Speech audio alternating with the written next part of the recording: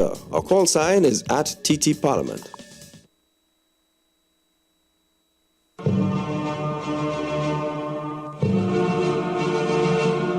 5.5 FM of viewers on the Parliament channel, and those of you joining us via the World Wide Web on the Parliament's website, www.ttparliament.org.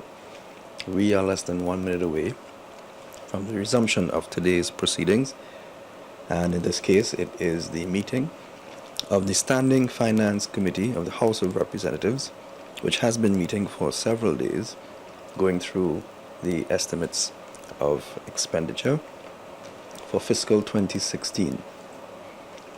Today we expect that several other government agencies will be examined, and this is all part of the budget process for fiscal 2016 under the new standing orders of the House of Representatives, where members get to question responsible ministers about every line contained in the relevant estimates. We do also anticipate following today, a continuation of the Standing Finance Committee tomorrow, Saturday, and certainly we will let you know the time of that meeting once today's proceedings end. So without further ado, we take you over to the Parliament chamber for the start of today's proceedings.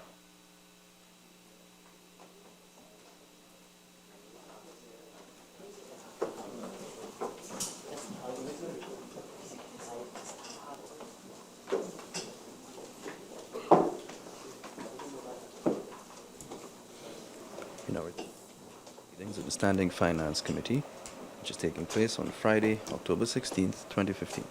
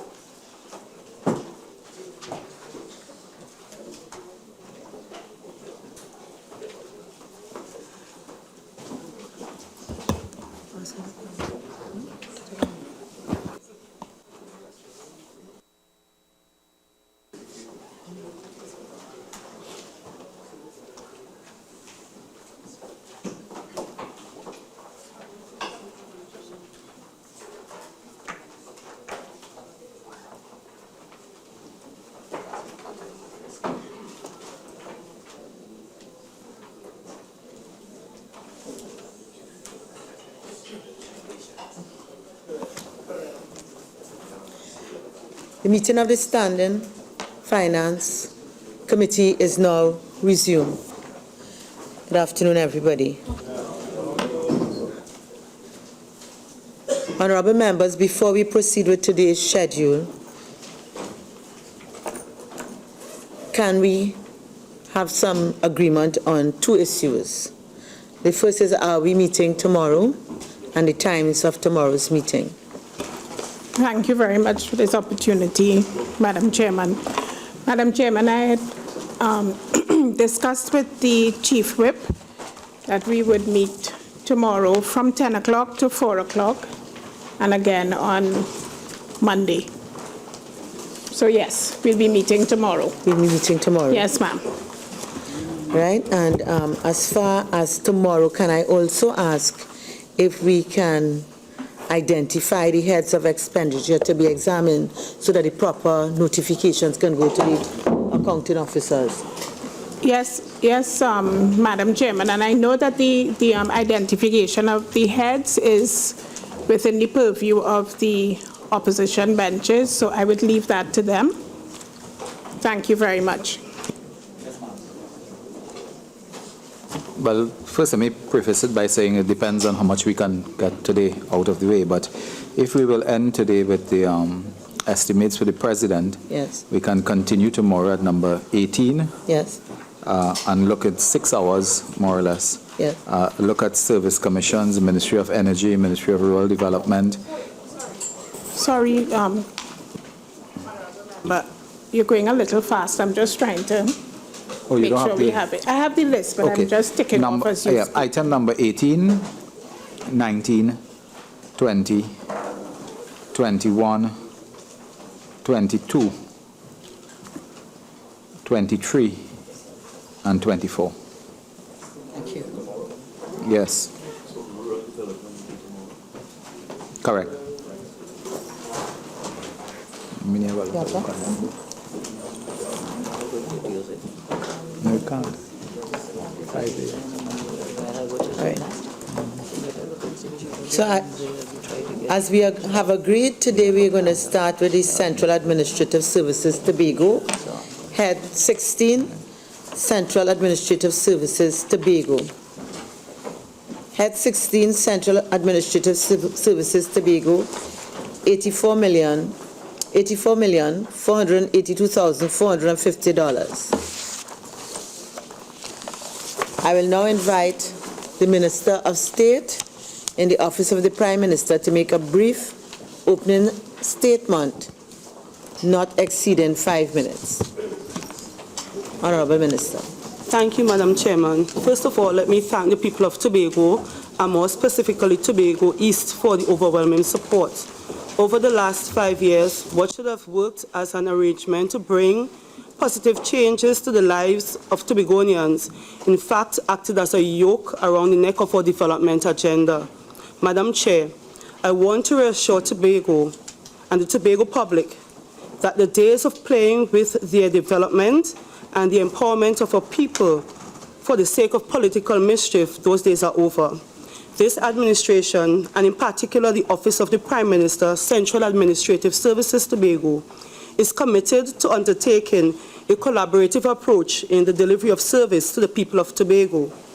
We will work alongside all ministries, state institutions, and the Tobago House of Assembly to ensure that Tobagonians benefit fully from all that the country has to offer.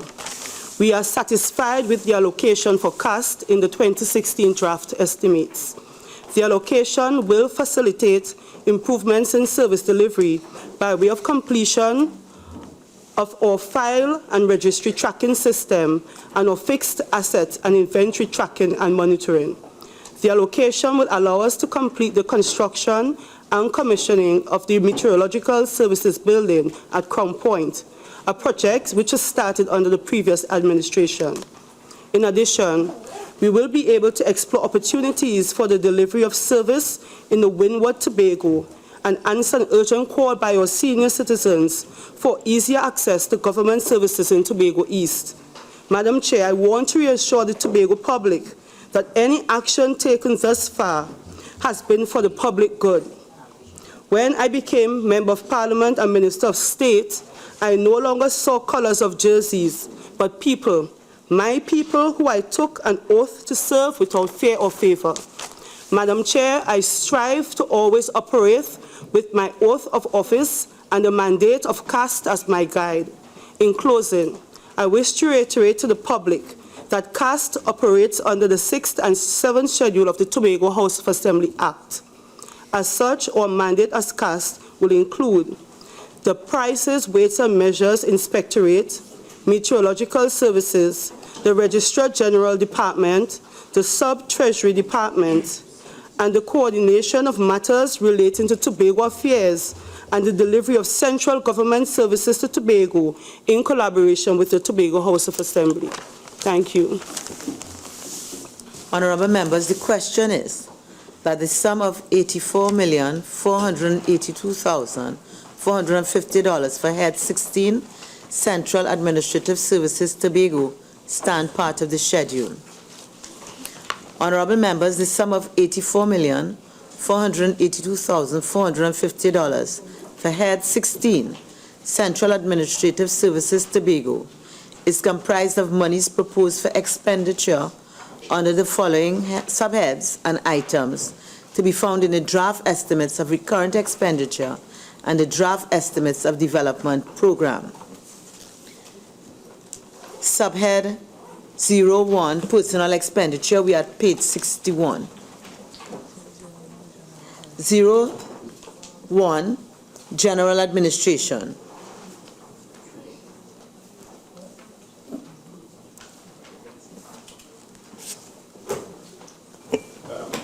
Honourable Member for Carneys. We have seen here on the information regards to what is the estimate for 2016. And this is a transfer from the Ministry of Tobago Development, which is now cast. Unfortunately, we don't have any comparison. Yeah, so, all right, I'll find it under Tobago Development, so it'd be nice to have it side by side, but we don't have it. I think, Honorable Member for Carney, I think this is the standard form for the presentation over the years that is established practice. So I don't think it is anything unusual with respect to the So we'll format. find it under Tobago Development. Honorable Member for Tabaquit. Madam Chair, I was just trying to get a clarification. They have 84 million on the schedule, but you refer to page 60. Central. I refer to page 61. Okay, but And we're dealing with the item Sure. 01. yeah, but head 16. If you look at the total sum of expenditure there, you have 71,982,450. But on the in this Yes, okay. On this document, Honorable Member for Tabaquit, if I may be permitted, the Minister will tell me if I'm mistaken. I believe the difference is amongst the direct transfers, which we've been told, the direct charges, which we've been told are not appropriated. So they would not be within the appropriation bill. I think the difference, Madam Chair, is the 12.5 million development program that's added in here, in this draft estimates of expenditure. So it's no, but I just found this, and I'm asking. But will the DP be a direct charge? No. No? Madam Speaker, it's 12.5 million for DP and 71.982 million for recurrent, a total of $84.5 million. Okay, but we examined the entire 84.482 in any event. Okay, so can we return item 001, General Administration? Moving on, item 002, Trade and Industry. Moving on, we are at page 62, item 005, Meteorological Services. Item 007, Registrar General. Subhead 02, Goods and Services. Item 01, Honorable Member for Urupuch. Thank you very much, Madam Chairman. I'm on page 63, and I just want to make a query to the Honorable Minister. At number 16, I see contract employment, $2.5 million. This division, of course, was transferred from the former Ministry of Tobago Development, where there was a provision for $5.5 million previously. I just wanted to get the comment from the Minister and to inquire, really, my question, whether this is a result of the reduction in contract employment, and for the Minister to confirm whether it is true that yesterday 92 employees of the former Ministry of Tobago Development were sent home. I'll give you a response in writing. Sure. Any other? For Carney East. Could the Honorable Minister just give us some explanation of the 3.5 million for short-term employment vis-a-vis the contract employment? When you say short-term versus contract, what's the differentiation? Madam Chairman, I will answer that because that is throughout Yes. the ministries across the board. There's a Short-term employment is not attached to any position. It is employment for 6 months or less to meet the exigencies of the service. So from time to time, you may need to take on somebody for 3 months, 4 months, 5 months to deal with a particular pressing need. So that's what that allocation is for. you will need more short-term employment rather than contract employment because the budgetary allocation is larger than the contract employment figure. It is merely an allocation. All right. And the ministry is free to via among heads as the need arises. So if they feel they need more for contract employment, They will shift it. They will shift from short-term employment. Item 002, trade and industry on page 64. Item 005, meteorological services. Item 007, Registrar General, which is on page 67.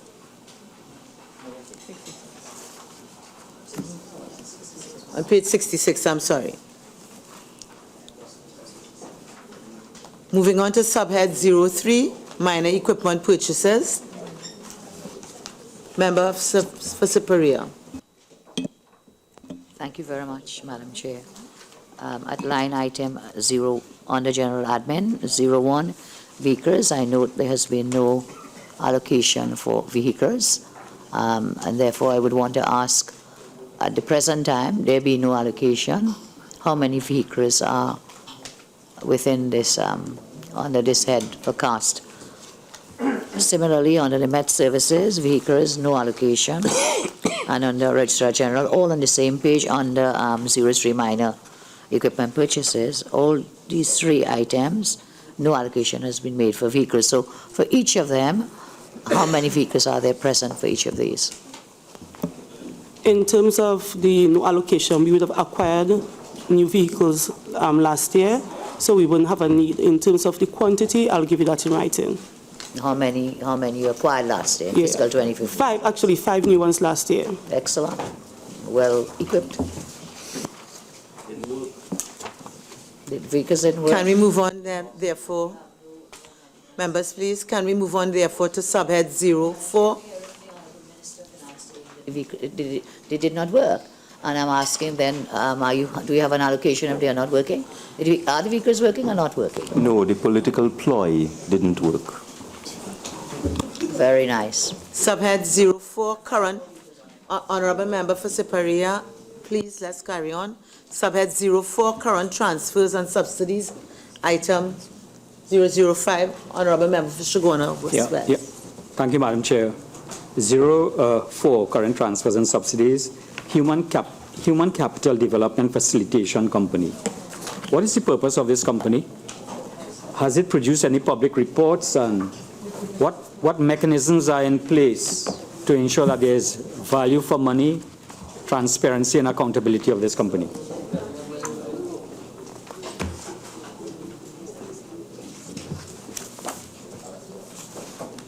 Apparently, this was a company set up under the former Minister for Tobago Affairs, which was interfering with the statutory rights and responsibilities of the Tobago House of Assembly.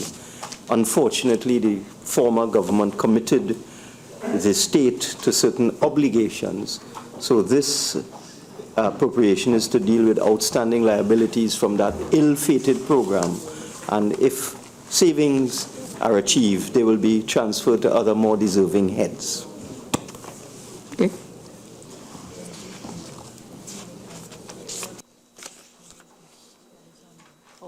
Honorable Member for Oropuch East. It's okay? So can we therefore go on to the development program?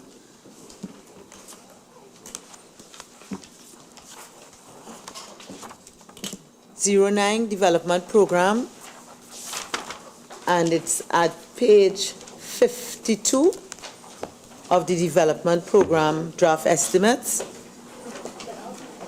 Item 005, multi-sectoral and other services. Honorable Member for Caroni East. This is directed to the Honorable Minister of State in the Office of the Prime Minister. I noticed that the development program consists mainly of the meteorological building, which is a vote of about $10 million. Is that the only contemplated development plan you have for Tobago? And if you do have others, where are they incorporated in this development program? If there are others, where are they incorporated in this development program? Out of the 12.5 million, I say about 10 for the meteorologic office building.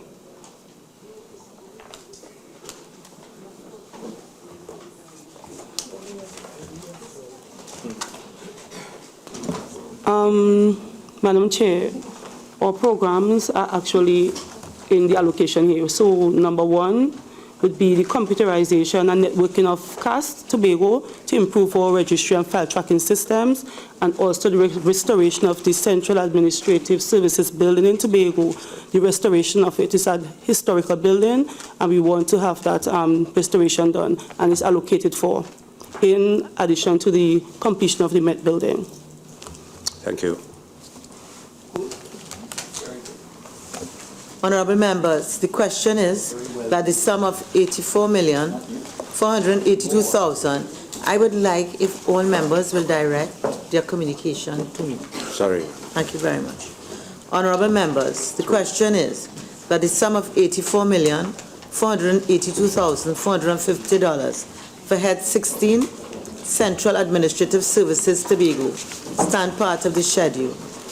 Those in favor say aye. Those against say no. I think the ayes have it. The sum of $84,482,450 for Head 16, Central Administrative Services, Tobago, now stands part of the schedule. I'd like to thank the members, staff from the Central Administrative Services for coming to assist the committee. I wish you all a safe return journey. Head number 13.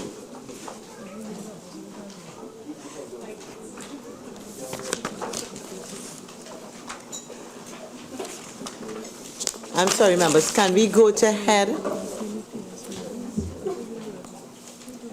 Minister of Finance, are we ready to do head 18? Thank you very much.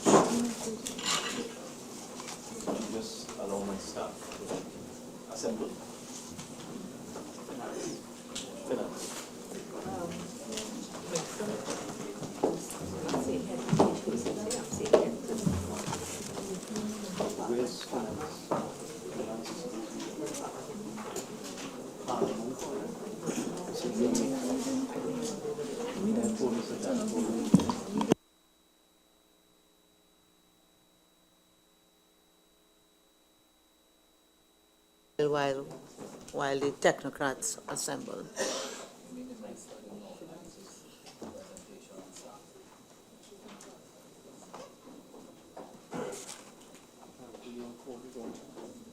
They didn't call finance. They call OPM. We didn't call OPM.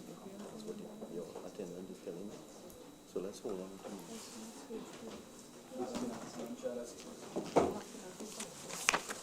Do we have Minister of Finance? In the meantime then, can I go on to another head, maybe head 53?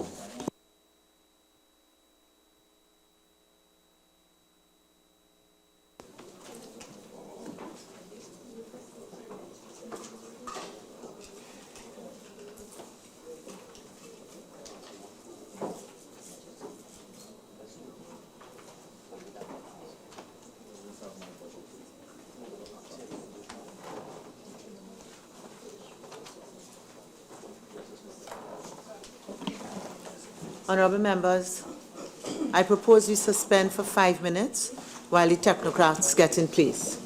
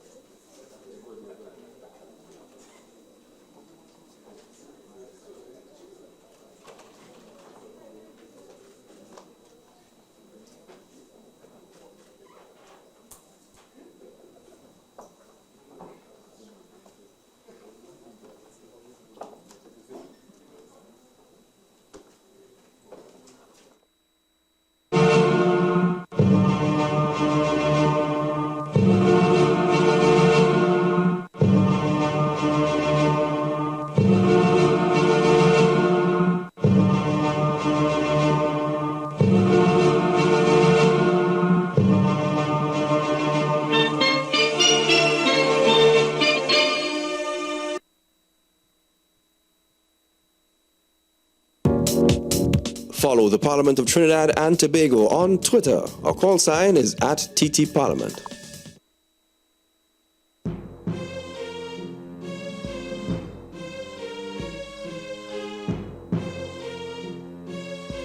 You're viewing the Parliament Channel 11, also broadcasting on 105.5 FM.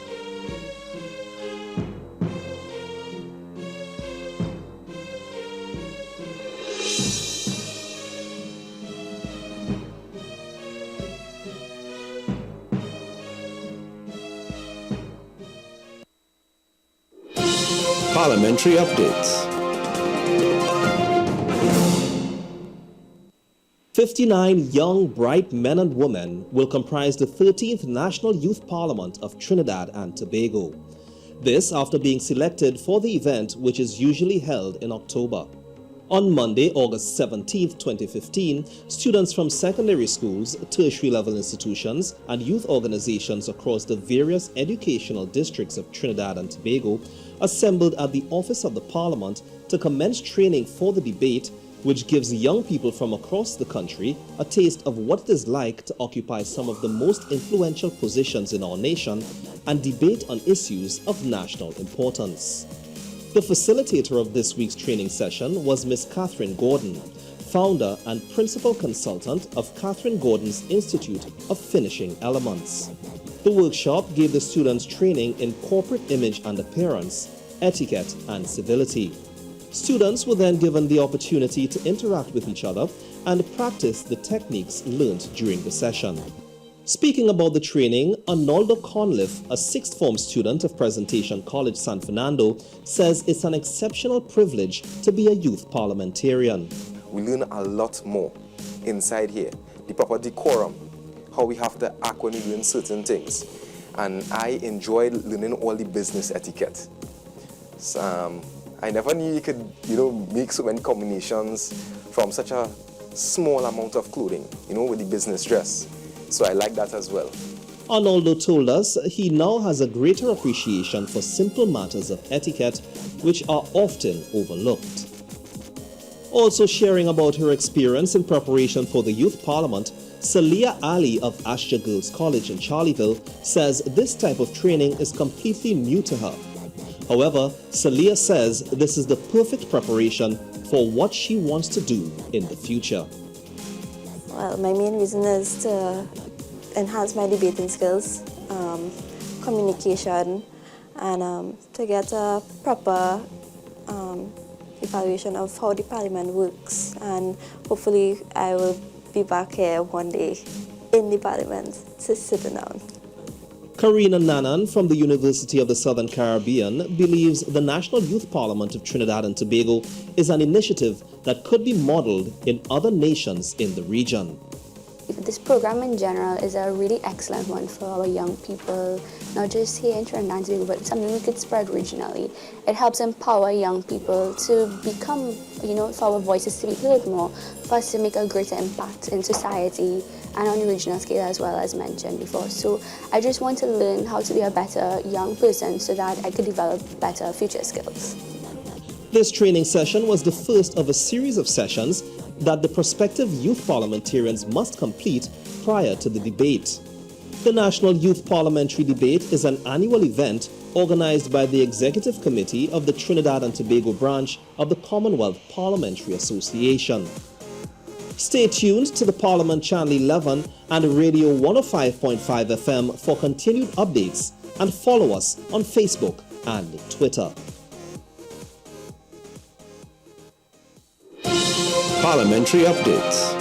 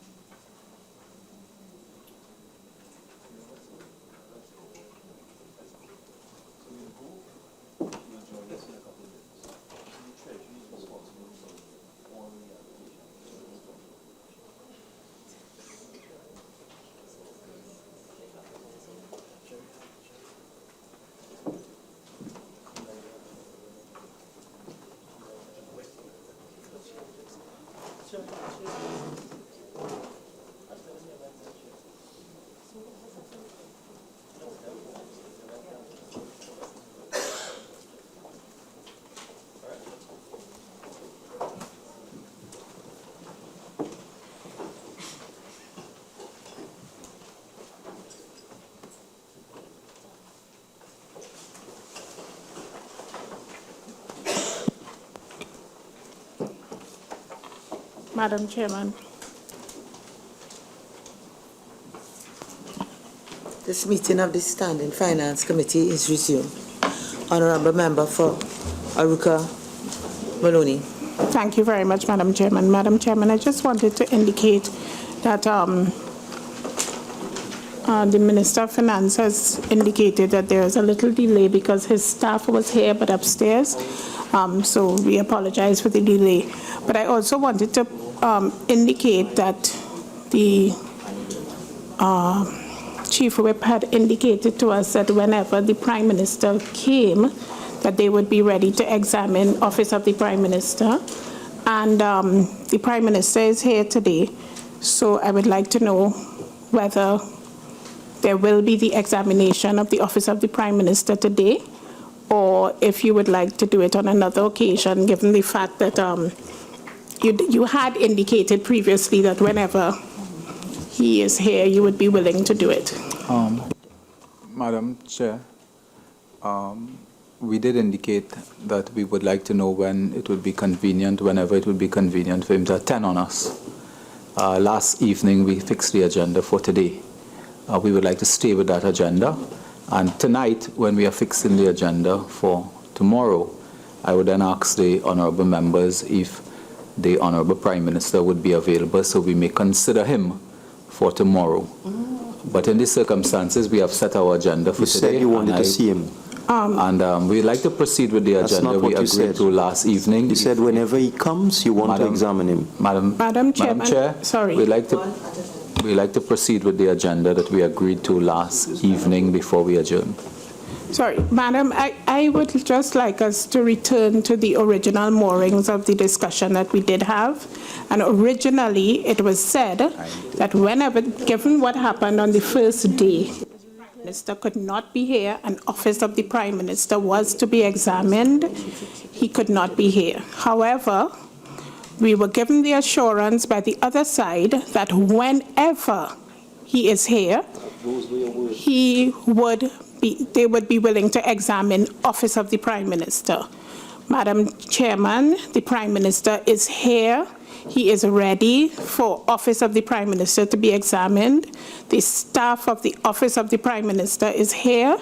And I would think that my colleagues on the other side, being persons who I assume keep their word, would revert to what they said originally, which was, and I repeat, whenever the Prime Minister is here, they would be willing to do Office of the Prime Minister, which would have indicated to anyone listening that they were ready at any time, even if it was not included in the stated agenda. Whenever the Prime Minister was here, Office of the Prime Minister would be examined. The Prime Minister is here. Statement was whenever the Prime Minister made himself available, he would have been taken. In fact, in my fixing for today, I had it as a possibility, as if he came, we would have taken him. So I think if the Honourable Prime Minister is here, I don't think it's a very big item. Could I repeat, please? I would like to see the words that were used. You can find it in the answer. We can find it, but let me make the point very clear. Last evening, we agreed. At no time did members opposite ask us last evening when we were setting the agenda that is it possible that the Prime Minister, if he's available, can be taken. We have set an agenda. I am just asking you, please, could we follow our agenda? Madam Chairman, may I say something? When we set our agenda, Sure, when later in the evening today, at whatever time, we are setting our agenda for tomorrow, I ask my honourable colleagues that they can raise that issue. But I think we are keeping back precious time now from a very critical ministry. And please, I'm asking that we proceed. Madam Speaker, if the opposition is unable or unwilling, then I guess we have to move on. Okay, so we're ready now with You should get that answer. Head 18, Ministry of Finance. Head 18, Ministry of Finance, the sum of 7,500,000 $386,691,220. I will now invite the Honorable Minister of Finance to make a brief opening statement, not exceeding 5 minutes. Well, it will be very brief, Madam Chairman. The Ministry of Finance has the responsibility for providing funds to all government departments and agencies. It has the responsibility to manage the economy, to manage the public debt, to manage the fiscal balances, and to ensure that the fiscal targets are met and maintained.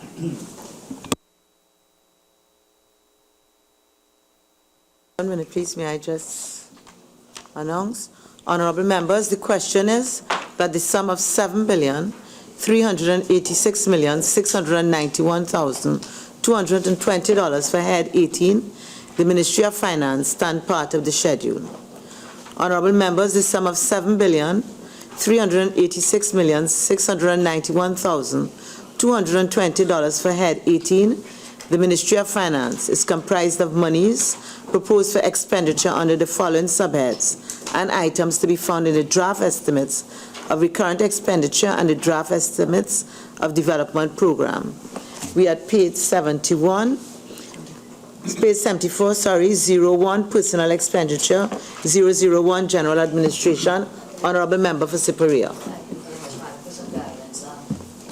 The Ministry of Finance, based on what the Honorable Minister said, will also be responsible for aspects of revenue. And we do have draft estimates of revenue. I know we are now looking at recurrent expenditure, and then we'll go to DP. And for guidance from you, Honorable Chair, the revenue estimates, we would want to raise some questions with respect to revenue. Revenue estimates, which are under the collection drive of the Minister of Finance.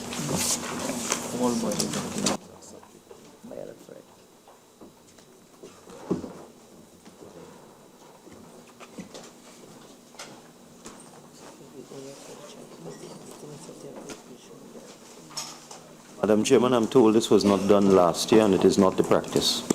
No, it is whether it is within the standard. Honorable members, if you would just permit me a minute to check the relevant standing order.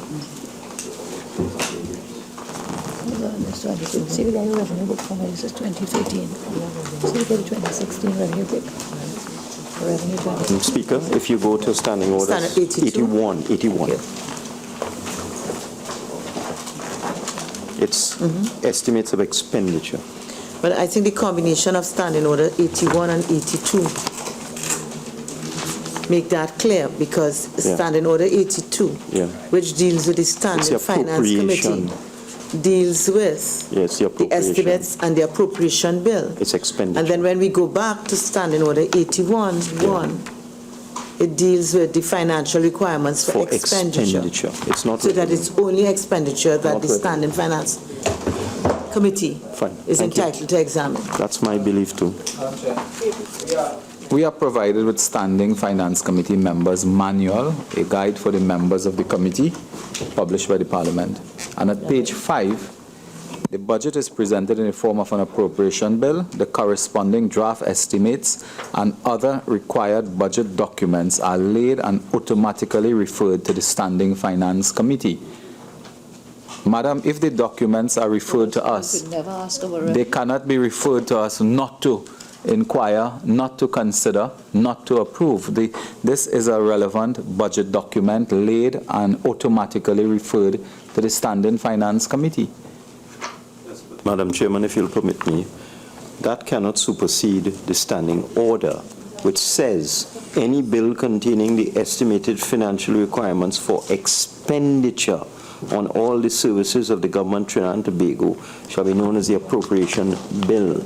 Estimates containing the details of the financial requirements shall be presented at the same time as any such bill and shall immediately stand referred to the Standing Finance Committee.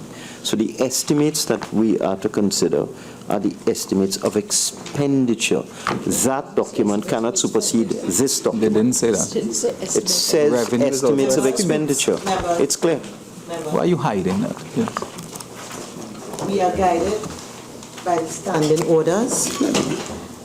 My ruling is the combination of Standing Order 81 and Standing Order 82 governs only expenditure.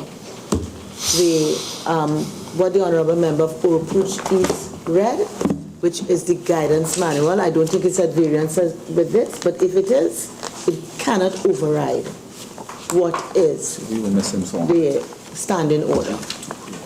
Okay, so we maybe proceed, please. 01, personal expenditure. May I please refer you to page 50. Madam Honorable Member of Siparia, I have already ruled and we are moving forward. Page 50 of the standing orders, Madam. Might I proceed, please? Item 001, general administration. Expenditure. Financial requirements to fund This is at members. This is at page 74.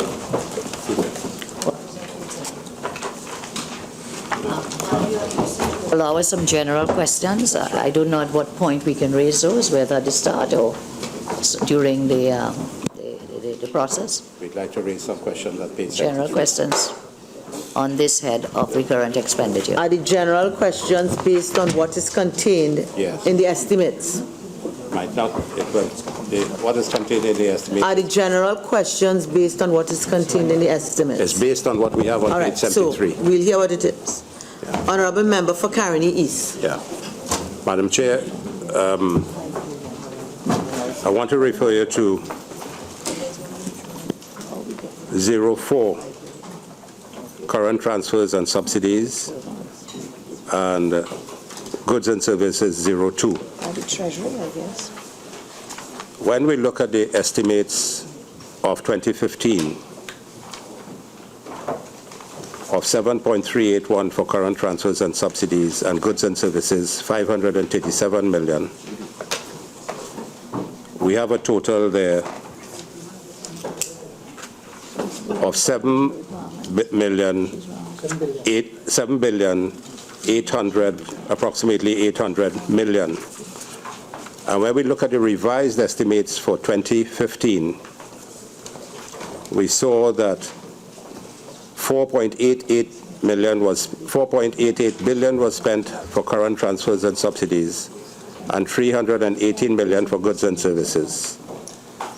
So when we looked at the revised estimates for 2015, it means the past government did not spend $2.7 billion as was in the estimates for 2015. So the past government, which is our government, did not spend $2.712 billion based on when the price of oil and gas was reduced and when we met the economic difficulties in January 2015.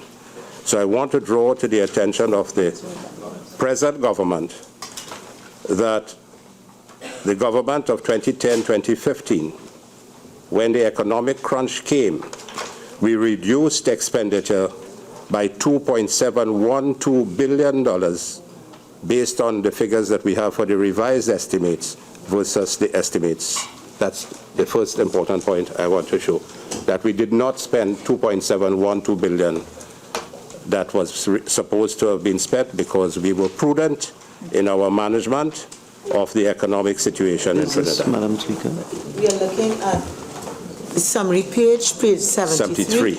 Yeah. It's one of those general questions which I've allowed on the summary page. No question. The statement. Thank you. Just So one what more. is the question, please, Honorable Member for Caroni East? The question now is that I see with a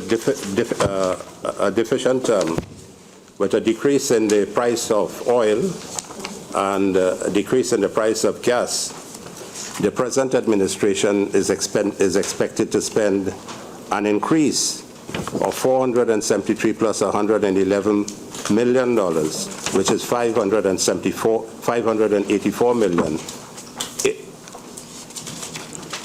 In addition to what from 584 million, the question, I want to know whether this is the intention of the government to have an increased expenditure of 584 million over the revised estimates of 2015, despite the price of oil being down and the price of gas being down, particularly on goods and services and current transfers and subsidies. Honourable Member, Honourable Minister of Finance. The question is a bit confusing. What is, could you repeat? Honourable Member, isn't that a purely arithmetical exercise? Honourable Member for Carney East, isn't it purely an arithmetical exercise based on the figures that are here? It's much more than that. What does the arithmetical or mathematical calculation show?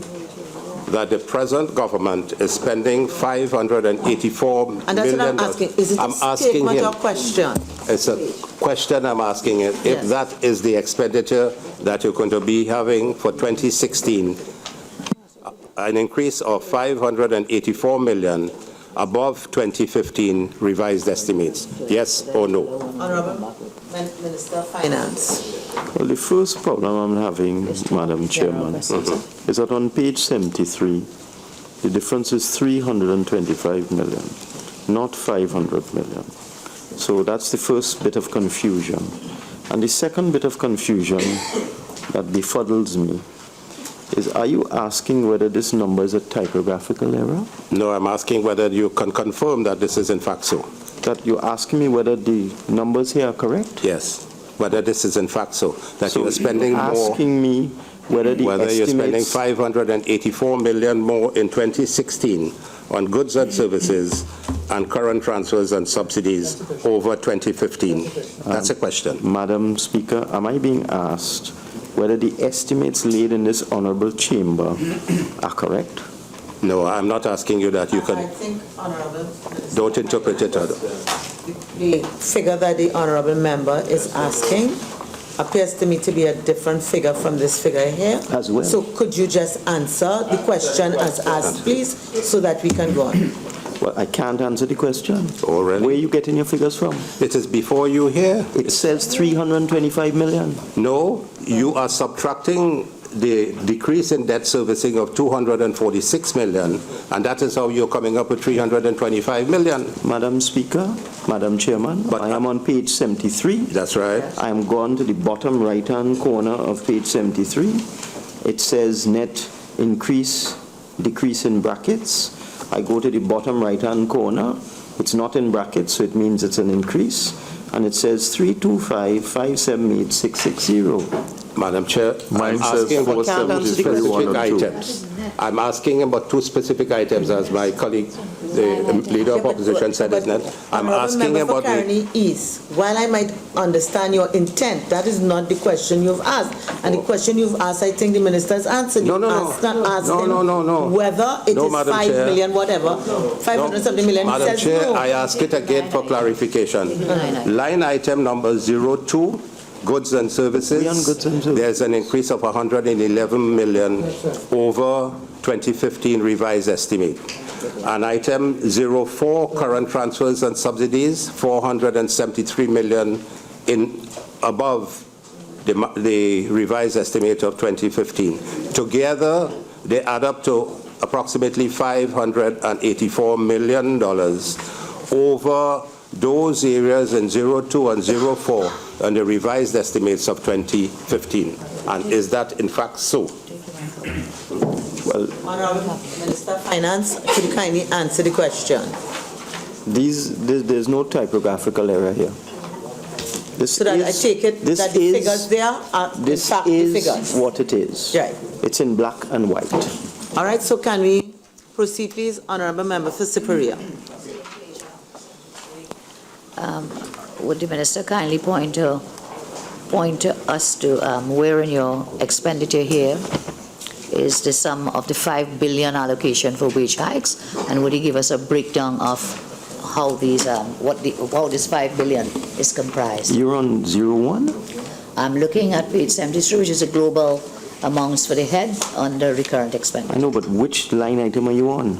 I am dealing with the global allocation for recurrent expenditure, which increases, which deals with personnel and so on, and asking, where is the 5 billion? But it's gone And up what by is it 17 composed? million. Where you get I'm 5 asking billion you- from? This is what you repeatedly told But us. we have to deal with what is here. 5 billion. Not as what is in your head. allocation. Page 57. of the Madam budget Chairman, statement. I'm lost. Minister of Finance. That's what he said, page 57 of the Is it budget that statement. it would not be shown on this sheet, on this page? Madam Chairman, I am struggling. The Prime Minister, former Prime Minister, now leader of the opposition, is referring to a figure which does not appear on this page. I cannot answer a question about an imaginary event.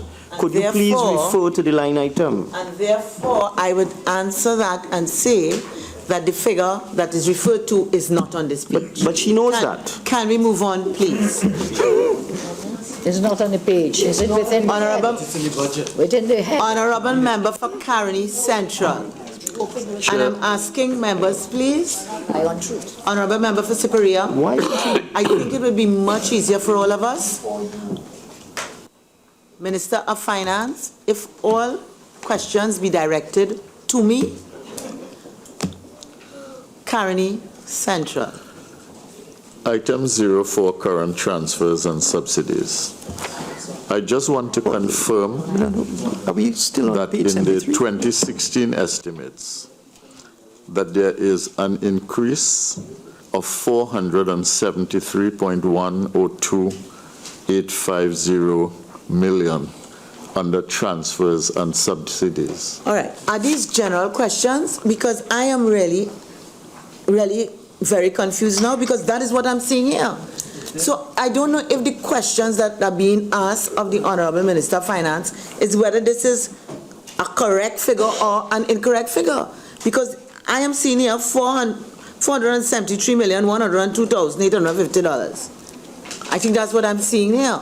So, Member for Caroni Central, if what you're asking is it an error? I allow it. If that is not the question, I don't allow it, because that is what is there on our faces. Okay? Honorable Member for Naparima. I have ruled. Honorable Member for Naparima. Thank you very much, Madam President. I'm asking in the context of personal expenditure 01, where there is an increase of 17 million, and I'm quoting from the budget speech, if I may, where the Minister of Finance said, and I quote, "However, we have managed through prudent fiscal discipline to contain most of this extraordinary expenditure in 2016. But regrettably, because of this unprecedented 5 billion liability on the personal expenditure side." And I'm just asking if that is reflected anywhere. Madam Chairman, this is now the second member of the opposition that is referring to a figure that is not on this page. I cannot answer an imaginary question. I can only deal with the numbers that are here. All right, so members, can we go on to page 74, item 001, General Administration.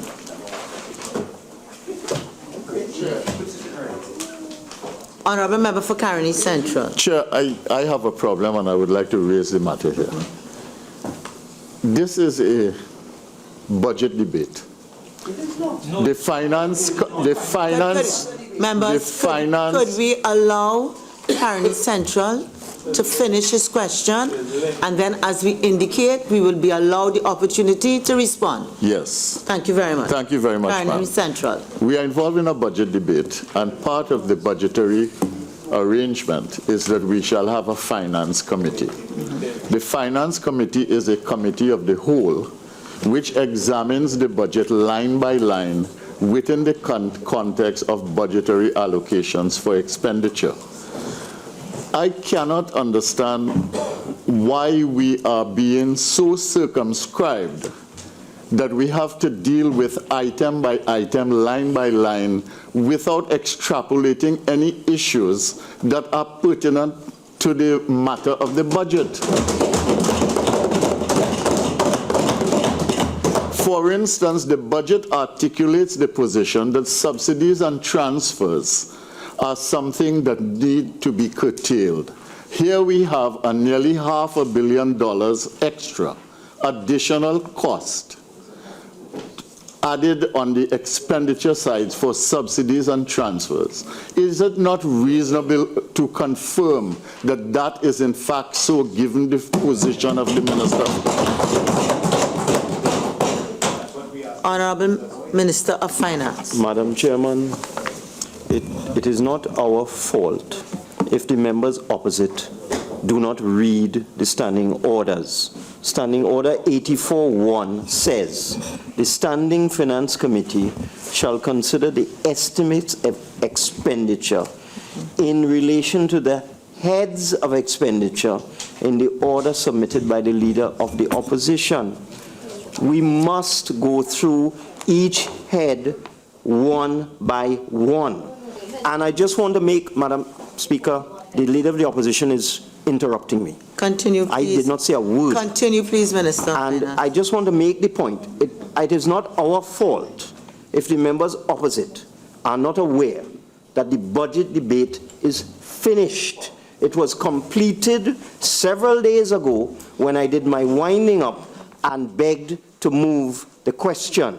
We are now in the examination of the estimates. And if members opposite don't read the standing orders, don't understand what we're doing here, and try to revive something that has already been debated and concluded, that is your business. But we are guided by standing orders, and these standing orders call for detailed examination of heads of expenditure, not something else that is in their mind. Honorable Member for Superior. Thank you very much. And I totally agree with the Honourable Member for Legal Martin Notice, the Honourable Minister of Finance. The standing order refers us to the heads of expenditure, and the heads of expenditure are the 41 heads, and the Ministry of Finance is one head, 18. That's why the heads are identified, and we decide we are doing these heads. The head is head 1 down to 18, 25, 41. These are the heads. We are now under head 18, Ministry of Finance, and that's what we're dealing with. That is not so. You are trying to discuss things that are not here. Not so. Honorable Minister of Finance. That is not so. Don't try. Honorable Minister of Finance, 1 minute, please. Member for Caroni Central.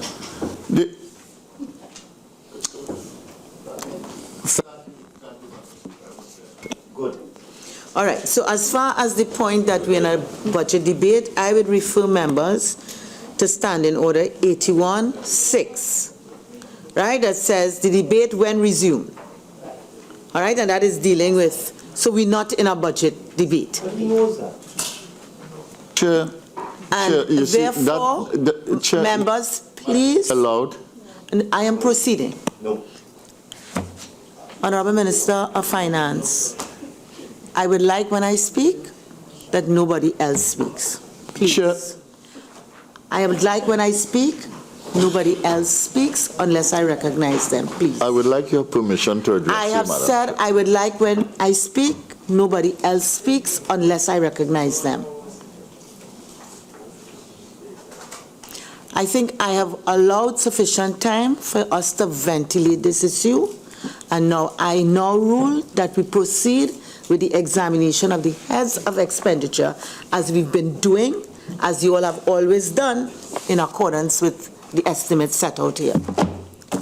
We are now at page 7101, page 74, item 01, personal expenditure, 001, general administration.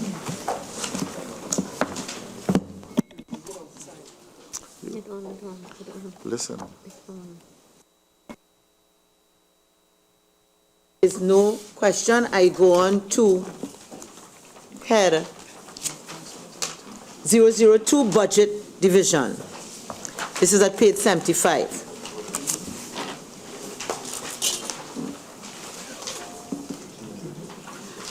Head 00, sub-item 003, customs and excise division. Honorable Member for Caroni East. We see on sub-item 01 a reduction of salaries and cost of living allowance, only of $1 million. We heard from the government that there is the consideration of the Revenue Authority and Customs and Excise Division and the Board of Inland Revenue, which is on the next page, are premised to be merged together to form the the Revenue Authority.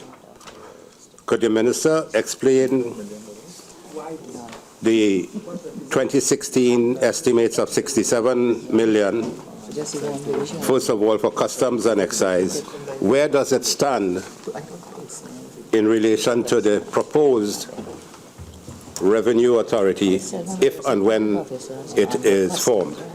Where does this expense go in terms of the proposed Revenue Authority? And when we come to the next page, I'll ask you on the Inland Revenue Division, which has also an expenditure of $90 million. Where do these two go, those expenditures for personnel, for salaries and cost of living allowance? Honorable Minister of Finance. To respond. Thank you very much. The allocations for the Customs and Excise Division, well, this allocation for Customs and Excise is in the context of the existing situation. It's in the context of the existing? Of the existing situation. Okay. Right. And with the proposed Revenue Authority, where does this fit in? If and when the proposed Revenue Authority is implemented in fiscal 2016, which is the target that by the end of September 2016, the Revenue Authority will be created and functional. Then in 2017, the allocation that you now see under Customs would be subsumed within the Revenue Authority. Okay, so if I'm reading you correctly, that this expenditure on salaries and COLA for 2015-2016, there will be no Revenue Authority during this year, so there will be no need to transfer that money to any Revenue Authority. The target is that the new Revenue Authority would be operational by September the 30th, 2016. In other words, by the end of the fiscal year. Thank you. You have if we are able to achieve an accelerated implementation, then obviously an adjustment would be made prior to September 30th, 2016. But the plan at this point in time is that this will be the allocation for all of 2016, unless the Revenue Authority is operational before that. But we do not expect that it would not, that will be operational before September 30th. Honorable Member for Tablet. Thank you, Madam Chair. Just to clarify then, the 20,738,000 that is due to be cut, decreased from salaries and cost of living on the Inland Revenue on page 76, plus the 1 million. You're moving on to another head? No, we are in 003, Customs and Excise. All right. I will ask the question on the Customs and Excise. Does the 1 million represent any retrenchment of workers in the Customs and Excise Division? Because I'll ask it for the bigger 20 million also. No. Then can the Minister say what that 1 million will represent? Because in 15 you had an estimate of 58 million, it went up to 68 million, 10 million, and now you're keeping it at 67 million, and you're cutting one. But, you know, I can't refer to it because the Speaker wouldn't allow me to refer to Inland Revenue Division, but I'll come to it under Inland Revenue Division.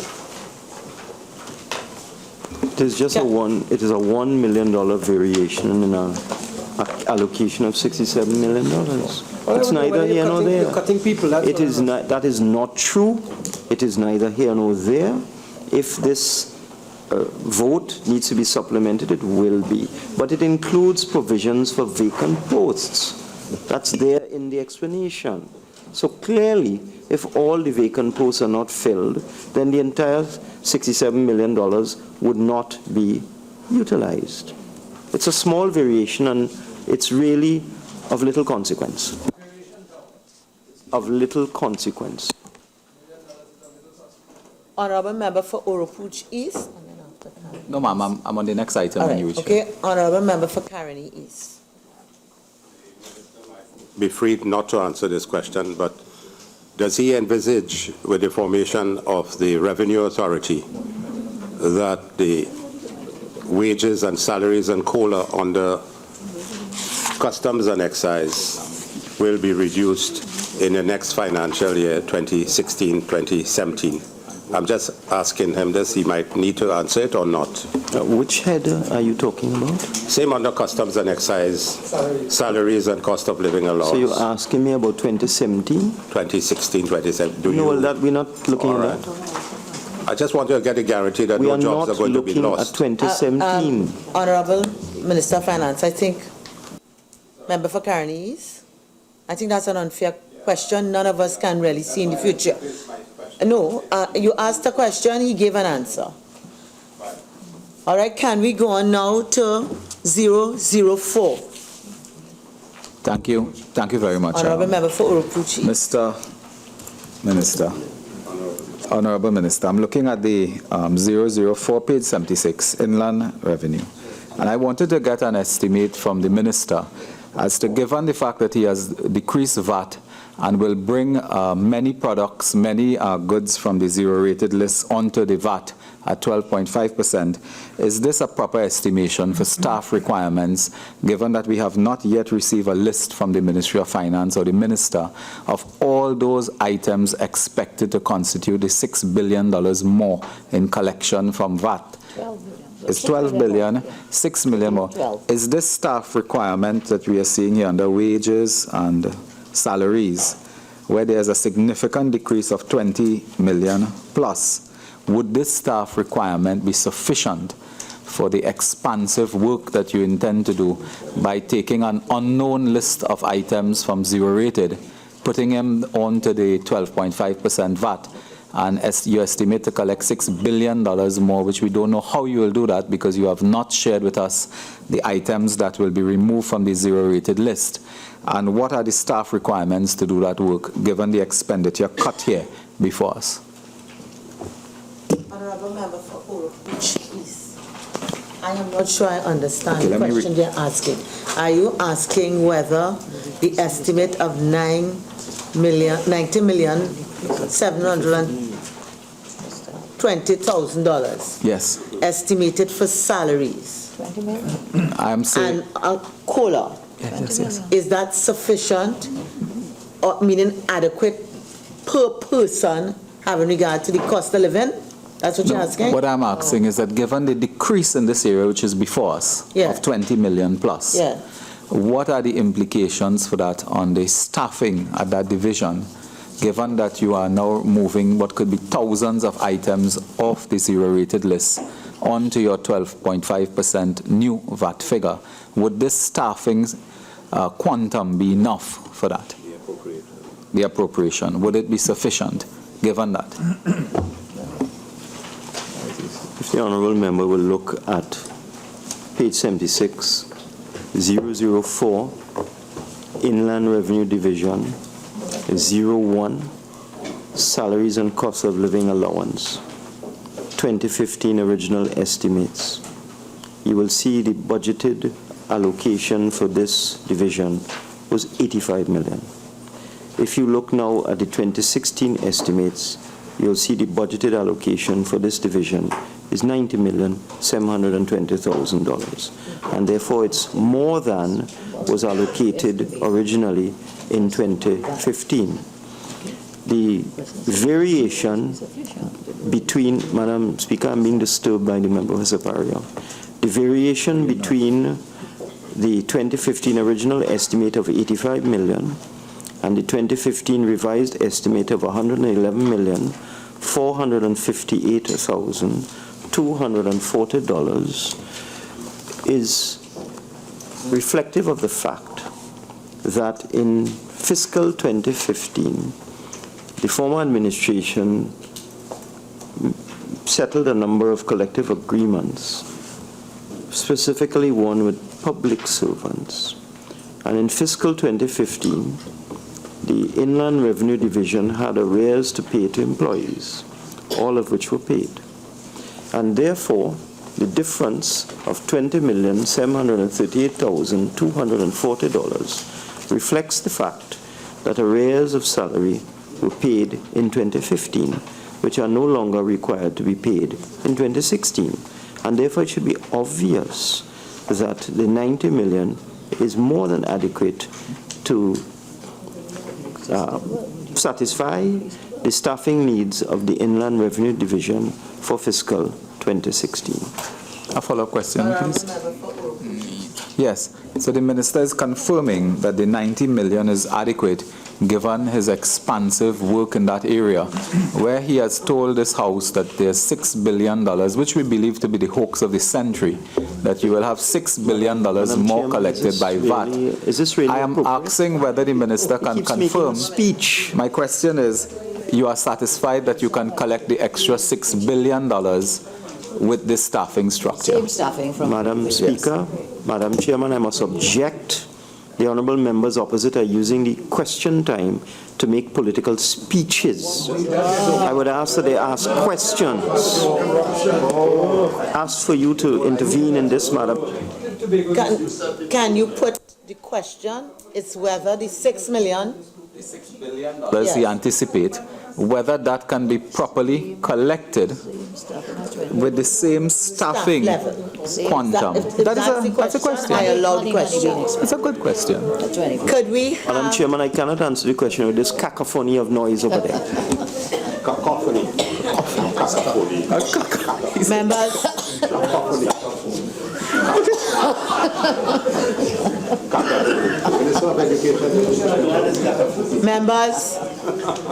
Members, I don't make my point here. I think now we've had enough time to ventilate. Let's get back to the business of the day. Okay? Honorable Minister of Finance. Madam Speaker, we intend to implement the adjustments in the VAT regime from the 1st of January 2016. That is clearly stated in the budget statement. And therefore, between today and December 31st, 2015, we will be examining the requirements of the Inland Revenue Division. I did say during my winding up and also at post-budget forums that we would be hiring an army of young people, graduates and others, and training them to do VAT collections. It appears that the members opposite don't listen, don't read, don't follow anything. So between now and December 31st, 2015, we'll be reviewing the staffing requirements required to enhance collections, and we'll make appropriate adjustments to the allocation.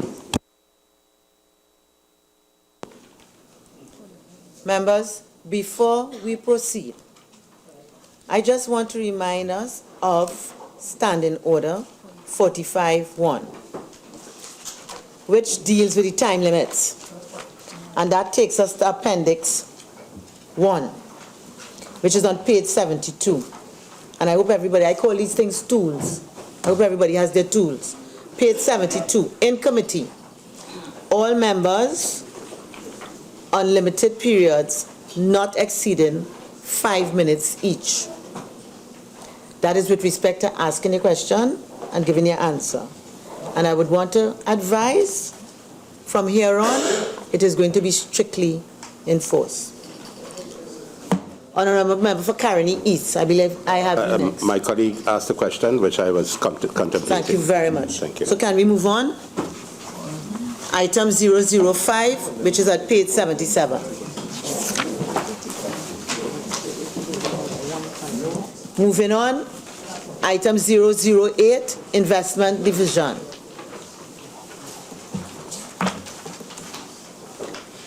Moving on, item 009, Central Tenders Board.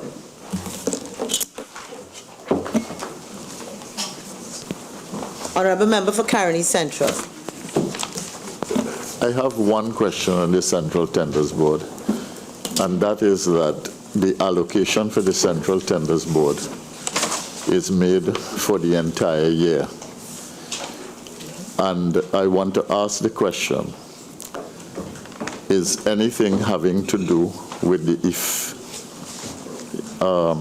the realization of the procurement legislation going to have a bearing on this allocation?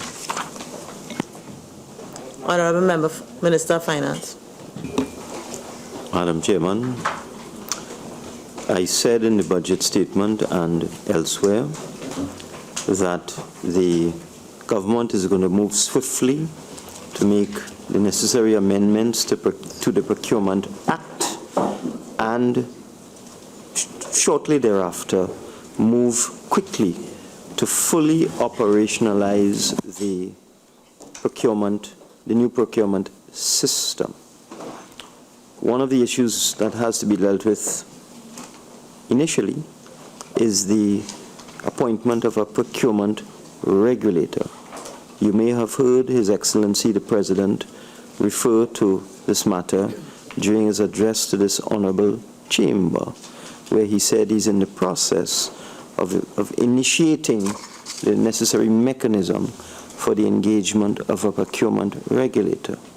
If all goes according to plan, before the end of the fiscal year, the new procurement system should be operational. At that time, the Central Tenders Board would cease to exist, and therefore whatever unused allocation is still remaining would be transferred to other more needy areas.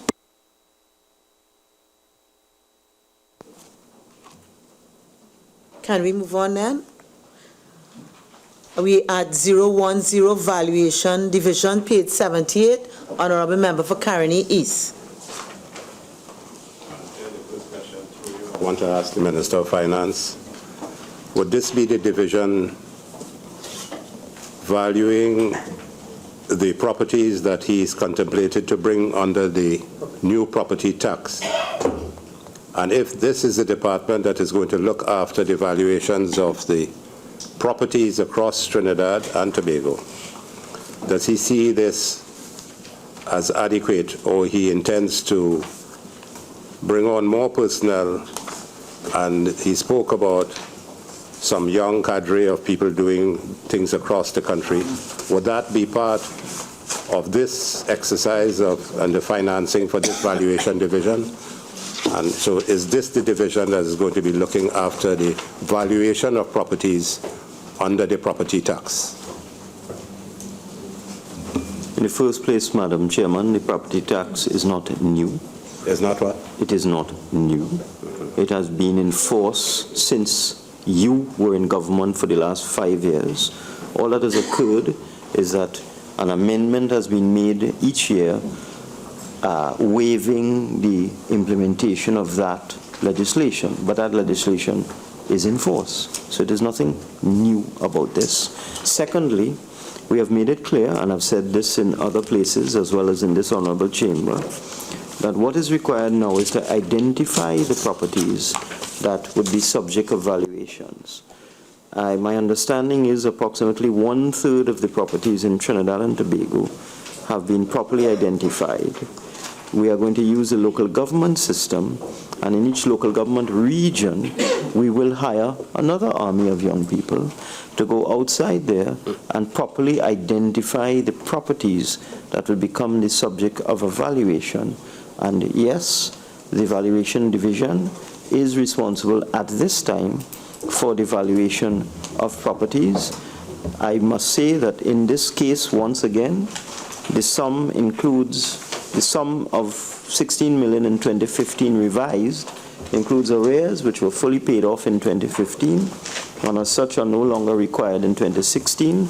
And if you look at the estimate for 2016 for the valuation division, it is more than 1 million in excess of the estimate for 2015. So we think this is appropriate at this time, and as soon as we organize the mechanism within the various municipal regions to hire temporary staff to go outside there and identify properties, because it's a two-stage process. First you have to, Go ahead. Go ahead, I'm listening. Just cool it now. It's a two-stage process. First, you have to identify the property in terms of its physical characteristics, in terms of its location, as to whether it's a residence or whether it's a commercial property. That has to be identified. So you need to map it. Now, there is a point of view that this has all been already done using aerial photography and GPS mapping and so on. This is something that has been told to me, and it is certainly something I'm going to explore, because if in fact all of the properties in Trinidad and Tobago have been mapped already by aerial photography and GPS mapping, then it would make our life much easier. It would mean that the field agents that go out to identify the properties would have the benefit of aerial photograph and GPS mapping and so on. But as the first stage, identify the property, identify what type of property it is, and then the valuations division would, based on that identification, then assign a value to the property. So for the time being, we consider this to be appropriate. When we begin the exercise of identification of properties, then we will see whether we need to supplement this vote or not. Honourable Member for Caroni Central. Yes, just a follow-up. 1 minute, please. Caroni is just a follow-up question to that. In the budget statement, the Honourable Minister of Finance indicated the application of 2009 rates. Am I to understand that that is going to be applied for this fiscal year, and that's to say land and building taxes rates of 2009, and that the valuation exercise would be something that then dovetails into a rate for the 2017 fiscal year? Honourable Minister of Finance. Thank you very much. At the present time, a number of properties are not on the register, not on the rolls, so that the rolls are incomplete.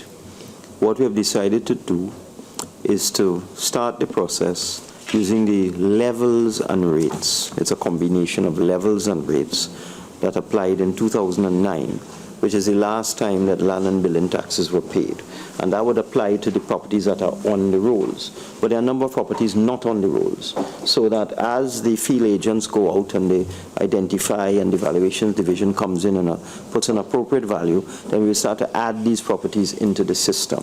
So what's going to happen in 2016 is a combination of existing, old levels and rates applied to properties already on the rolls, and then new properties as they come in, we will have to formulate how we're going to apply a rate and a level to those new properties, so that there's some sort of equity within the first year. And as we go along and we get more information, and as we further refine the system and build the database properly, then we may have to look at amendments to the existing legislation. In fact, an amendment may be required. That is the initial advice that I have received, and I'm getting a second opinion on that, as to whether we need to amend the legislation immediately in order to allow ourselves to implement the old levels and the old rates. So this is going to be an evolving process throughout 2016. Honourable Member for Shogunas West. Thank you, Madam Chair.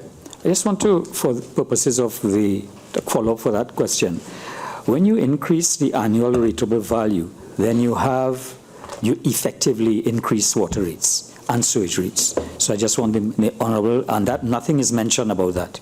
Thank you very much. And one of the things we'll be looking at is the percentage and the way in which the ATV and the ARV are applied. And I welcome that piece of advice, and we will take due note of that. Thank you very much. So he gave, would the personnel involved in the local or the regional authorities, would they become part of the valuation division, or how are they going to be linked from a governance perspective as the employees doing the valuation from the local government bodies? I'm lost. What line item is this? No, it's the same thing, the valuation. You remember you said local government? You said the regional authorities. No, I did not say that. What you said? I said within the municipal regions. I was talking geography. Municipal regions. Within the boundaries of the municipal Well, the employees regions. within the municipal regions, emanating from the municipal regions, what's the governance structure that will link them to this valuations division?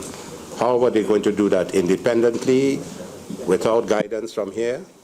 What I said, I will repeat because it is obvious this is something that needs explanation over and over. So I will explain again that what we intend to do is to send field agents out to identify properties. The information obtained from the field surveys will then be given to the valuation division, who would assign the values. So the valuation itself is going to be done by the valuation division, but they will use a database created by the field agents. Just, I crave your indulgence to ask a short question. The valuations on properties which you said include commercial. In the commercial aspect of properties, does that include plant and equipment of commercial properties? The Property Tax Act, which has been enforced since 2009 and has been the subject of amendments in this Honorable House for all of the 5 years that you were in government, refers not only to buildings but also to plant and equipment. I suggest you go and read the Property Tax Act. I read it, but thank you. Has your question been answered? Yes, so can we go on, please, to 011 National Insurance Appeal Board Tribunal, which is on page 79. 3% of that is what it is. Moving on, item 014, Financial Intelligence Unit, which is on page 79. Moving on, item 017, Office of the Supervisor of Solvency, which is on page 80. Insolvency. Sorry. The books pushing down the glasses. You all have some books, you're not reading them. Exactly. That might be nature and sympathy with what is going on here, so let's press on. Okay, so 02, Goods and Services, page 80. 001, General Administration. Honorable Member for Superior. Thank you, Madam Chair. Line item, Other Contracted Services, 28 at the end of the page. I note that this is this provision includes provision for legal counsel and advisory services. Now, the total increase as shown on the line item is a 65 million. Members.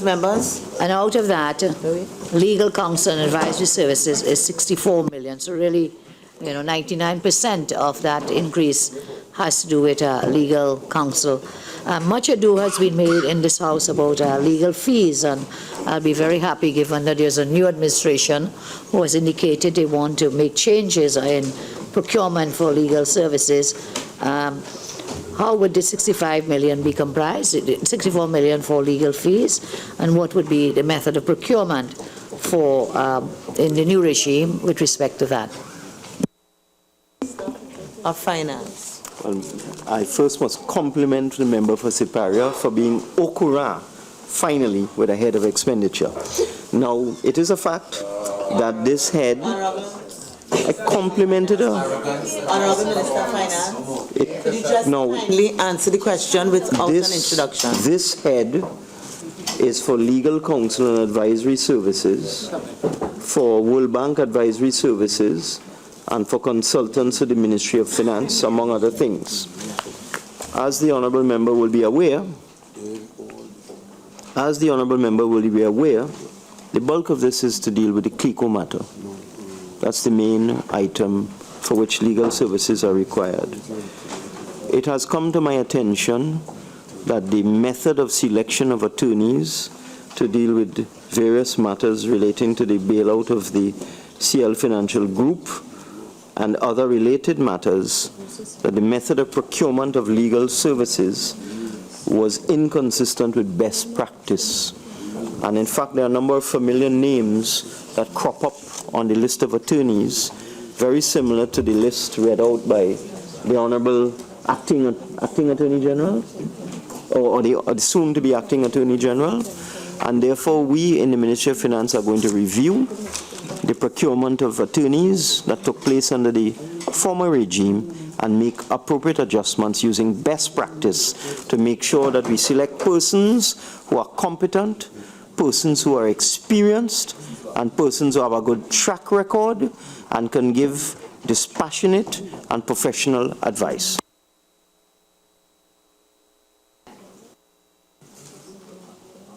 So can we go on to 002, Budget Division.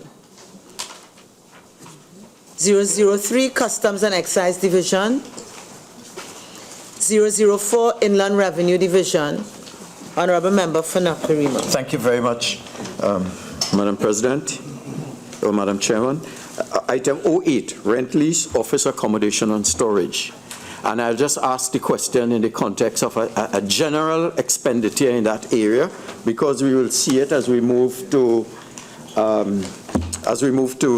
Treasury Division and the Central Tenders Board. And the question I would like to ask the Honourable Minister is, could he give us a sense, not a sense, specific information on the total allocation for rent lease by the Ministry of Finance, the total allocation, and whether these leases or the rental options are, and I asked it yesterday, on the basis of an analysis of the lease, purchase, or rent option. And finally, I'd be grateful if we could get a list of the top 10 landlords who will be supplying space to the Ministry of Finance. Thank you very much. Honorable Minister of Finance. Madam Speaker, I'd be very happy to oblige, but... You need to do that in writing? No. It's not that. This item relates to Inland Revenue, doesn't it? So why are you asking about all the other divisions? No, I'm making the general point because it's a standard increase. We'll see in it as we go along. I don't mind providing... I do not wish to ask it under every item. I think best we confine it to Inland Revenue, and exactly. If it is that the response is the same, then the Minister will find a very succinct way to advise. So could you just deal with rent lease? Is it Inland Revenue? Yes, Inland Revenue. So what's the question now with respect to Inland Revenue? So the question is, what accounts for the 4.4 million increase? And could we get a sense of who is the beneficiary, who is the landlord? And secondly, has the option been done in the context of an informed analysis of the lease purchase rent option? Thank you. So Inland Revenue is now okay, I'm told that during fiscal 2015, the Inland Revenue Division, or part of the Inland Revenue Division, was relocated. And as a result of relocation, there are arrears of rent due under the contract. Well, it's you did it, not me.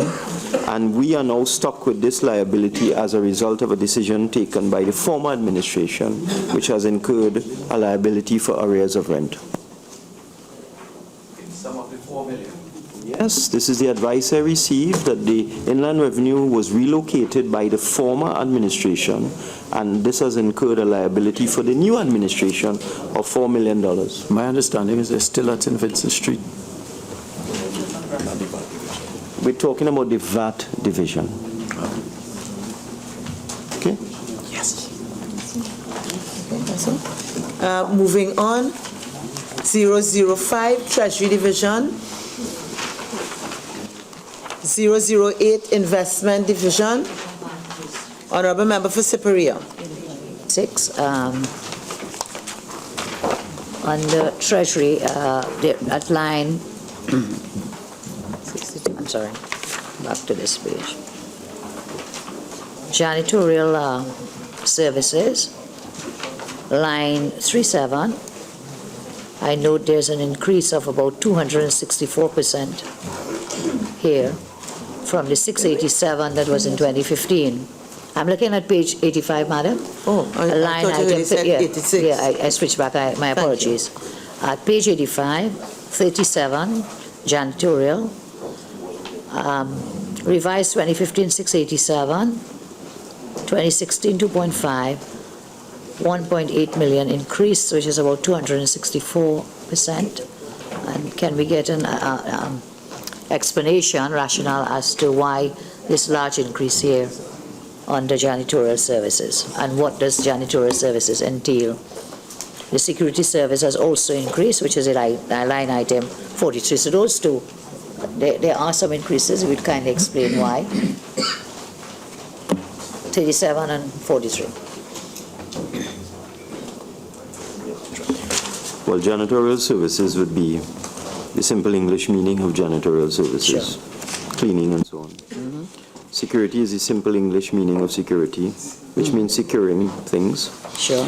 And the reason for the increases is that there's a new responsibility IRIS system. This is the Integrated Human Resource Information System offices were not catered for under this head before.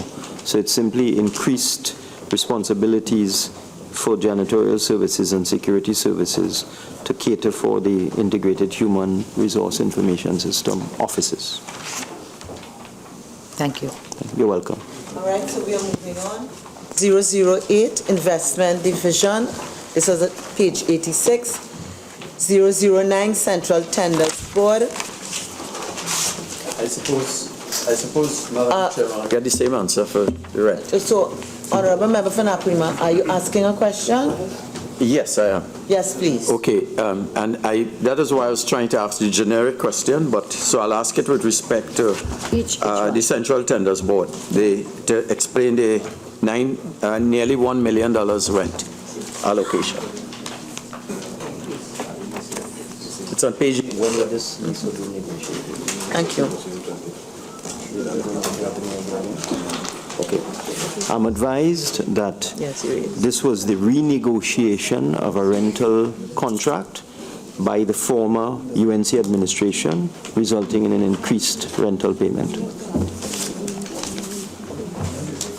You increased the rent. Yes. Okay. 010, Valuation Division. 011, National Insurance Appeal Board Tribunal. Honorable Member for Napari. 08, a rental increase 286. It's gone down. It's gone down. Decrease. No. Oh, sorry. Yes. All right. Yeah. You don't have a question anymore. No, I was dealing with Financial Intelligence Unit. Is that what we're dealing with? No. We are now at 011, which is the National Insurance Appeal Board. 014, Financial Intelligence Unit. Honorable Member for Naparima. The question arises again. The increase in rent for $286,000. Again, the former administration rented car parking facilities, thereby causing an increase in rental payments for the FIU. 017, Office of the Supervisor of Insolvency. 03, Minor Equipment Purchases. 001, General Administration. This is at page 91. 002, Budget Division. 003, Customs and Excise Division. 004, Inland Revenue Division. 005, Treasury Division. 008, Investment Division. 009, Central Tenders Board. 010, Honorable Member for Naparima. Can I proceed? 010 Valuation Division. 011 National Insurance Appeal Board Tribunal. 014 Financial Intelligence Unit. Honorable Member for Naprima. 014. I wanted on 011. 014. Okay. 017 Office of the Supervisor of Insolvency. 04 Current Transfer and Subsidies. 001 Regional Bodies. 002 Commonwealth Bodies. Honorable Madam Member for Chair. Caroni Central. Yeah, I have a question on 011, item 23, Agricultural Development Bank. This is on page 99. 95, thank you. Yes. Oh, sorry, I made an error. Yes, member for Superior. Household 007. I don't We know if haven't got- reached theirs yet? Thank you. So can we go on to 005 non-profit institutions? 007 households, and I recognize the Honorable Member for Superior. Thank you. I noted line item 06, food price support program. There's a decrease of about $6 million from the previous year, and I would like to understand how this will impact when, in a time of inflation, with increased food prices, how would this impact on those in need of the food price support program? Page 97. There has been a decrease recorded here in the allocation. The exact line item, please. 06 on page 97, on the head 00, sub-item 007 households. Item 15, later, page, I'll give Children Life on 97.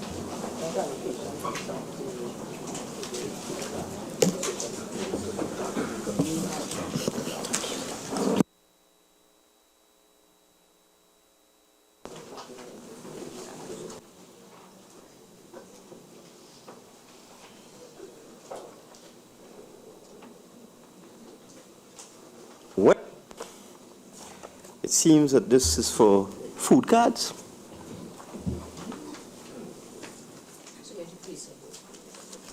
I'm asking why is it being decreased? From 294 million to 288 million, a decrease of 6 million. 6 million, yeah. Well, as you will know, former Prime Minister, a lot of food cards were given out indiscriminately in the run-up to the general election, including in my own constituency, where the defeated UNC candidate just gave out food cards. So that we are bringing order, discipline, integrity, honesty, and efficiency to the food price support program. And we think a modest decrease of 6 million in a total sum of 288 million is not unachievable, since we're going to be cutting out corruption, waste, and mismanagement. Item 09, other transfers. Honorable Member for Caroni East. I was looking at 007 household still because we hadn't finished just after the leader of the opposition asked about the 06. Yes. Can I ask? So you're carrying us back? No, Yeah. further down to Inland Revenue Division. On the same page 97.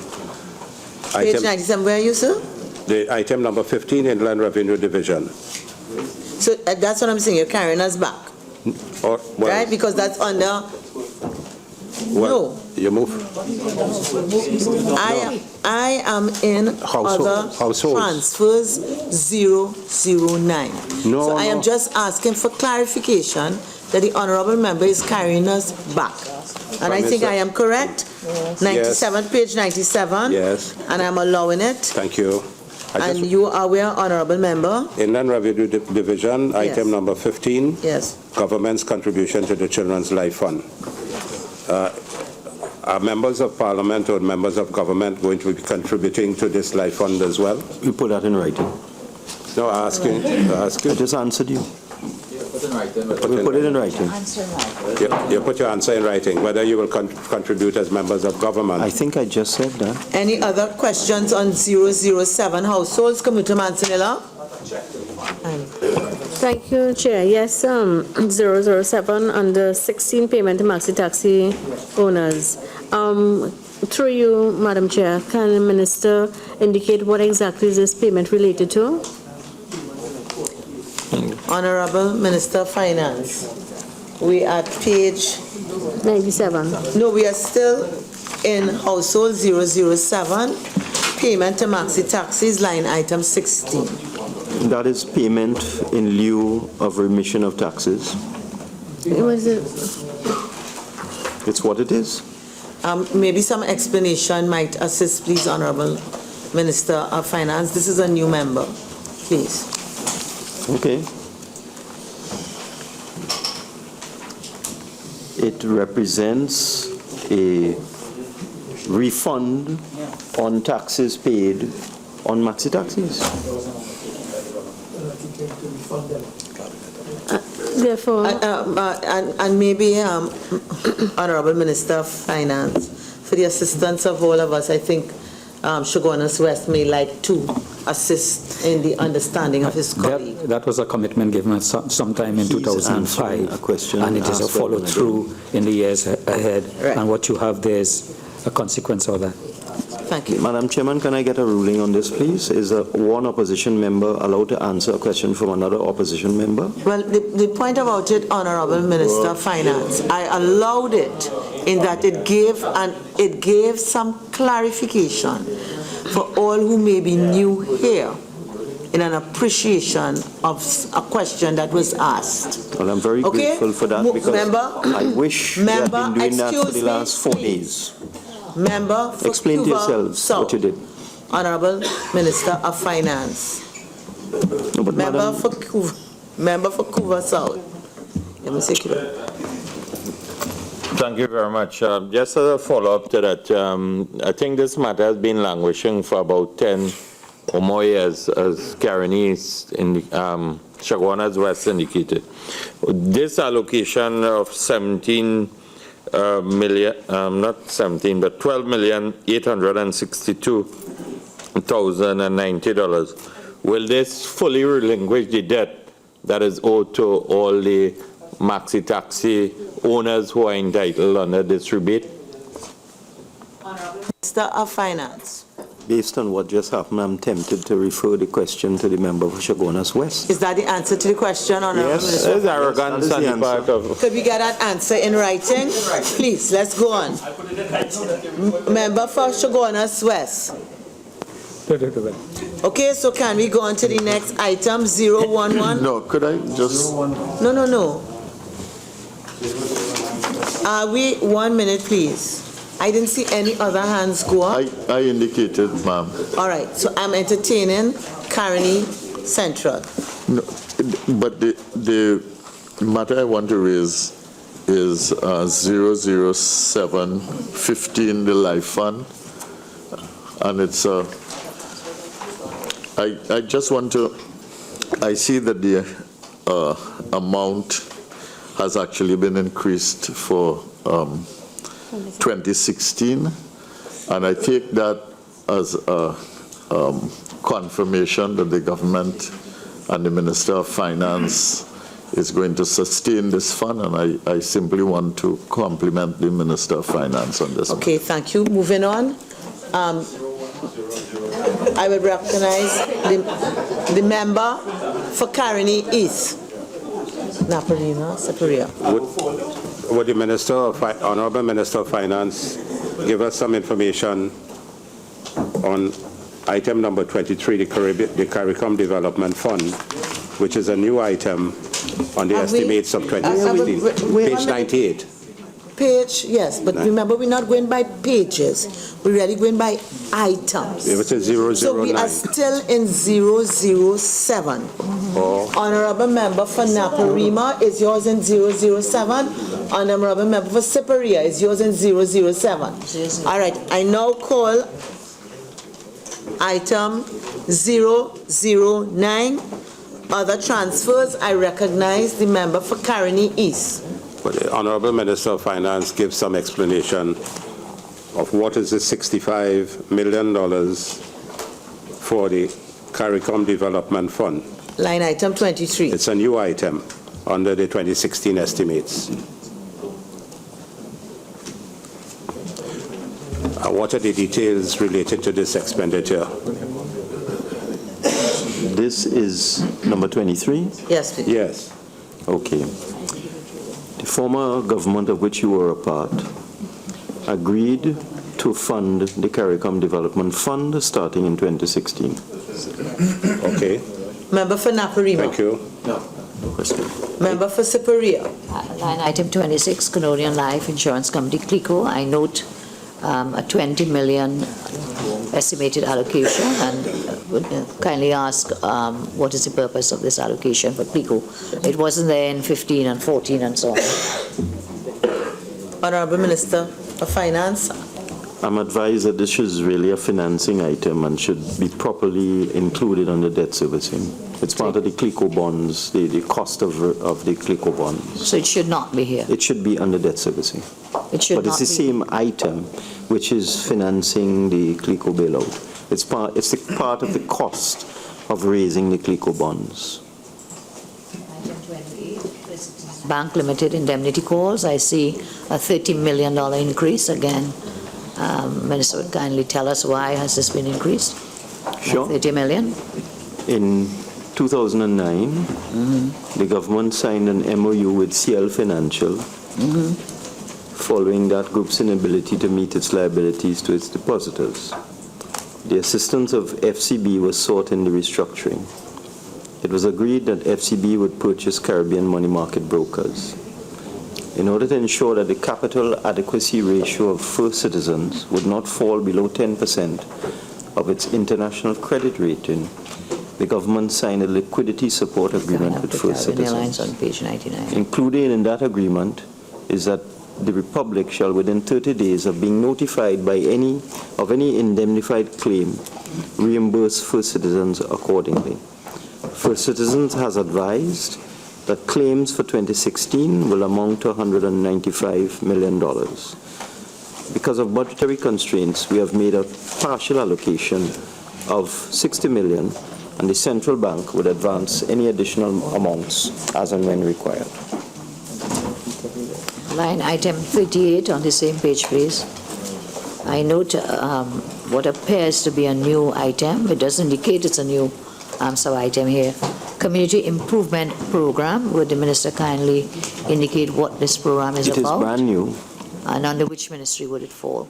It's under this ministry. Yeah, your money, but your ministry will give the money, like GATE, for example. Obviously. But another ministry will implement it. Yeah. The purpose of this is, you would know as a long-standing elected parliamentary representative, as I am as well, that from time to time things arise within communities. You have emergencies, your bridge might collapse, or some other emergency. This is simply a contingency fund to deal with extraordinary emergencies that may arise from time to time. Obviously, the ministry involved would have to make a case, whether it's Ministry of Works or another ministry, and then the Ministry of Finance would disburse out of this amount.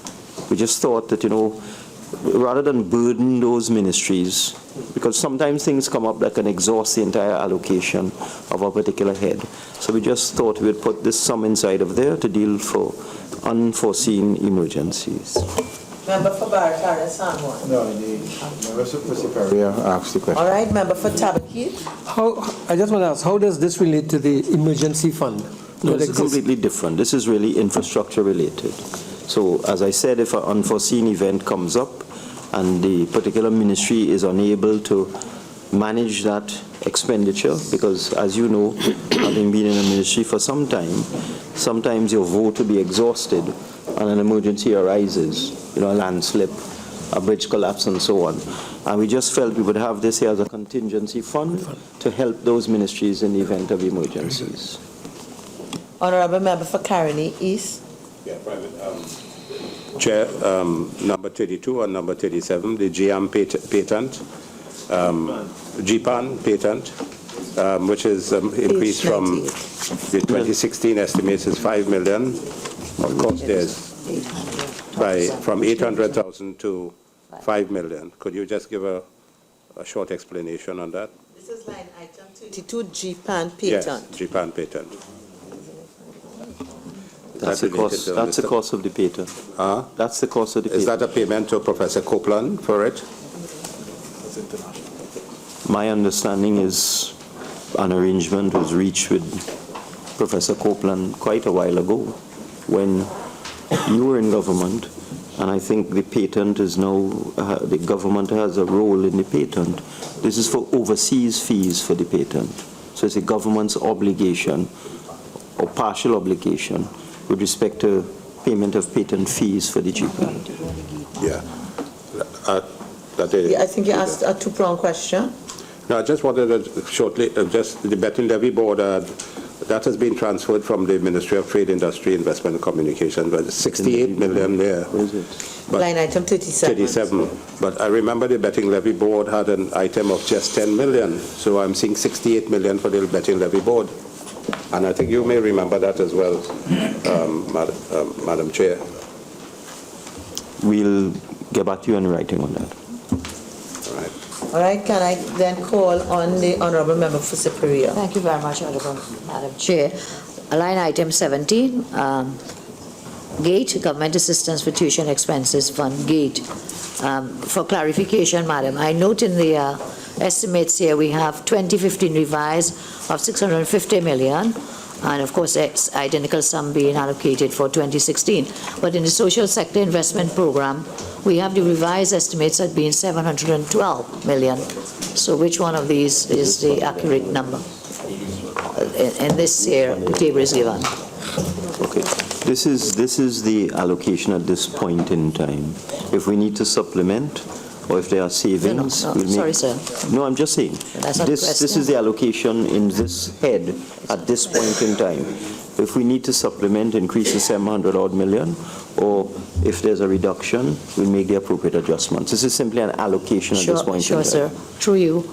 My question is, why is it in the social sector program, why is it listed in the table at page 631, at 231? Why is revised listed at 712 million, but in these estimates it's listed as 650 million? No, Which one is the correct one? I will have to get back to you in writing Please. on that. Please, page Yeah. 231 of No, the I'll get back to you on it. SSIP. Thank you very much. Thank you. Honourable Member Shogunas East. Thank you, Madam Chair. Have been done by someone else. May I ask, through you, the Honourable Minister of Finance, whether there's any... Yeah. When he's finished.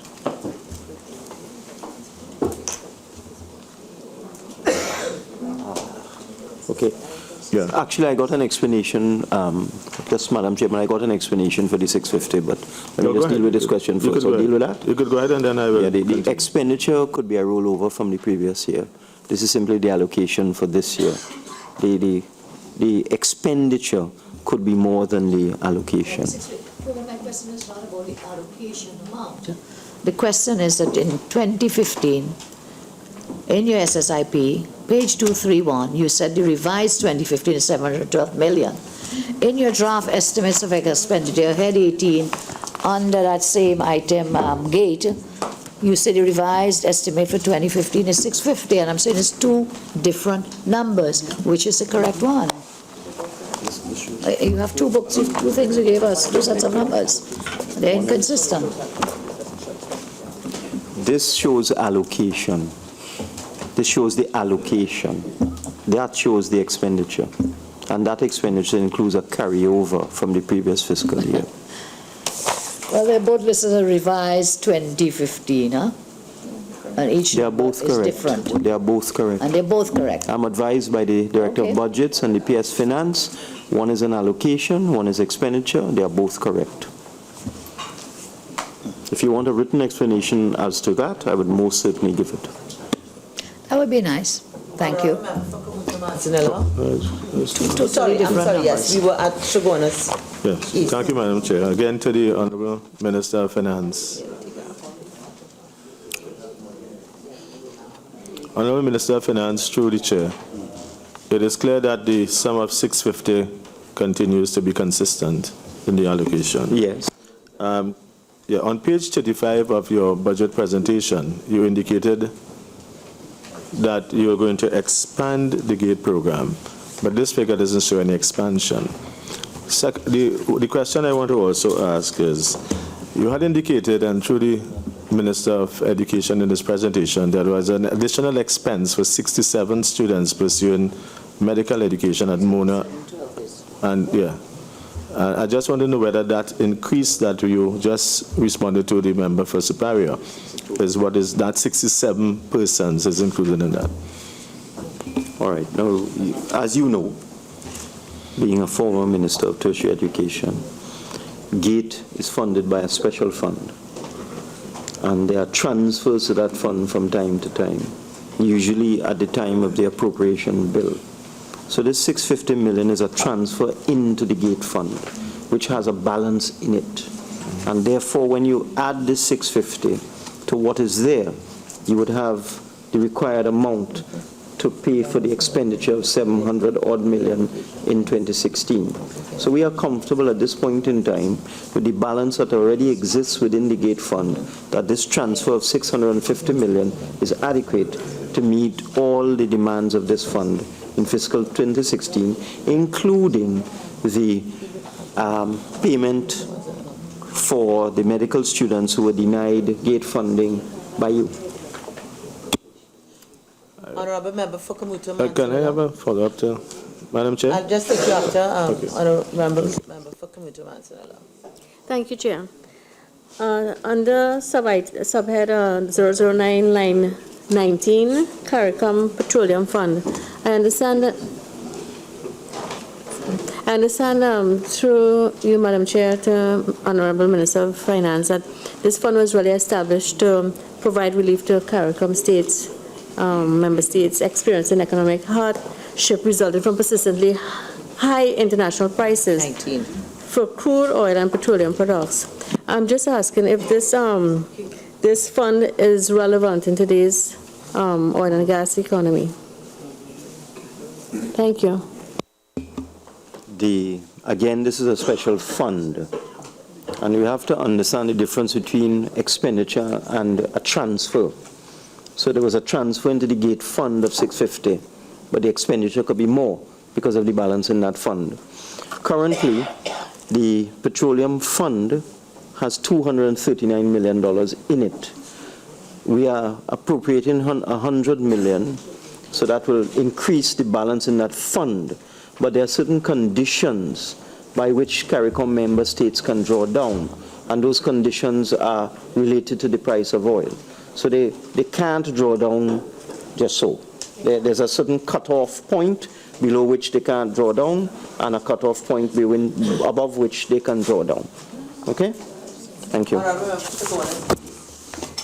Thank you, Madam Chair. Honourable Minister of Finance, line item 1414. Honourable, page 98, line item 1414. Could you just indicate as to why this was discontinued for daily rated workers? We'll have to get back to you in writing on that. Honourable Member for Caroni East. 17.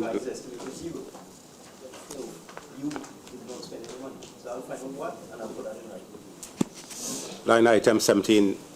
We heard that the Honourable Prime Minister indicated that they're going to use a means test for the GATE program.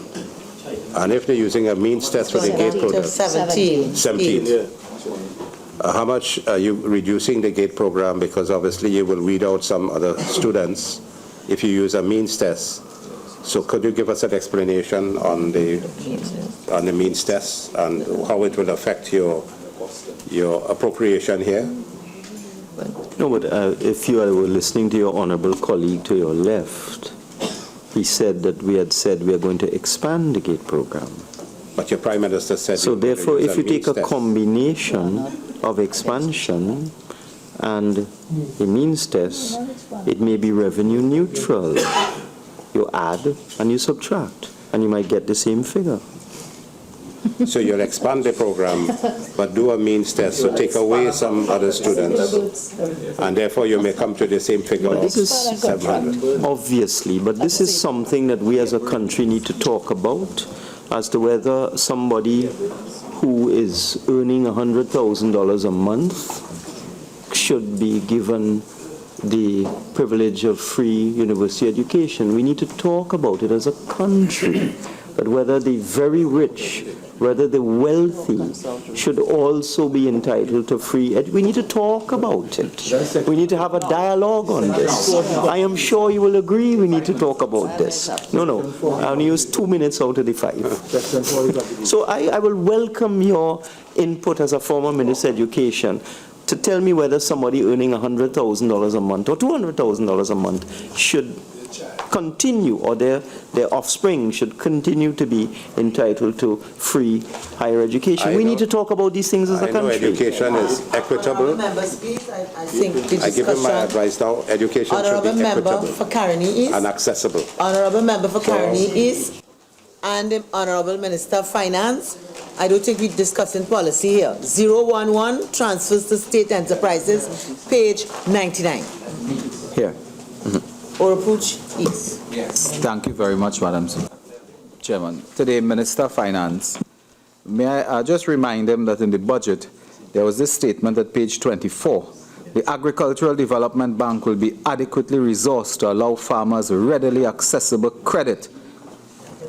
When I look at the Agricultural Development Bank, there's a violent slash in the fund, down by $60 million. The Agricultural Development Bank, $50 million. Thank you. 50. So it has been brutally, savagely slashed by 66%, while boasting about adequately resourcing the ADB to allow readily accessible credit. Member for Oropuchis, maybe you can assist me. The question is, why did you violently slash the ADB? No, and that's why I want assistance. Yeah. I wonder how is violence done with the stroke of a pen or the print of a... The pen is mightier than the sword, man. Oh, no, I just wanted violently, you know, and, but the, I wish you'd yes, I would, yeah, I would withdraw that word. Thank you. The minister presided over the slashing of that ADB estimate, the allocation, by 66%, $50 million, and yet just a few days ago was boasting about the ADB being adequately resourced. I have a second question. The question is? The question is, I'm asking the minister to explain that contradiction between his words and his actions. Thank you. That is the question. I have a second question. Minister of Finance.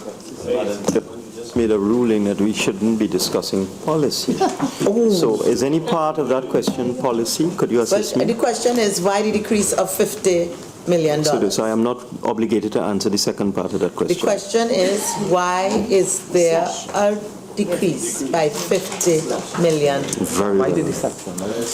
Madam Chairman, member for Oropuch East, as you should know, since you were a member of the previous government, Minister of Agriculture, the Agricultural Development Bank was given $75 million in 2015 to assist it with loans to farmers. As you should also know, since you were a member of the previous government, Madam Chairman, I'm being interrupted by the member for Siparia. I'm hearing you. I have a second question. I would have to repeat. As you should also know, the Agriculture Development Bank did not on-lend 1 cent under the previous UNC administration. So the entire $75 million disbursed to the Agriculture Development Bank in 2015 under the former administration is still in its bank account. They didn't disburse a single cent to farmers, and therefore with this $25 million, that is because it was given to them. So let me just explain why it says 75 million revised. The policy was to give them 75 million. They got it. Every single cent remains in their bank account. They did not on-lend a cent to farmers. So we're now giving them another 25, which will take their balance up to $100 million. And we are hoping that in this year, with the reform of the ADB, with a new board in place, with a new Minister of Agriculture, with a new government, we can finally initiate the process of on-lending to deserving farmers in Trinidad and Tobago. They will now have $100 million available to them. Honourable for Barataria, please. I now recognize the Honourable Member for Naparimo. The question was asked. Honourable Member for Orofusich. To the Honourable Member, is that the adequate resource that they speak about for the ADB? Would that constitute adequate resource for the ADB? I would think if they got 75 million from you and didn't lend a cent, if they get now an aggregate total of 100 million, that should be enough for this year. But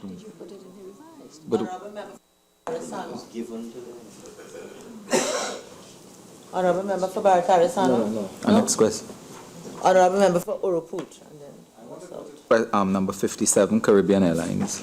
There's also a decrease of $107.8 million. And I want to ask the Minister of Finance, is this part of his strategy to reduce funding and support the Caribbean Airlines with the intention to privatize and sell out the asset of that airlines as part of his sale of asset strategy announced in the budget? Is this one state enterprise that you will sell out? As the Honourable Member will recall, when the PNM demitted office, we left Caribbean Airlines with $1 billion in its bank account. You blew the entire billion and then incurred losses of another $2 billion. However, there's been a conscious effort at Caribbean Airlines over the last 12 months to try and turn away from the profligacy of the UNC years. So we have given them an allocation in 2016 that we believe is adequate. We do believe that in 2016 the support required for Caribbean Airlines would be far less than the billions of dollars that you managed to waste in the last 5 years. And we do think this airline will become efficient, and we have no intention of selling it. Is this a follow-up Yes. question, the Caribbean Airlines? Yeah. Would this slashing of the support for Caribbean Airlines result in any reduction in its services and the job losses and increase in airfares? Well, firstly, I don't understand what you mean by slashing. We have given an allocation of $92 million, sorry. The revised estimate for 2015 was 200. As you can see, previously 2014 was 452 million. We believe the 92 million is adequate. We believe the airline will continue its operations. Member for Couva South. Thank you, Madam Chair. Under Forte Sugar Manufacturing Company Limited, I've seen an increase of $2,412,230. Could the Minister of Finance indicate what this increase is being used for? And also at Caroni 1975 Limited, $3,059,000.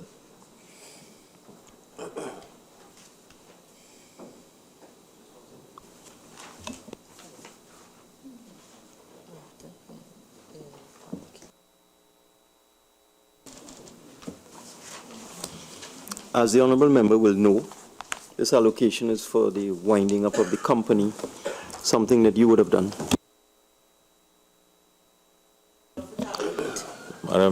Madam Chair, I want to place on record the PNM was the administration that took the political decision to close down Caroni 1975 Limited. Honourable Member for Couva South, is that a question? The statement, Madam. No, we're only allowing questions and responses. Honourable Member for Tabaquite. Thank you. Madam Chair, back to item 57, Caribbean Airlines. I note well that the Honourable Minister of Finance has said that Caribbean Airlines, over the last 12 months, has been trying to decrease its dependence on the state, which was also the directive given to them by the former government. But I would like to know whether the 92 million is that low because it has anything to do with a reduction in the fuel subsidy to Caribbean Airlines. You would realize that the oil price has been down now for some time. It started out at about $80 in September 2015 and then started to drop and hit 45 maybe about 4 to 5 months ago. So that the requirement for the fuel subsidy, of course, is significantly reduced, so that Caribbean Airlines has been able to reduce its need for support on the Treasury because of lower fuel prices. So that's reflected in this? Certainly. But I have been told, I don't want to talk too soon, because you never know, that the airline is trying its best to achieve profitability, but we'll wait and see. We'll wait and see how 2016 turns out. If Caribbean Airlines can significantly reduce its losses and put itself on a path to profitability, I think everybody in Trinidad and Tobago will be very happy, no matter what political persuasion we are. Is it on the same, Honourable Member for Tabakit, is it on the same Caribbean Airlines? Yes. Honourable Minister, then would it be not good for you to do, or have you done, an analysis to show how much is being saved as a result of the drop in fuel prices, as against how much is being saved as a result of more efficient measures being implemented by Caribbean Airlines, so that we'll know really and truly whether the management of Caribbean Airlines is really doing what it's supposed to do in order to bring down the losses. That all sounds very nice, but what does that have to do with this line item? Because you expect me to present on each head a detailed dossier? I'm just asking. I didn't say that you would present. I said that we'd like to know. But these are the estimates. Yes, I know. But if the estimate is 92 million and you are agreeing that a portion of that, maybe a large portion, because it came down to that compared to the other years, is due to fuel savings, subsidy savings. But you are arguing that they're also claiming that they are efficient and so on. Then how do you separate what has been gained from more efficient management compared to just the section on fuel subsidy? That's all. Member for Tabakit, on the figures, I don't think that I don't understand. This has nothing to do with this line item. The Minister can answer. You want a detailed explanation on everything? May I move on, please? Honourable Member for Shogunas East. Madam Chair, I just want to stay on that line item 57, please, Caribbean Airlines. Will the Honourable Minister indicate whether this significant slash will have any impact on staff, routes, aircraft, equipment, and service? Madam Chairman, I object to the word slash. If a group of individuals, management and board, are making the best effort to reduce the dependence of a state enterprise on the Treasury and to return the enterprise to profitability, how could you call it a slash? This is a subvention that is given to a state enterprise in the event of losses. And if it is the mandate of the state enterprise to become profitable and the subvention given to them for their losses is reduced based on their business plan, based on their performance, based on the projections going forward, that is not a slash. And with respect to routes, the decision was taken by the former administration, as you very well know, to cut the London route, and in fact this was announced in the newspaper sometime in July or August. So the only route that I am aware of, which you took a decision to cut, is the London route. East. Yes, Madam Chairman, I just want to return to a matter. The Minister gave some information earlier, and I would just ask the Minister to... And we're still in 011 transfer? Yes. Yes. Agricultural Development Bank. I just want the Minister to confirm, and you can do that in writing, because the Minister informed the committee that the $75 million allocated in 2015 to the ADB, not a cent was used. Yes. My understanding is that... That is not true. My understanding is that $35 million indeed, that sum was used, and at the ADB now would be more in the vicinity of about $40 to $45 million. So I am not saying that you would deliberately misinform the committee, but you should check that information. You can get back to us in writing. But what the implication of that is are you correct or are you wrong? That is the issue. That's the question. That's the question. But my follow-up question to that is that if you are incorrect, then that is a much lower allocation in 2016 than in 2015. What's the question? The question is that, are you correct or not? This is the information provided to me by the PS Finance and the Director of Budgets. And that's why they're here. I'll ask you to just check it. And since you have now cast doubt members, on the information in provided to me, event, I will check this was said that it will be delivered in writing. Okay? So can we move on? No, Madam. Honorable Member for Caroni East. On the question of the Caribbean airline, I want to ask whether the decrease in subvention will result in an increase in airfare by the airline. I believe that question. No, it wasn't answered. I was waiting for that answer. No, Madam Speaker, I'm troubled. And you'll have to forgive me from time to time. I'm flabbergasted by some of the questions coming opposite, and I'm only human, and I have to express my befuddlement from time to time. The airfares are set by the airline. The government does not set airfares, and airfares are set based on commercial conditions, based on business planning, based on competition on the route. I'm not going to touch. I think you've answered. It is set by the airline. I didn't ask you who's setting it. Would it?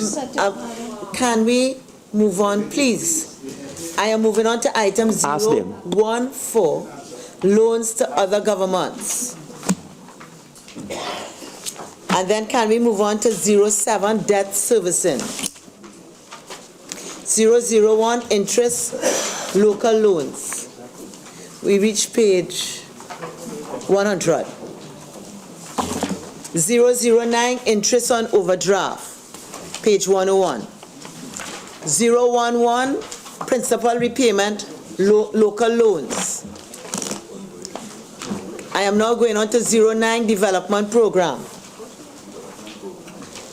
And that is at page 56 of the draft estimates development program. 005, I have left debt servicing.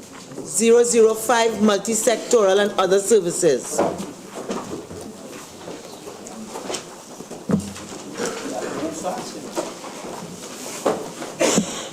Are we all there?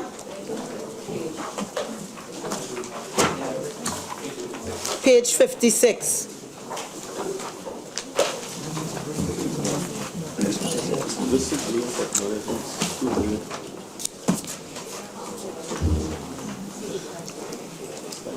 Honorable Member for Caroni East. Would the Minister, Honorable Minister, be kind enough to give us some information with respect to the development?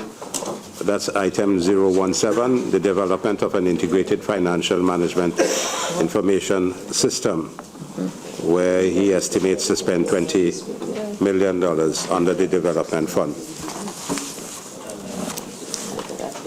Line item 017.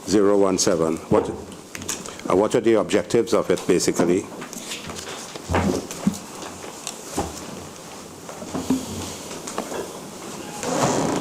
This project is going to be partly funded by the IDB through a loan facility negotiated by you.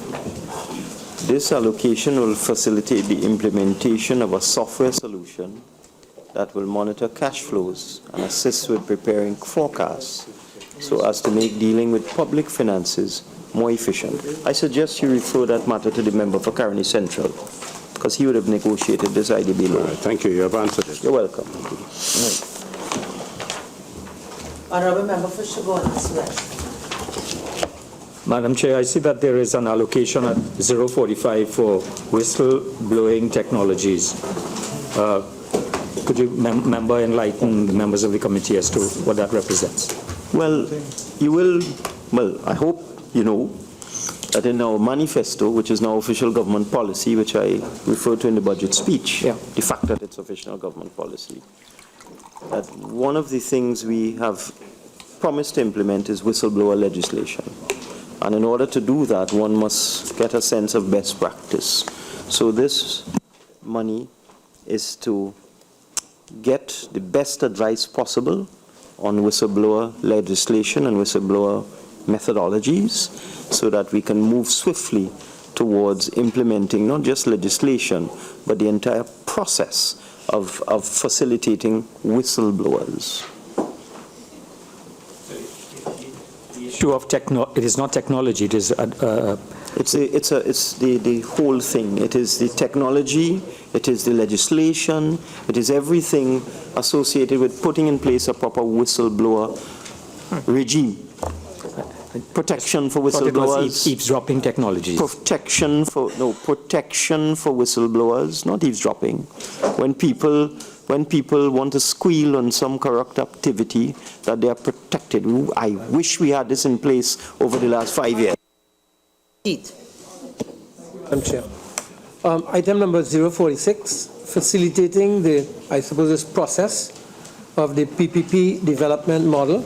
And I noticed that no money has been allocated, although the minister, I believe, made reference in the budget to the use of private-public partnerships in terms of the development process. Honorable Minister of Finance. I'm advised that it is now funded under recurrent, but I will find the exact head for you, That's okay, and I'll let you know. once Yeah, that's what I'm told. Honorable Member for Superior. $20 million, okay? All right, so Honorable Member for Oropouche West. Thank you, Madam Chair. I'm looking at my 043, and if the Honorable Minister could explain the movement of the change from $500,000 to $5 million in fiscal year. There's some explanation for that. Sure. One of the problems that the last government had, and we also had, is that it's not easy to monitor the multitude of state enterprises that we have in this country. I'm advised when you add all together, statutory authorities, state enterprises, subsidiaries, etc., the number crosses 100. So that what this is designed to do is to use an electronic integrated information system. So we could have real-time reporting by state enterprises on whether they are meeting their performance targets, what is their level of expenditure, whether they're incurring any debt, and so on. So this is really to bring the monitoring of state enterprises into the modern age. If we don't do this, then we'll continue in the situation where state enterprises are doing their own thing, and finance and the rest of the government could be unaware of what is happening in the state enterprises until it's too late. And as I said, this would have affected the former administration and even the administration before that. It's very difficult to monitor over 100 state enterprises using a manual system. Thank you kindly.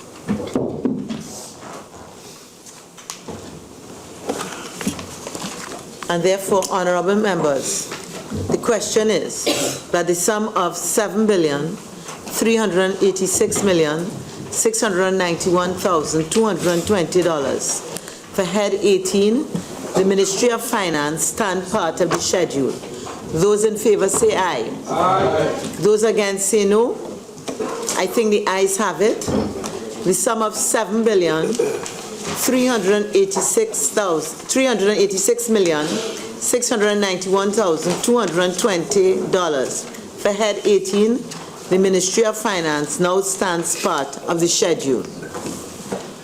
Thank you so much to the representatives from the Ministry of Finance for attending and assisting us in the committee.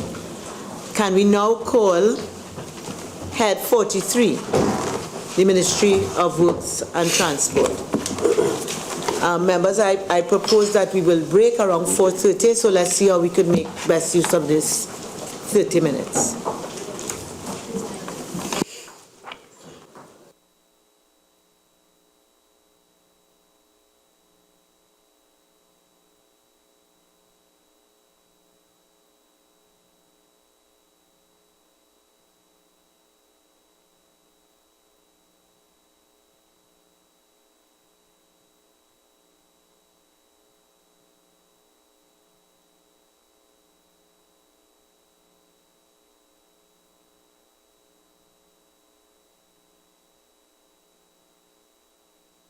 We are going to page 300, the details of estimates of recurrent expenditure.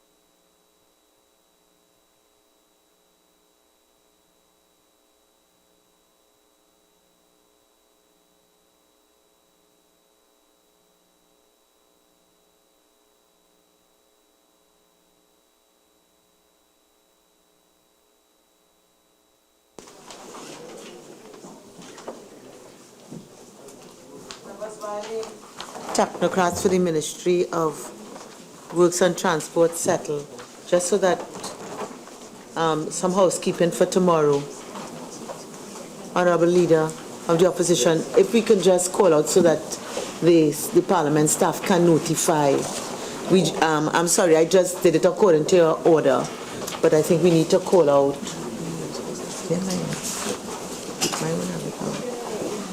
No, what we did was just the order numbers here, but I need to call it out so that the parliamentary staff can notify the ministries we intend to have tomorrow. So I think we have service commissions, Ministry of Energy and Energy Industries, Ministry of Rural Development and Local Government, Ministry of Housing and Urban Development, Integrity Commission, Election and Boundary Commission, Statutory Authority Service Commission, and Judiciary? Yes. Yes? Yes. Right.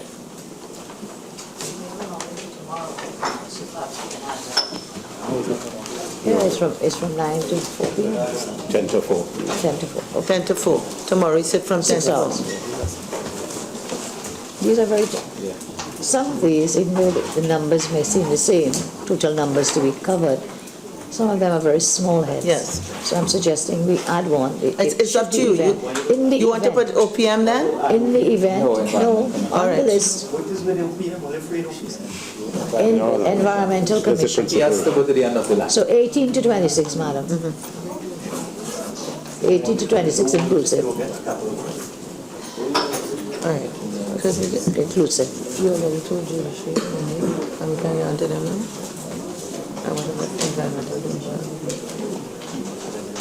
All right, Member for Siparia. Yes, ma'am. What I've been advised is that the Parliament had already notified the Judiciary that they would be taken on Monday morning. And as far as Environmental Commission, the accounting officer is not in Trinidad today to be able to come before us tomorrow. Could you suggest somebody, some other ministry here that you consider small? We'll go 18 to 24, madam, if these people are not available tomorrow. 18 to 24. 18 to 24. Yes, ma'am. All right. As per the agenda here. Yes. All right, so Service Commissions, Ministry of Energy and Energy Industries, Ministry of Rural Development and Local Government, Ministry of Housing and Urban Development, Integrity Commission, Election and Boundary Commission, Statutory Authorities, Service Commission.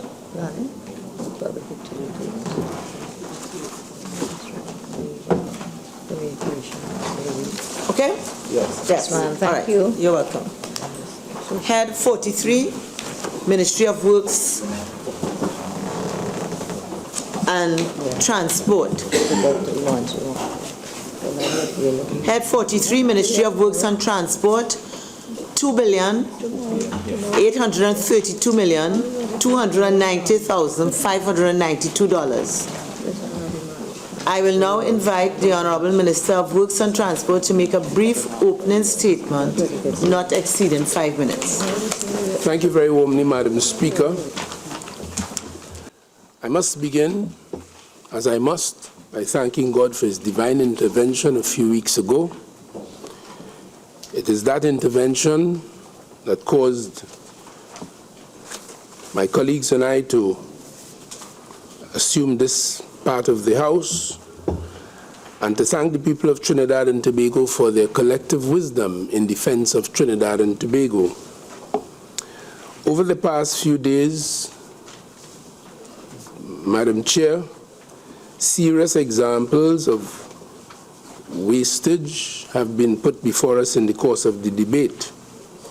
I want to say to this Parliament, which of course has the responsibility of being a check and balance on the government of Trinidad and Tobago, I want to give the assurance that under my watch, in respect of the Ministry of Works and Transport, those matters must never be heard of again.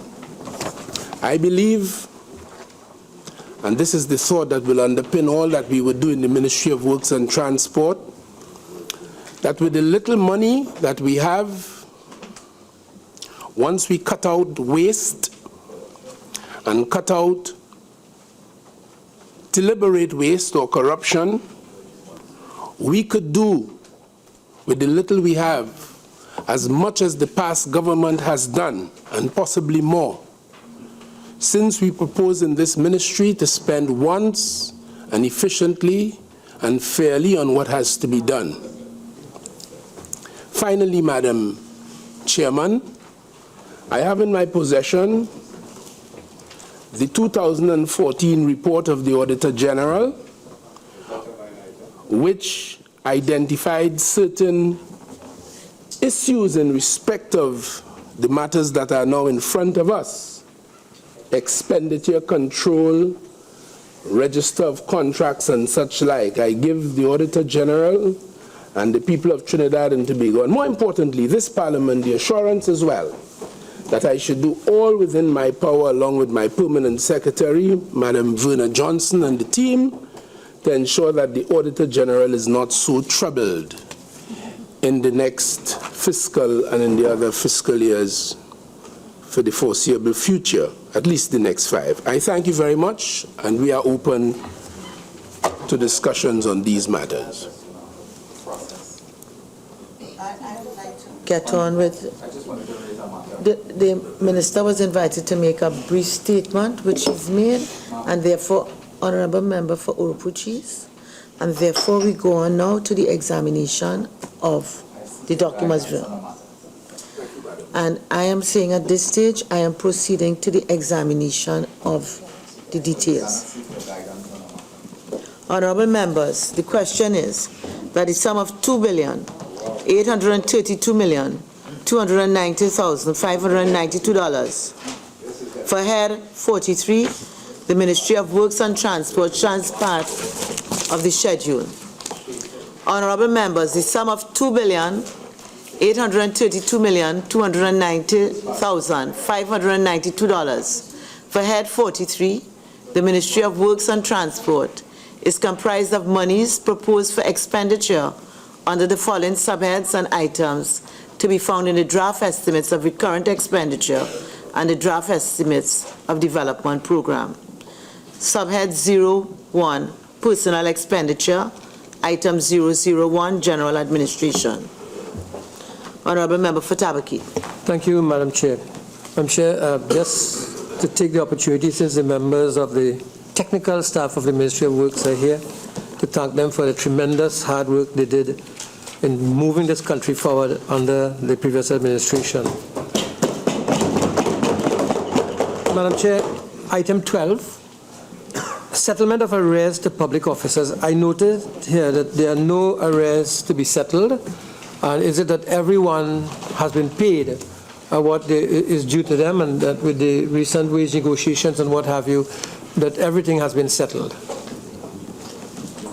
Honorable Minister of Works and Transport. We should put that one in writing, Madam Chair.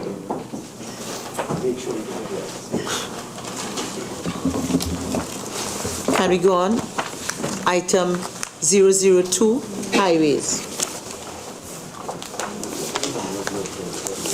43, page 300. Item 003, traffic management. Item 004, central planning unit. That was the first. Item 005, drainage. Honorable Member for Tabaki. Thank you, Madam Chairperson. I just wanted to ask the Minister whether he believes that $5 million is sufficient for salaries and cost of living in order to deal with the management of drainage issues that exist all over the country, and for which there have been many, many complaints over the last couple of months. Well, we don't know if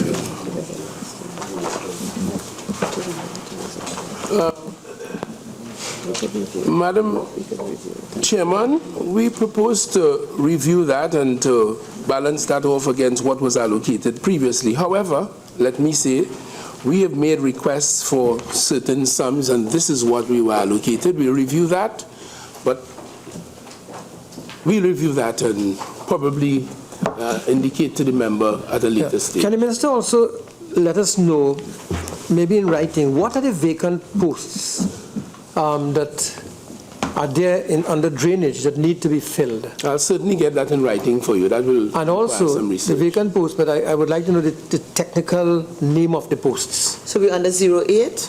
Yeah, 051. Well, under drainage. 005 is the line item. 08? Yes. Thank you. Vacant posts, yes. Sorry. Yes. 006, mechanical services. 007, maintenance. Honorable Member for Naparima. Continuing allocation for vacant posts. And I want to know if what is the current establishment and what are the proposed increases that will take care of this $4.8 million. So that in writing, that will require some time, some research, and we'll forward that in writing to the honorable member. 008, construction. 012, unemployment relief program. 01, honorable member for Kamuto Manzanilla.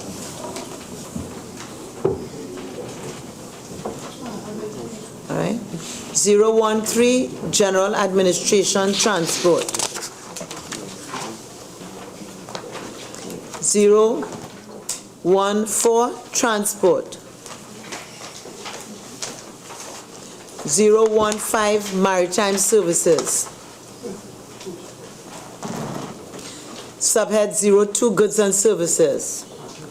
Item We are at item 015, okay? So item 001, are we under general administration? Yes. Yes, please. Honorable Member for Naparima. 08 rent lease, office accommodation and storage. I see a figure of close to $10 million.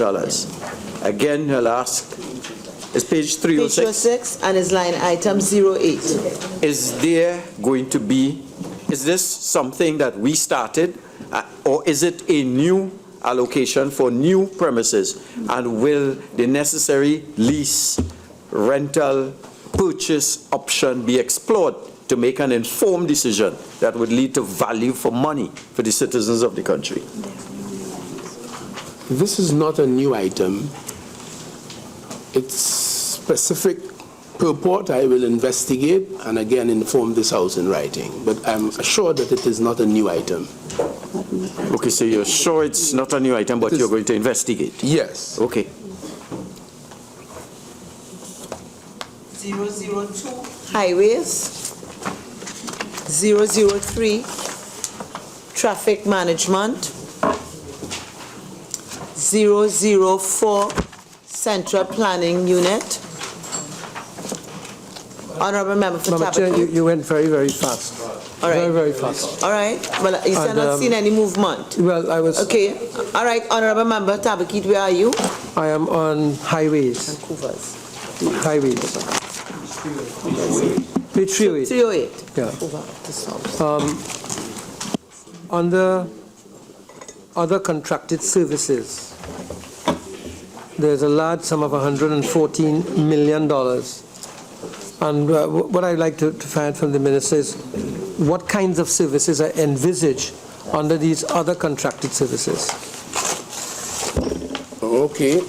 This allocation, Honorable Member, is to facilitate the award of contracts for roadworks, culverts, patching, box drains in respect of local government roads that have been transferred to the Ministry of Works and Transport in certain districts. Okay. So you are going to be building box drains under this? On the districts? Yeah. Say again? You are going to be building box drains under this? This allocation? That is what it was used for. Right. Madam Chairperson, Honorable Minister of Finance, please allow the Honorable Minister of... I just answered. I said specifically what the allocation was for. There is a... May I, Madam Chairman? Please, Member. Under item 15, 13 and 15, on the highways. Which one you want to take first, maintenance of vehicle? I have the same question with respect to both. There's a perpetual complaint by workers in the ministry about the fact that equipment is always not available, that when you go to the different outlying districts, a lot of equipment is there that's in an unserviceable state and have not been maintained. And I'm looking at the provision of just $300,000 for the repairs, and I emphasize repairs and maintenance of this equipment, because the lack of this equipment is proving to cause some very serious problems of servicing the communities. And I think that, in my own view, having been there, that this amount is not realistic. Well, my information is, and the records would show that it was the same 300,000 last year. So we'll via. So we'll via. We will exert best efforts to ensure that the equipment that is needed to carry out the job effectively is provided. Thank you. And cut out waste corruption on this one.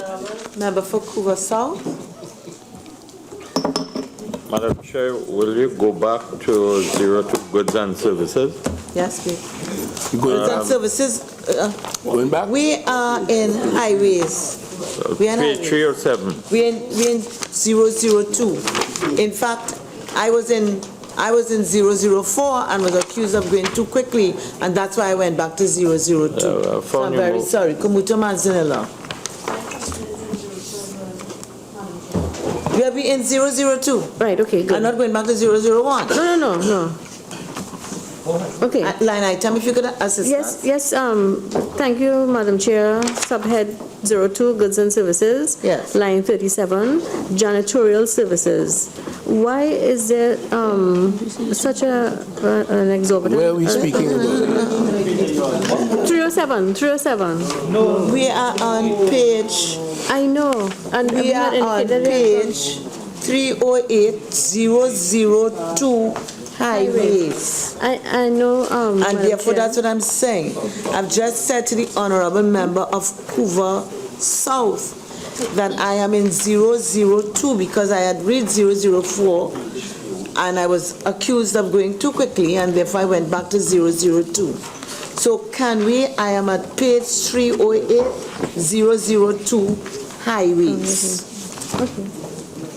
Honorable member for Kamuto Manzanilla, that's where you are? Go ahead, Madam Chair. If Thank you you moved so on, much. it's not a problem. 003, which is at page 309.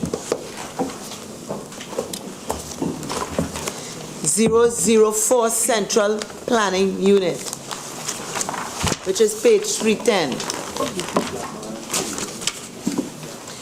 Item 005, Drainage. Honorable Member for Napoli. Thank you very much. Again, I raised the question of rents for office accommodation, rents leased for vehicles, and if in fact it is that we paid 7.1 and therefore they are continuing, what component of corruption existed that means that you are either continuing it or you have eliminated it? So it should be reduced. So we are at page 310, item 08 and 09. 08. What? 08. What accounts for the 7.1? And I'm noting a recurrent high rental bill, taxpayers' money. I understand the member to be asking, Madam Chair, me to identify some of the mismanagement that he understood existed. So we will investigate that and we will put it in writing for the benefit of the honorable. Madam Chair. Members, please. Madam, yeah. I know sometimes that some contributions may evoke a response, but let's try and keep a little order. Madam Chair, I was just quoting your own words, and I'm still asking the question. And please, I need it in writing without the editorializing. Honorable Member for Napoli, Yes. I think the answer is that we will get it In writing. Good. Thank you. Okay.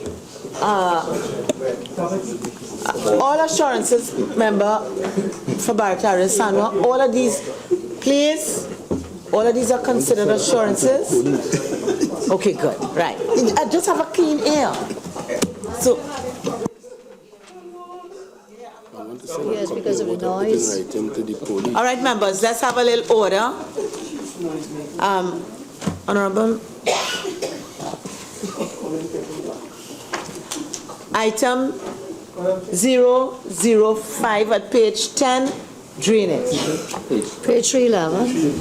Okay, just now we're under here, item 005. Anyway, I recognize the honorable member for Tabaki. Madam Chair, there's a $10 million for the rent of and lease of vehicles and equipment under drainage. Yes. What I'd like the Honorable Minister to provide for us is what is his drainage plan for the year, his program of work for the year under drainage. For rent under, what item head are you? I am under rent lease of vehicles and equipment. Okay, all right. But yes.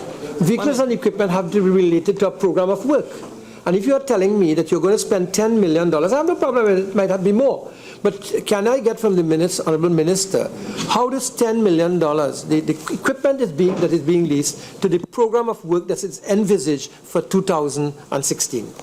Well, the Minister must be aware that drainage was not within his own portfolio up to a few weeks ago. It has only now come. Yeah. So we will investigate that and we will put the response in writing for you. You will need... You better... Thank you, Madam Chair. Are we under Madam Chairman, 02 goods and services? Since I am the one who did these allocations, I can assist the honourable member. If you go to head 28 on the next page, you'll see $145 million And that would be for the engagement of contractors to do drainage works. That's where I'm trying to go. Goods and services.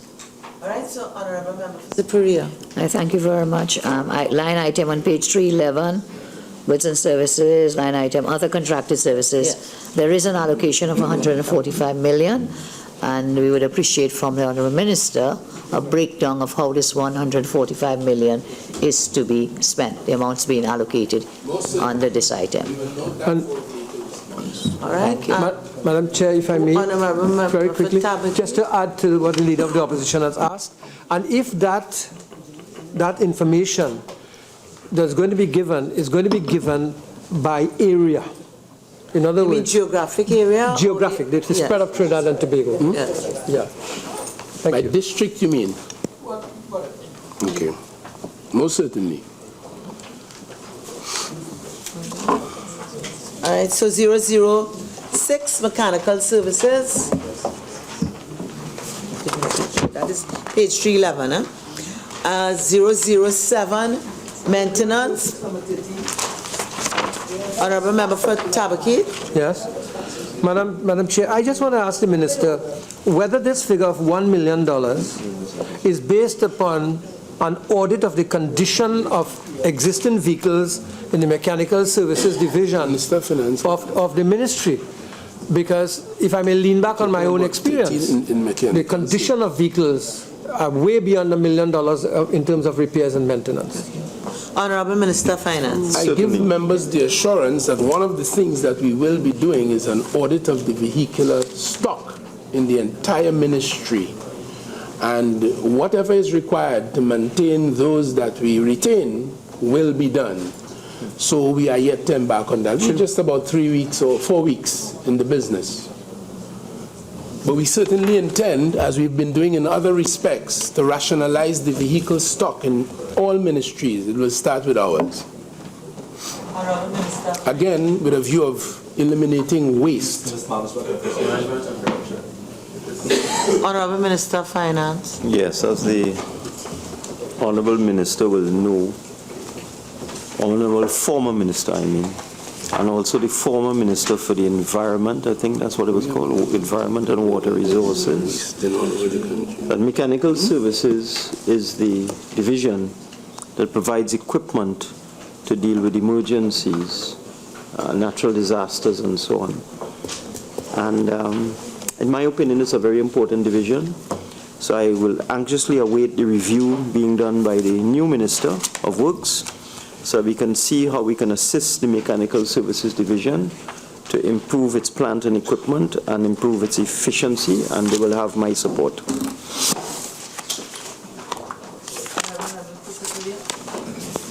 Okay. Thank you. You're welcome. Can we go on to item 007, which is maintenance on page 312? Item 008, construction. Do we have any questions on that?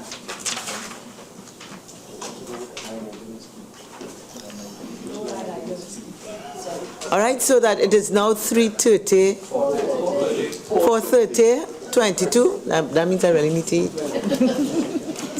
4:30, and we shall resume at 5 o'clock. Thank you. 009.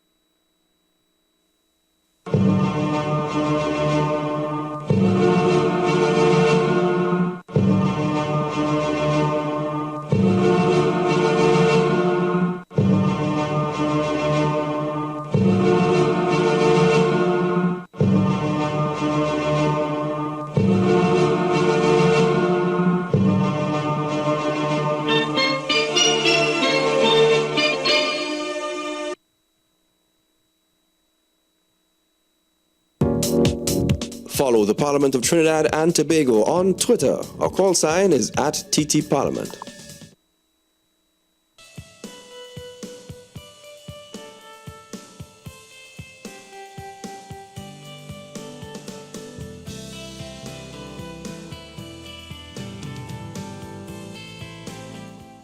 This is the Parliament Channel and Parliament Radio 105.5 FM.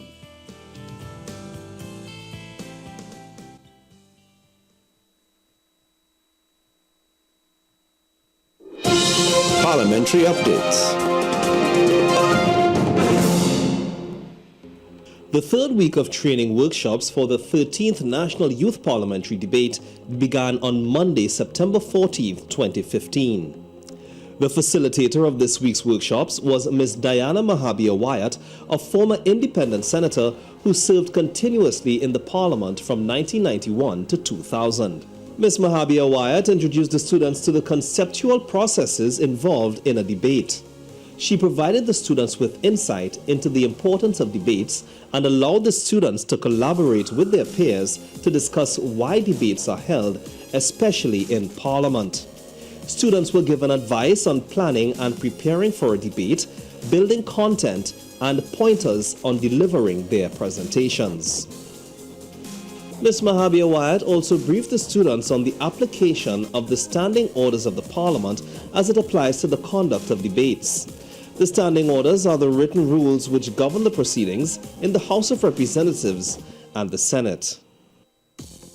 Following the workshops, a few students were approached by the Parliament Channel 11 to discuss their experiences in this week's workshops and throughout the various preparations in the lead-up to the debate day. Today we did the debate theory, so we were split up into groups and we had to talk about why we think a debate is important in Parliament, and our teacher really explained to us the whole proceedings. She went through how our body language can really affect others, and I think that's definitely important in what we're about to do. What I learned today is about debating and debating methods, how you are supposed to debate your key points in debating, how you summarize your notes, how you develop your points, and how you bring about points, and how finally you reach towards a goal, whether you find things to improve your point or disregard your point altogether. So one of the things Ms. Mahabir was talking about, she was in Senate, and there was a senator, it was the Prime Minister of England, who was using false statistics to get his point across the room. So he basically made up a piece of information to try and show and persuade his audience that X is equal to Y, whatever. But in reality, when they came and spoke to him after, they found out, it was untrue, and she was saying, never do that, because obviously you can't make up false information. There'll be serious consequences. The good things, well, definitely how people projected their voice, the way they stood, the way they looked at somebody in their eyes, definitely that got them, got the ball rolling, and the confidence and so on. So far, well, from what I've experienced, it has been really great. Everyone here, students as well as the clerks at the Parliament, are all really nice. Even the persons who were in charge of the seminars that we have been to, they were all really influential as well as educational, and they were so interactive that they kept everyone in sync with everything that they were doing. It was such a worthwhile experience, and I really hope that other people would look at it as that and try to take part in it. All of the training workshops scheduled have been designed to give the students a holistic understanding and appreciation of the skills required as they prepare to make their debut as youth parliamentarians.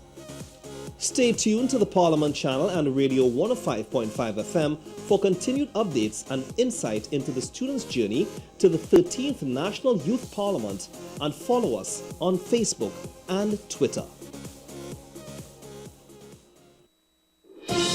Parliamentary updates.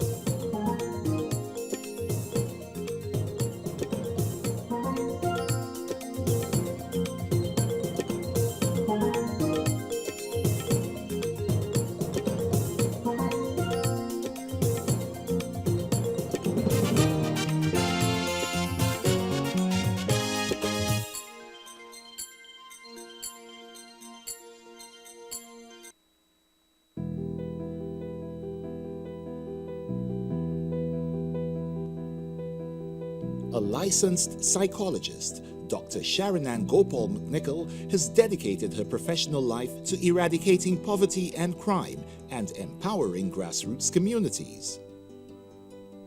I would say I'm pretty much a national girl. They used to call me in St. Joseph a daughter of the soil. So,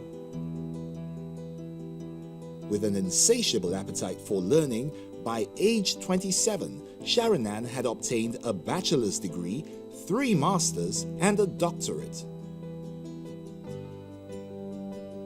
Sharon's thirst for education and passion for lobbying stems from the early influence of her parents. Her father founded and led one of the earliest unions representing teachers, and her mother later became its first female president. The voice of that change, where female teachers began to be paid the same as male teachers. Equal pay for equal work, he termed it.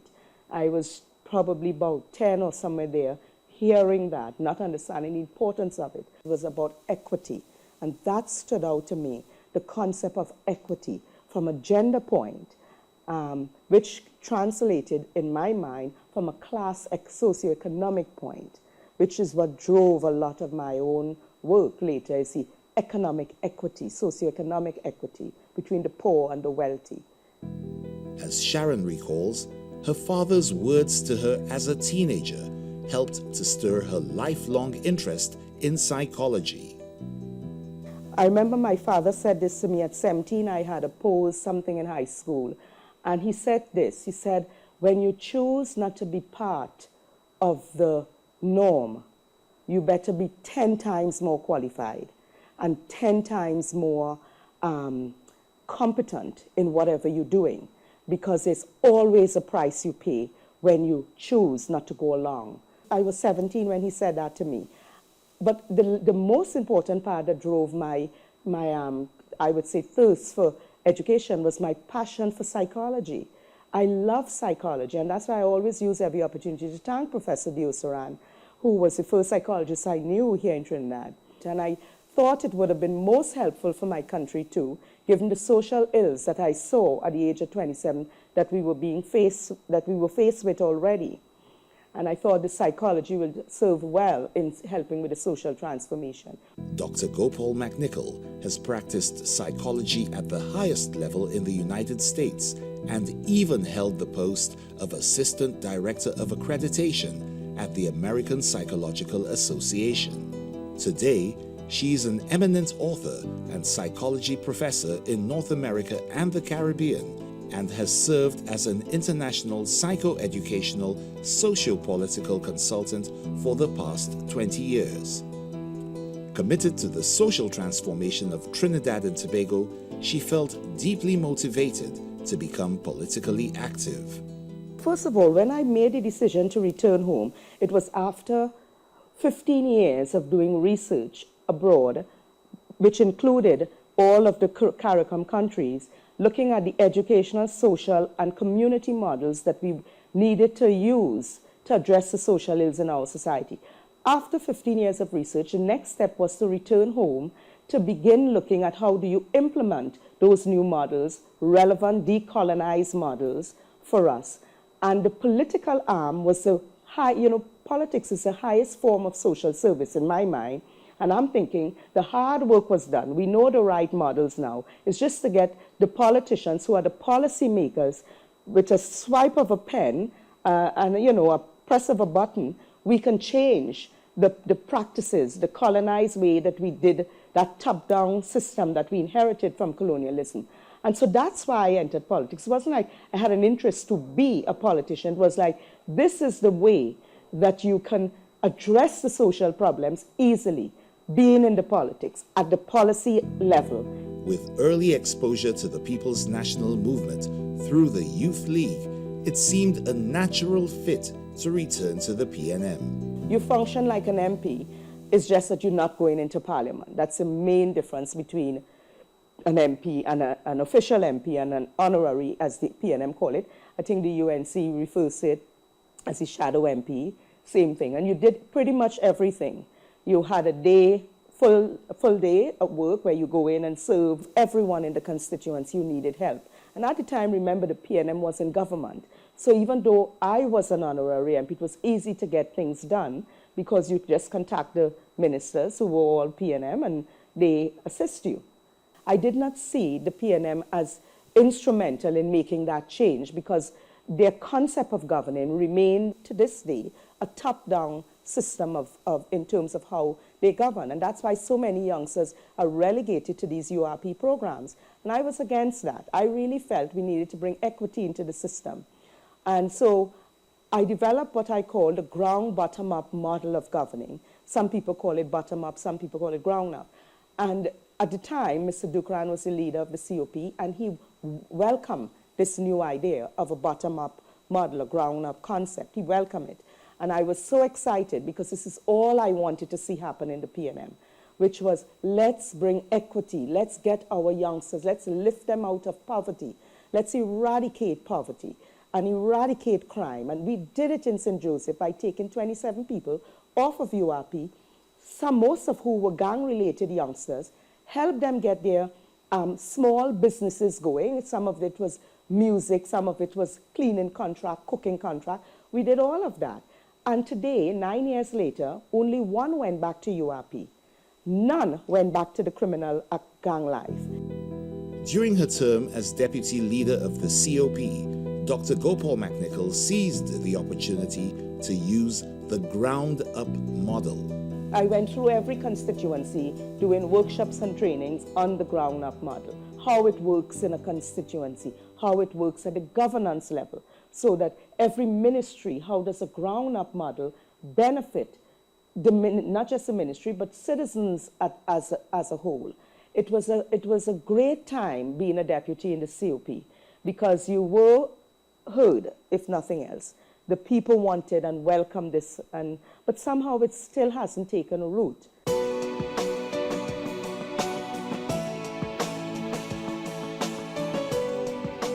To create a strong government, you need an even stronger opposition.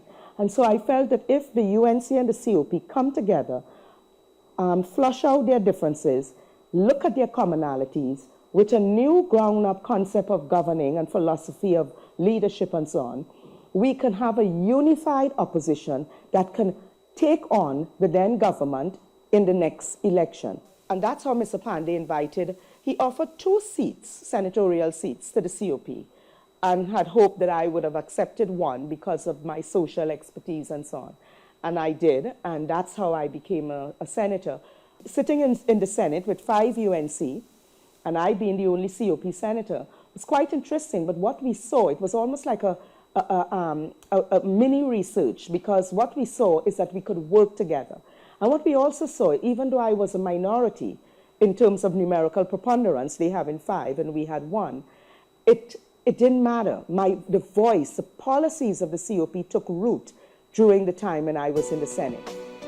The Children Authority Bill is actually the bill up to now. We have not really crystallized it in that we keep hearing almost every new administration bring forward a debate on the Children Authority Bill, so to speak. It's about making sure that children's rights are pretty much established in law. You see, what is the problem is that we debate, and then it stays there.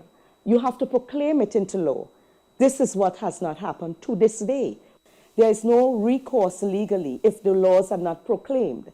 And so it still remains an issue. And all the other bills that I debated, I must tell you, everything you would hear in the thread that ran through my responses were the ground-up concept. Even the water bill, the electricity, water and lights for all, the financial intelligence unit. So my contribution to any bill centered around how is it we can change that system that wasn't obviously working to benefit those who are vulnerable, whether be it children or the poor in the society. Working tirelessly to bring about social transformation, Dr. Gopal McNichol's achievements remain rooted in her commitment to community empowerment, interracial solidarity, and the preservation of family life.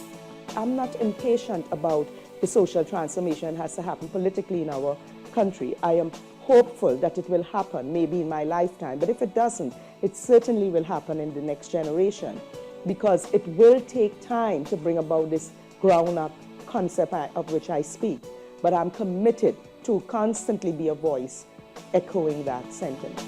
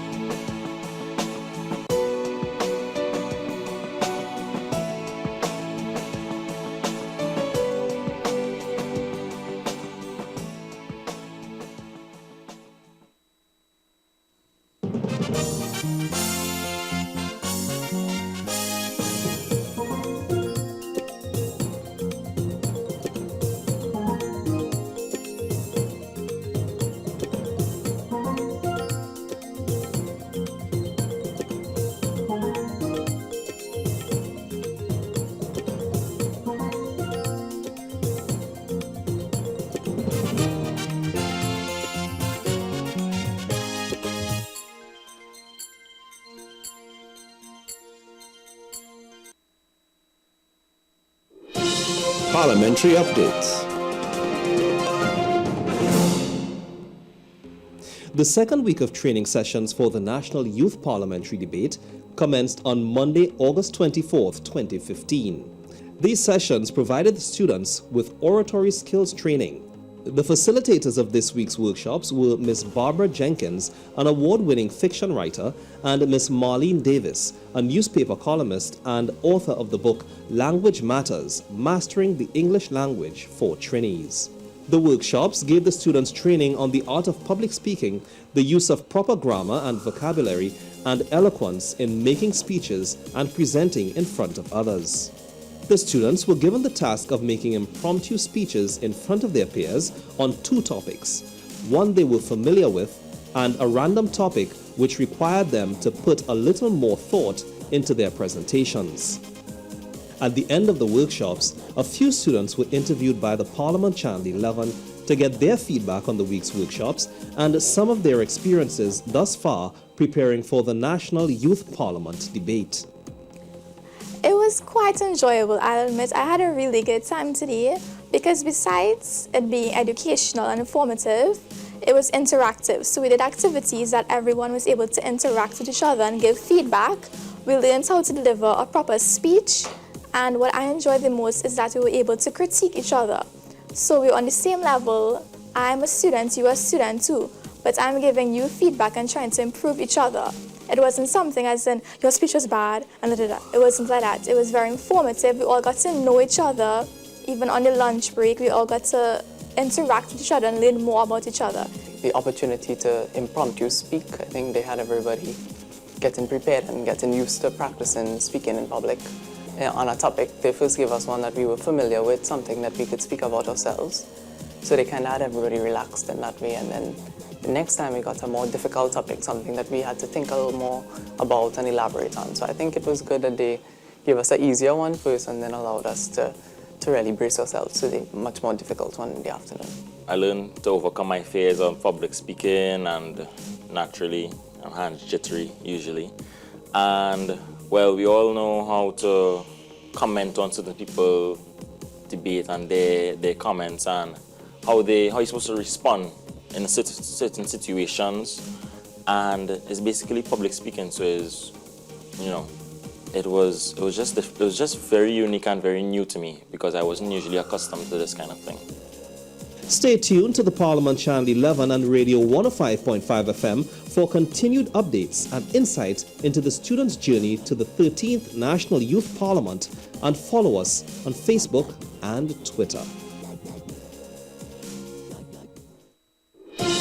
Parliamentary updates.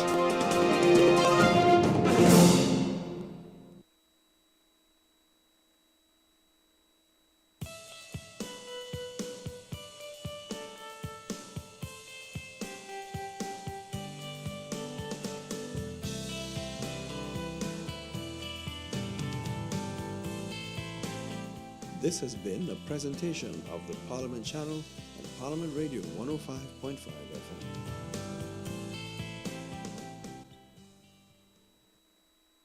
FM. From United Nations Television, this is UN in Action.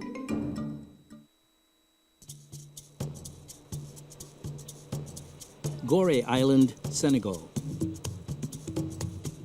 This is the house of slaves and its door of no return. The point where millions of slaves were sold and shipped to British, Dutch, French, Spanish, and Portuguese colonies around the world.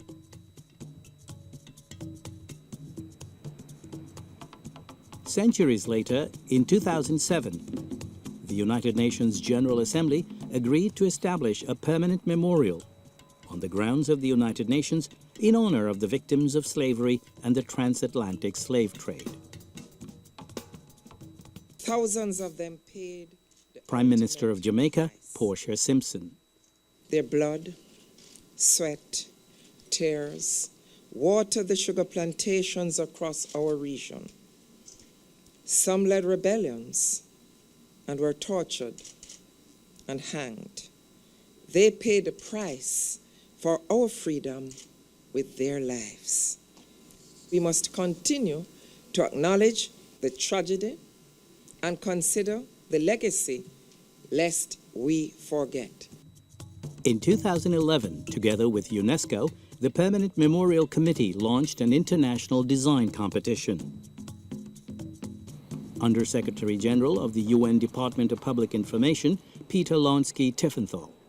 It was very important to set a symbolic gesture, a sign here at United Nations headquarters to commemorate the victims of transatlantic slave trade. And through that experience, be reminded of the atrocities committed, and at the same time to make sure that events like this would not occur again. Some 310 nationals from 83 countries and 5 continents submitted their proposals. 16 made the initial cut. Dr. David Boxer, former curator of the National Gallery of Jamaica and chairman of the 5-panel jury. Up to that stage, this was a blind competition. We knew nothing about the participants. And from that blind competition, we were able to choose 7 people, and then we were informed who they were. And I tell you, there were some surprises. An architecture student from China, famous architects from Italy, the United States, France, Colombia, Portugal, and Finland.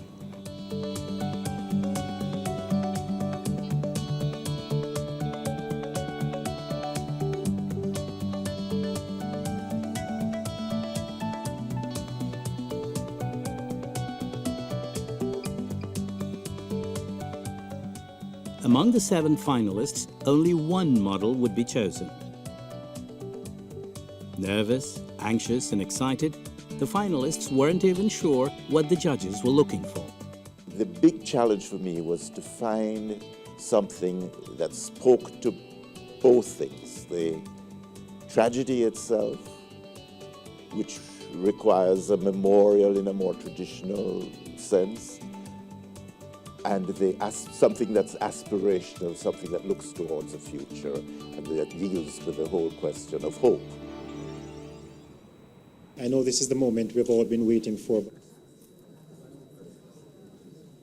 The winning design for the permanent memorial is Mr. Rodney Leon's Ark of Return.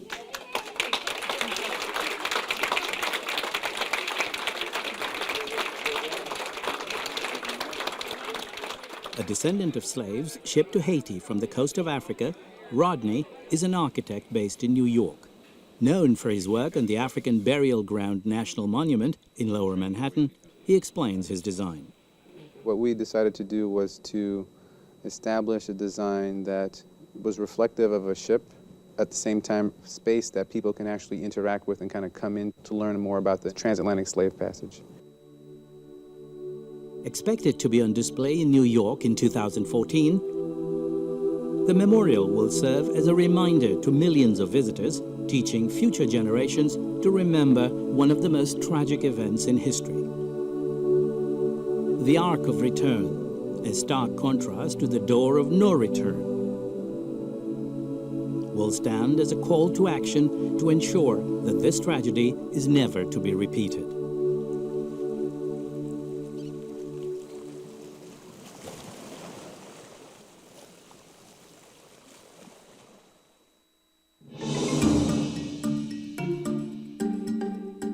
This report was produced by Mary Ferreira for the United Nations.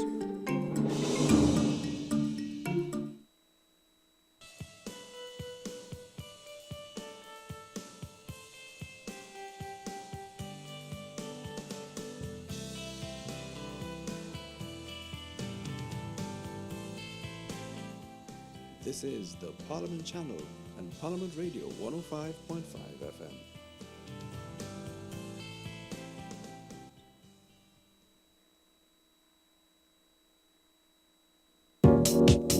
Follow the Parliament of Trinidad and Tobago on Twitter. Our call sign is @TTParliament.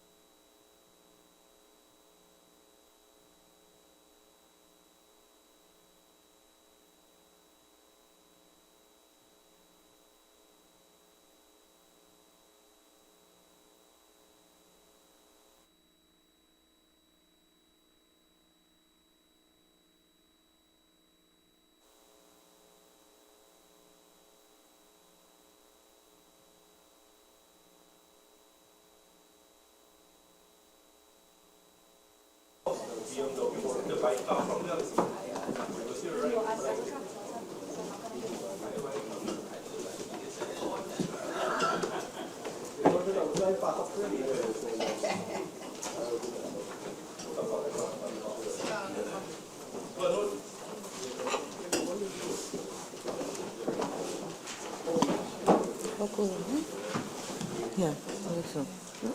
Yeah.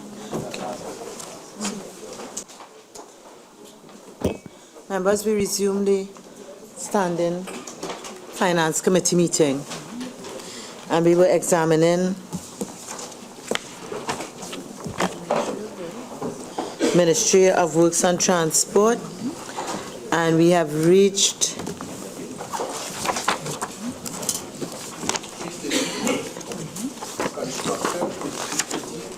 Thank you, Honorable Minister, and that is item 00.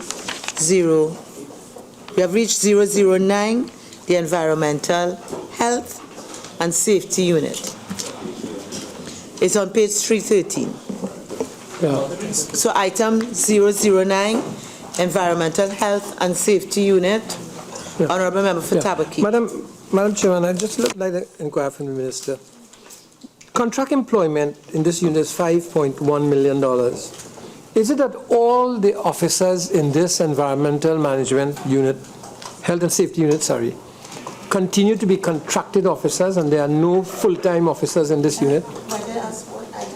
Oh, sorry. 916. Thank you very much.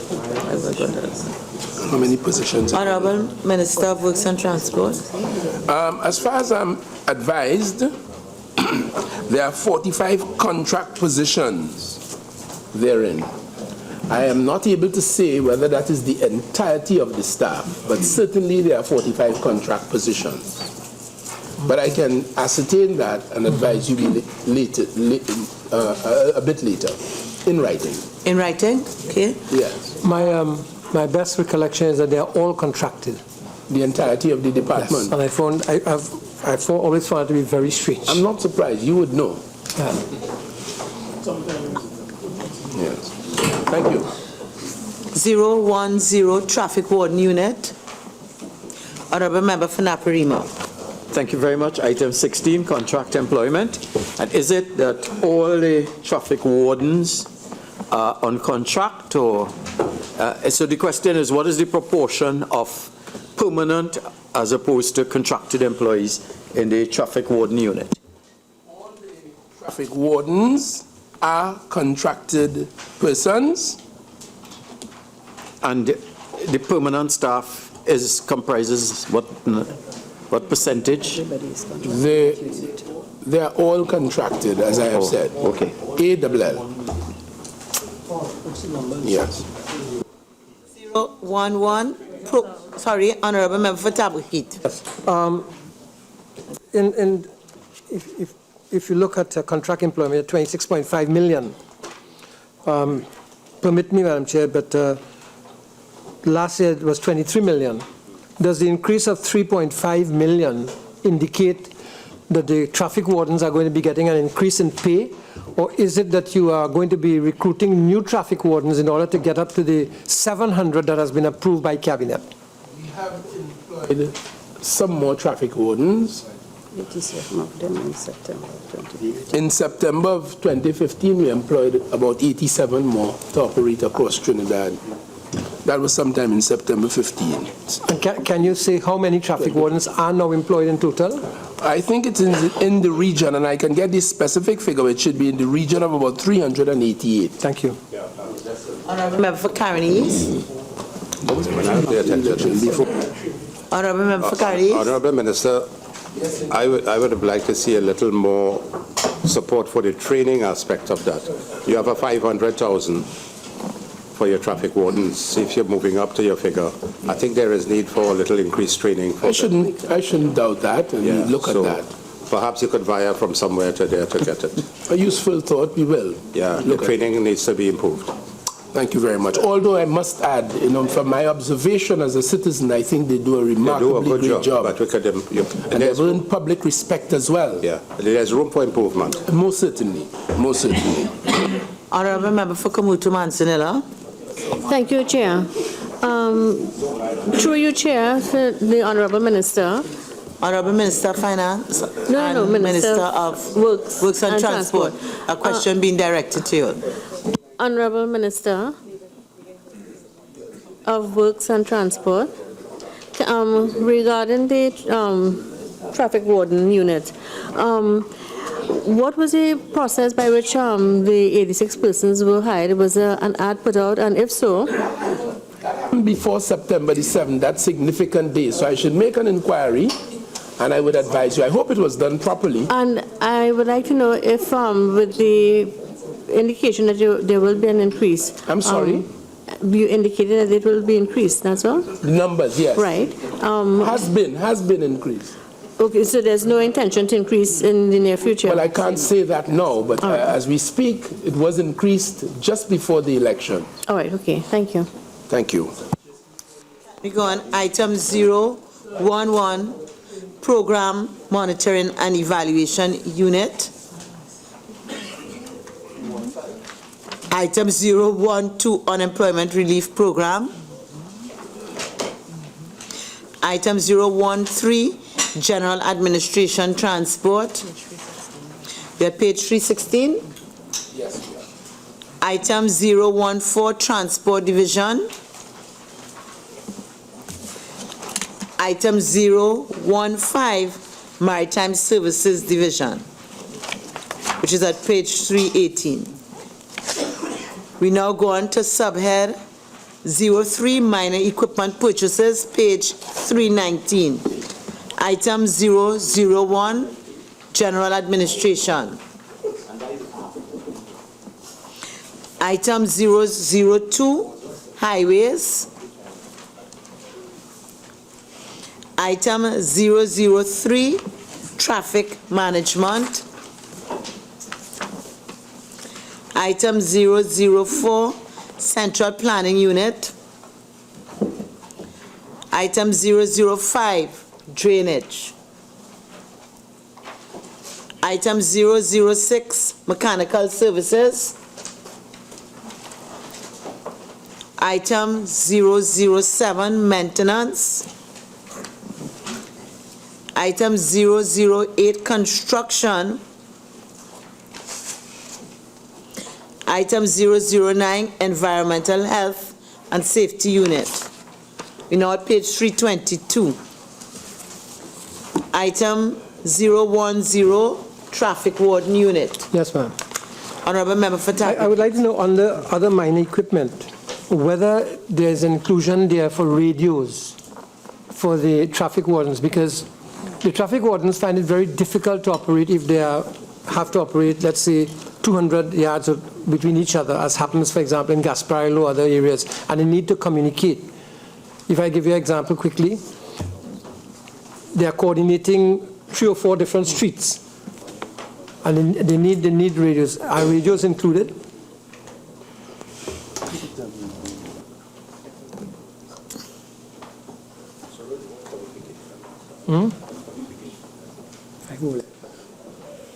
Unable to say at this time, and I should advise in writing later. But there is an allocation of 613,000 for other equipment, as you can see. I like to consider the radios for the traffic. They'll become more efficient. Okay, item 011, program monitoring evaluation unit. Item 012, unemployment relief program. Item 013, general administration transport. We're on page 323. Item 014, transport. Item 015, maritime services. We're now on page 324, subhead 04, current transfer and subsidies. Item 001, regional bodies. Item 003, United Nations organizations. Item 005, non-profit institutions. Item 006, households. Item 008, subsidies. Item 009, other transfers. Honorable Member for Tabakit. Subsidies, 008. And that's page 25 it commences on. Yes. Yes. I just want to confirm something. The $284 million, that is the estimate. I want to confirm that that is the deficit on the operation of the coastal steamers. Is that therefore the totality of the subsidies to running the coastal steamers between Port of Spain and Scarborough? Let me answer that since we made the allocation. The subsidy towards the coastal steamers, well, the fast ferry to Tobago, we are going to do a comprehensive review. The minister will be mandated to do a comprehensive review of this service because the 2 fast ferries were acquired 10 years ago, and when they were acquired they were not new. One of them at the time was about 10 years old, that's the Express, and the Spirit would have been about 3 years old. So one is almost 20 years old and now the other one is 13 or 14 years old. So we have to look at this very seriously. You'll see in the budget statement that I refer to new fast ferries. So we would have to do a replacement program. And then there was a proposal by the former Minister of Transport to look at retrofitting these vessels to use compressed natural gas. There was a view that this would save considerable sums in terms of expenditure on fuel and lubricants. So that the minister is going to be mandated to do a comprehensive review of this. This would be a contribution towards a deficit. So in other words, the ferry service earns money and expends money, and the government, this has been going on for many, many years. When I was there, this was going on way back in 1992. The government had to subsidize the ferry service. So this is the contribution towards the deficit on the operation of the ferries. And is it possible, through you, Madam Chair, to know what is the earnings or income gained by the ferry service? The second question, yes. Ferry service, so that we can know the difference between the deficit here and the income gain. If you add the two, therefore you'll know exactly what it's costing you. Right. Most certainly, I should forward that to you in writing. Yeah, I'll get the information and do so. Thank you. Item 009, other transfers. Madam Chairperson. Honorable Member for Tabakit. Thank you. Agua Santa, that's under 9.2. Agua Santa, as far as I know, is an asphalt plant that we continue to spend $6 million in order to keep that plant going. I would like to ask the Minister whether he intends to review whether the ministry needs to keep in the business of producing asphalt, or whether it will be better to buy asphalt from operators who are geared up to do it. That I articulated at the top of my presentation here today, everything is up for review. That will certainly be a part of it. Because the Minister might like to know that under the PURE program, when the price of oil fell, we were able to reduce the supply of asphalt put in place, that is supply, rolled and everything, from $700 and some dollars, I can't remember the figure, to $690 a ton. And we actually brought down the price from suppliers. And that didn't only supply, transport and rolling in place. So when the Minister spoke about value for money, I just want to give an example of how we were achieving value for money also in the ministry. Thank you, Madam Chair. Madam Chair, I just want to indicate to the Minister that a decision was taken to, in the context of recycling, to utilize crumb rubber to be part of the, and from this, to be utilized by Agua Santa and other state enterprises that deal with asphalt, to utilize, to create rubberized asphalt in order to, certainly from my recollection, it will be a thinner layer, it will last longer, and it will also therefore impact upon your value for money. And certainly would lend itself to in the environmental asset. It's for item 011, transfers to state enterprises. Is a question, or because I noticed we've been making statements? All right, Member for Tabakit. Sure. I noticed on the 9.5 that the subsidy to the water taxi or the water taxi service, the transfer is $39.4 million. And in 2015 was $37.855 million. Is this therefore the amount that is costing us beyond income to keep the water taxi service in operation? And does this include, for example, maintenance as well as any other contracts we have with the people who have been hired to operate the service? As far as I'm aware, it includes an element of maintenance, but I should get more specific information and forward that to you later. But at this stage, we can say it costs about $40 million to subsidize the water taxi service. Well, the figures are here. Item 011, transfers to state enterprises. Honorable Member for Urupu Chief. A couple of questions, Madam Chair. The matter of the repayment of the Trinidad Rapid Rail Transit System, 22.8 million, more or less. Could we have an indication of how much more is owing on this repayment for the Rapid Rail Transit System? And secondly, item number 12, interim funding for extension of Solomon Hochoy Highway to Point 14. 326, I'm at 12.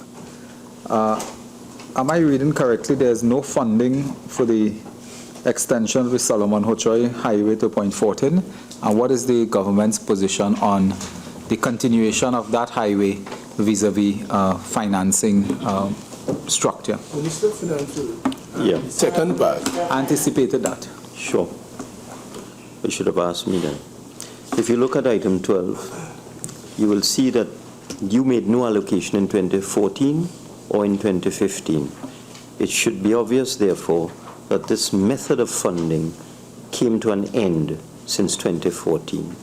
This project is a source of considerable stress to the exchequer because it was never properly funded. And it is now a challenge that the Ministry of Finance will have to face to put in place proper funding arrangements for the Point Fortin Highway. So you don't have a clue of what you're going to do? Okay. Thank you very much, I will Madam. Put in writing, Madam Chairman, I have to answer those pejorative remarks. I do have a clue that you entered into a $8.5 billion contract without a source of funds. I do have a clue that you have been funding this out of general revenues. Honourable Member. And I do have a plan, and I will write you and tell you what I will do about your mismanagement of this project. Can we move on, please? Item 011, Member. Madam Chairperson. The rapid rail, I am not in a position at this time to indicate the amount due and owing, and that should be forthcoming later. Honourable Member for Tabaki. Madam Chairperson, the Honourable Minister of Finance said that the previous government entered an $8.5 billion contract. As Minister of Works, I'm not aware of any $8.5 billion contract. What? Yeah, I know of a $5.2 billion contract. It's a $8+ billion contract. That is a matter of public record. You reported that to this House in 2015. $8.5 billion. Contract. Is there a question being asked? I want to ask the Minister to bring to the House, or to bring, before we finish this part of the debate, the evidence that there's an $8.5 billion contract. And that comes under what item? Sorry? Solomon Huchai Highway. But the question I have to ask the Minister of Finance is this. Given what he has just said, is it the intention... What the Minister of Finance? Or the Minister of Works. Okay. Is it the intention of the government to complete the highway to Point Fortin, going from the Mosquito Creek end, and as well to complete the segment going now from Gandhi Village right on to Mondesi? If you look in our manifesto, which is referred to in the budget statement, what we said was that we will complete this project that is in the best interest of all concerned, in a manner that is in the best interest of all concerned. Honourable Member for Caroni East.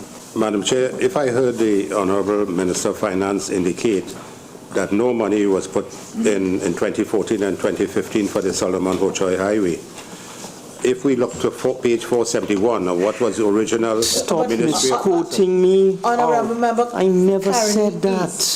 What the statement that was made by the Honourable Minister of Finance was in response to a specific question asked on a specific line item 12. Well, I'm speaking for 12. And if you look at page 471, you would see that... What, you didn't say 12, what I have before me, have no figures, 2014 actual, 2015 estimates, Madam Chair. And it was with respect to item 12. I'm speaking about item 12. Now, item 12 was brought over, if you look, it was Ministry of Works and Infrastructure. Now it's Ministry of Works and Transport. And when we look at Ministry of Works and Infrastructure under item 12, we see that in 2014, $900 million was allocated to it in 2014. What head are you on? Negating what the Honourable Minister of Finance said. Honourable Member for Caroni East, could you refer me to the page? Page 471, Madam Chair. Yes. So are we talking about the same thing? Yes, we're talking about the same thing. The works and it was formerly Works and Infrastructure, item 12, under transfer to state enterprises. He's misleading the House. And it's the same thing, item 12, under Ministry of Works and Transport. No allocation for 2015. You said 2014 and 2015. Well, there's none for 2015. You're wrong. So there was an allocation of $900 million for 2014. And none in 2015. Well, all right. Well, 2015 there's none. And so, can I ask, that's settled. Yes. Can I ask on the rapid rail issue?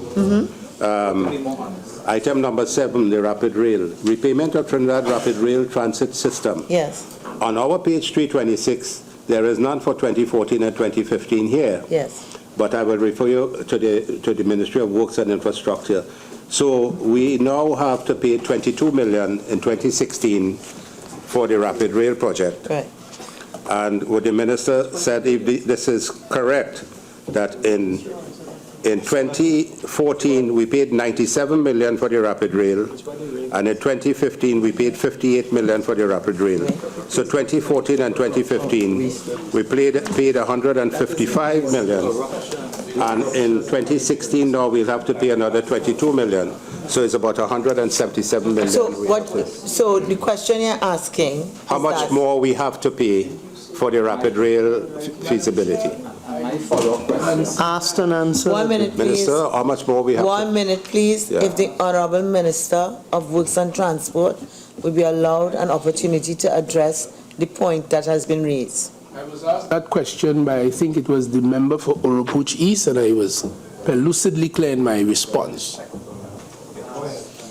All right, so that Honorable Member for Oropuch East, I think you have a follow-up question? No. All right. Okay, so can we move on? We now at 06, current transfers to statutory boards and similar bodies. Item 004, statutory bodies. Madam, sorry, Honorable Madam Chairperson, you have here, in line with what I've been asking in terms of other current transfers, Airports Authority of Trinidad and Tobago, $210,870,000. And I want to ask the same question for 3 items, if you permit me. Port Authority, who have to get $138,304,000, and the Public Transport Service Corporation, PTSC, that is supported by $370,463,125. And while you have said earlier that we cannot go into revenue, I would like to find out on each of these items, what is the revenue that is derived by the Airports Authority of Trinidad and Tobago, the revenue derived by Port Authority of Trinidad and Tobago, and the revenue derived by the Public Transport Service Corporation.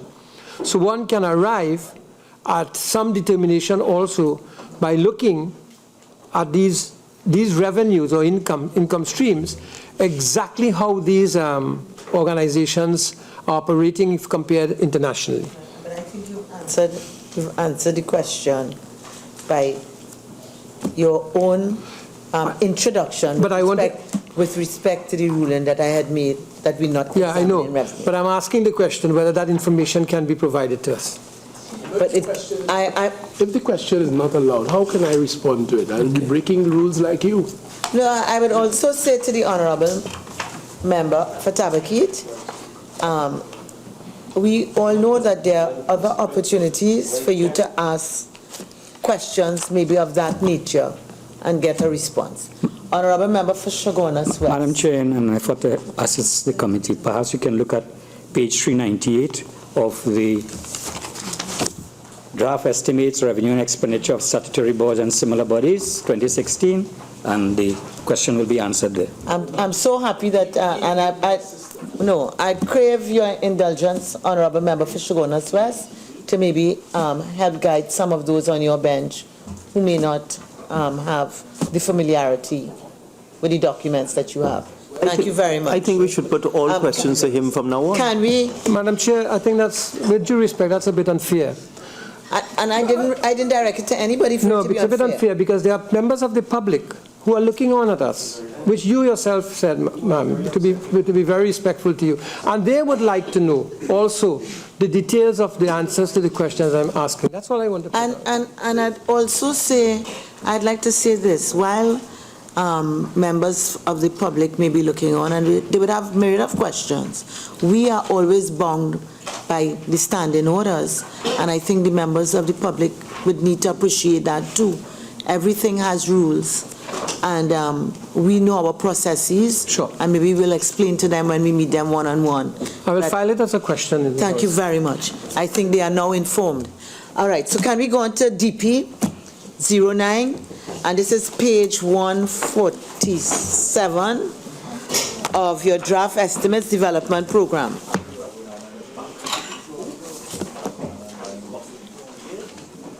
(001) pre-investment.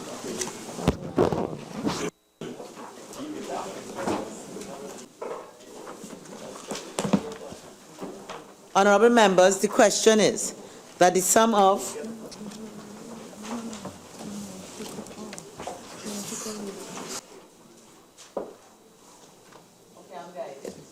so we have nothing under 001 pre-investment, 003 economic infrastructure, page 115.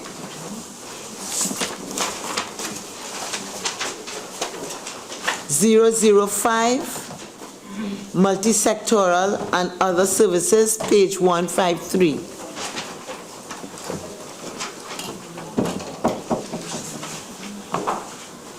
And now we go on to the infrastructure development fund, head 701.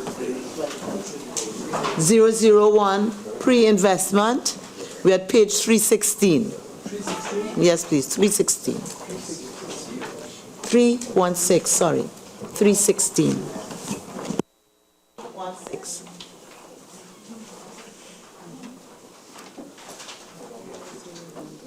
All right, we reach there?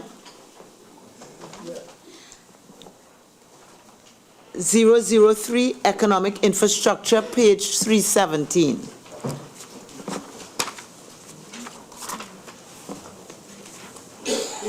Page 320. Madam Chairman. Yes, Honorable Member for Tabakit. Under drainage and irrigation, National Program for the Upgrade of Drainage Channels, Flood Mitigation, Erosion Control. Yes. On those two items, again, I don't think I'm permitted to refer to other books, but since I can't, I would like to get from the Minister what are the specific projects geographically that are going to be undertaken as a result of this expenditure. Well, I just want to say this, Honorable Member of Tabakit, again, as you refer to the members of the public. I don't think it's accurate to say that we are not allowed to refer to other books. Members here have referred to the budget statement, etc., etc. What I'm saying is that we cannot ask questions on items of revenue. And therefore, you asking, having corrected that, you're asking, you say, at page 317 under drainage, is it flood mitigation? Yes. Yes, what is your question, please? Under these programs, flood mitigation and the National Program for the Upgrade of Drainage Channels, I'd like to know specifically which are the drainage channels and the flood mitigation programs geographically and where they're located. And I guess that will have to be given in writing, yes, because that will cover some level of detail. Honorable Member for Kamuta Manzanilla. Thank you, Chair. Through you, Chair, if the Honorable Minister can identify specifically for projects in Kamuta Manzanilla, please. Thank you. In continuing on the request. Thank you, sir.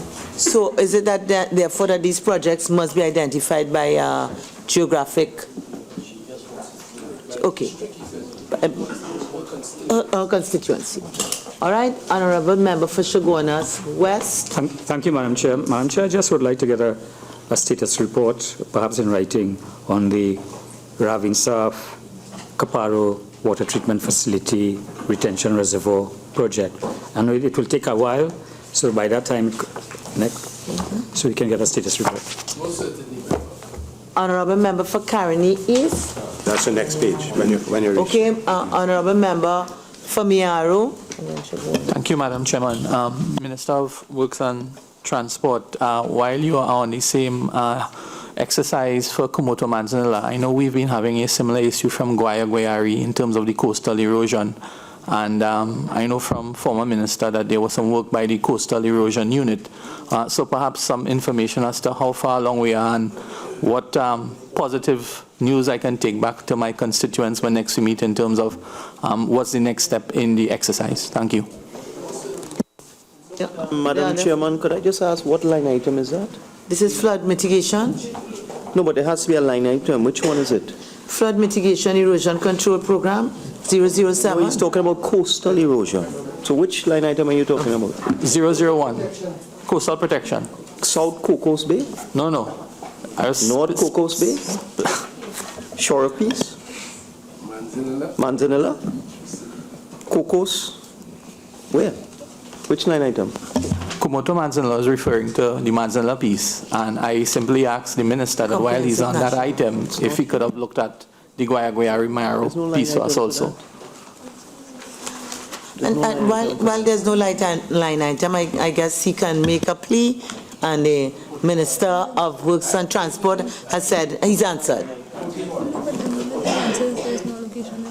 Honorable Member for Shogunas West. Madam Chair, just for clarification, I think Komoto Manzanilla asked with respect to the National Program for Upgrade of Drainage Channels. So that is what the member for Mayaro. Oh, okay. All right. Honorable Member for Caroni East. On 15. Item 15? Yeah. Yes, please. The number 260, Port of Spain East-West Corridor Transportation Project, 155 million.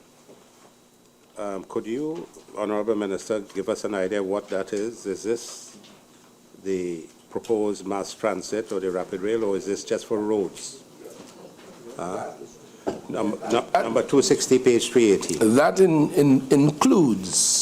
includes the very troubling Curep interchange.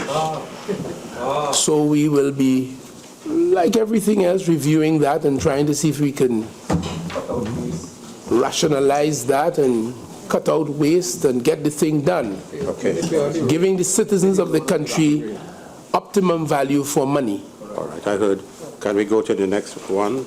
280, construction of the San Fernando to Mayaro. I think there is no funding available for that. Would you like to comment on that, Honorable Minister? Line item 280 on page 318. Item number 280, construction of the San Fernando to Mayaro. There's no funding for that. I'll answer that. As you will observe, the total allocation under this head is quite significant, $795 million. So within the context of the national budget, we must prioritize. However, this is a project that has been mentioned in our manifesto, and therefore it is a project that is of great importance, so that during the year I expect that engineering will be completed so that we can move swiftly to initiate this project as soon as possible. Honorable Member for Shogunas East. Honorable Member for Shogunas East. Okay, may I then go Honorable Member for Couva North, sorry. Thank you, Madam Chair. To the Minister, 275, Bridges Reconstruction Program. Can we get a list of those bridges that you intend to reconstruct during fiscal 2016? Thanks.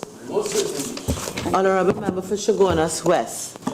Thank you, Madam Chair. Madam Chair, I see that item 286, construction of the Shogunas Ring Road, an allocation of $5 million. If you look in the budget statement, we have identified 3 population areas where we think they have reached the point where a ring road is required.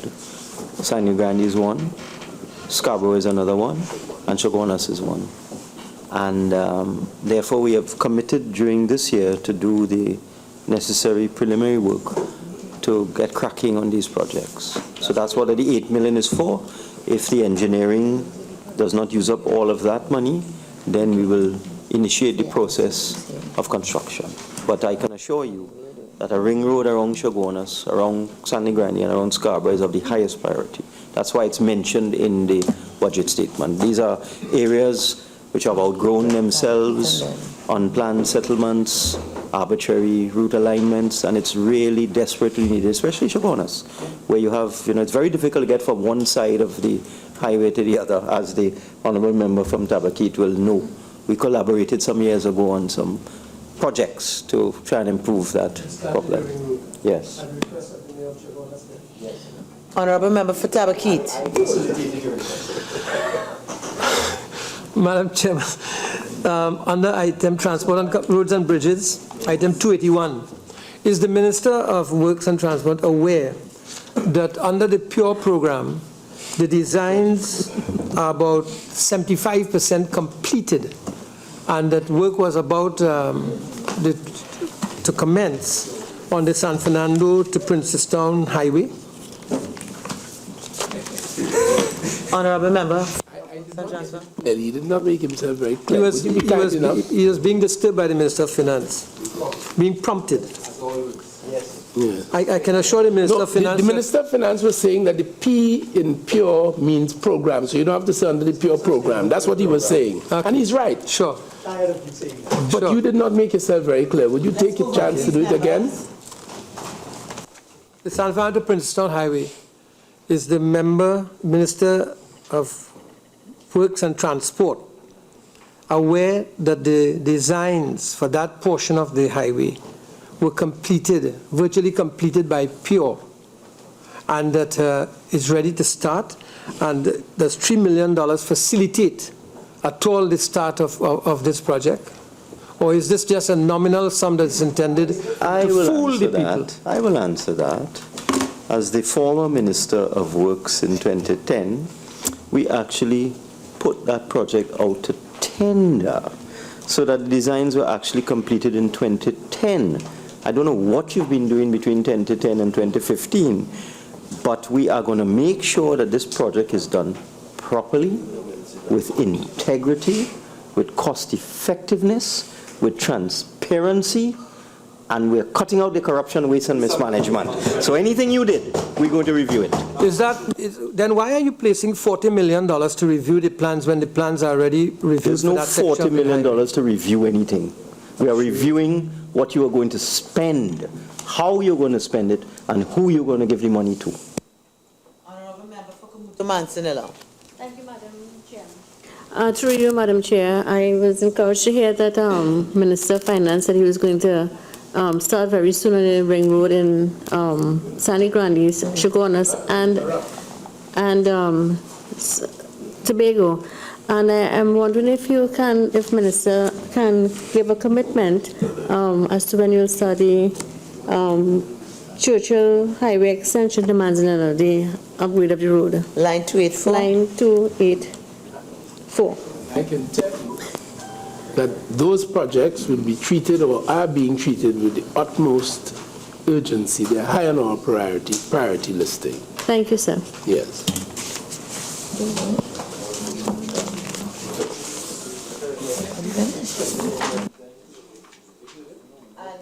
At page 320, item 005, multi-sectoral and other services.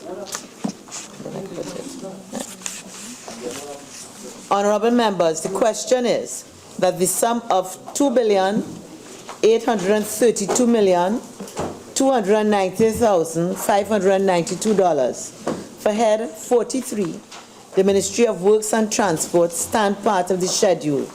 Those in favor say aye. Aye. Those against say no. I think the ayes have it. The sum of $2,832,290,592 for head 43, the Ministry of Works and Transport, now stands part of the schedule. I'd like to thank the representatives from the Ministry of Works and Transport for coming and being of assistance to the committee, and they are now relieved. Thank you, Honorable Minister. Thank you very much. Team, thank you all very much. All right. We now go on to head 75, page 521, recurrent. So while we get on that page, we just... Madam PS, thank you very much. It was a pleasure. God bless you tomorrow. This is Equal Opportunity Tribunal. Madam Chair, I just want to raise a matter to you for your guidance. This process we're engaged in, this Finance Committee meeting, as my understanding is, as the practice was last year, when some of us, but not all, participated in this. It was our understanding, and we'd like to know if that has changed, that the opening statement by a minister allowed 5 minutes, is a statement to give us some summary of his policy items, his expenditure, tell us in a nutshell about his estimates, highlight a couple items quickly that he may like to emphasize in the coming year. It was not meant to be a political statement, a continuation of the budget debate, which has closed. Is that still our understanding, or is that 5 minutes to be used and can be used for political statements? And that is also not true what you have just said. I was here last year. You all made political statements non-stop. That is my understanding, ma'am. I understand it is noted. The ADB thing. Are we ready with no the money. Honorable Minister of Finance? Honorable Minister of Finance, are you responsible for the Equal Opportunity Tribunal? Madam Chairman, as members opposite will be aware, all the items that do not have a line minister will be addressed by me. Are you ready? Are your technical people Equal here? Opportunity is here. Thank you very much. 521. Head 75, Equal Opportunity Tribunal. Head 75, Equal Opportunity Tribunal, $3,122,300. I will now invite the Minister of Finance to make a brief opening statement, not exceeding 5 minutes. Thank you, Madam Chairman. And consistent with the statement made by the member opposite, the Equal Opportunity Tribunal is an institution established to ensure that there is equal opportunity for all citizens of Trinidad and Tobago with respect to access to employment, services, and other things that all of us as citizens are guaranteed under the Constitution, under sections 4 and 5 of the Constitution. The allocation for the Equal Opportunities Tribunal, which is, it is the tribunal, not the commission. The tribunal is $5,383,500 in recurrent, and one would assume there will be some item of development program. The various heads would be personnel expenditure, goods and services, minor equipment purchases, and this is really this is a superior court of record which handles matters of discrimination. Is that good enough for you? Honorable members, the question is that the sum of $3,122,300 for Head 75, Equal Opportunity Tribunal, stand part of the schedule. Honorable members, the sum of $3,122,300 for Head 75, Equal Opportunity Tribunal, is comprised of monies proposed for expenditure under the following subheads and items to be found in the draft estimates of recurrent expenditure. Madam Chairman, could I just point out that there are direct charges with respect to this head involving salaries, allowances, and government's contribution to national insurance, totaling approximately $2 million. And therefore, the actual total is in fact in excess of $5 million, $5,383,500. Begin, we at page 521, subhead 01, Personal Expenditure, 001, General Administration. Subhead 02, Goods and Services. 001, General Administration. Subhead 03, Minor Equipment Purchases, 001, General Administration.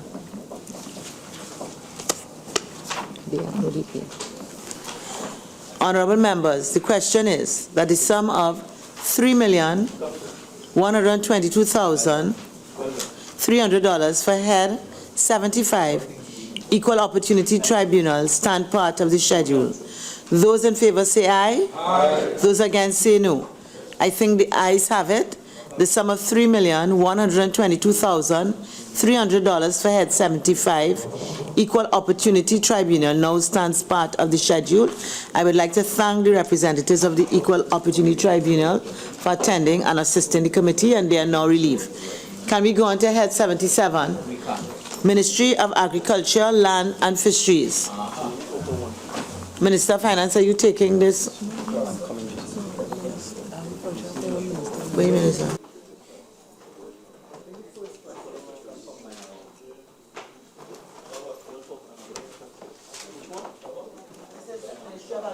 Lands and Fisheries.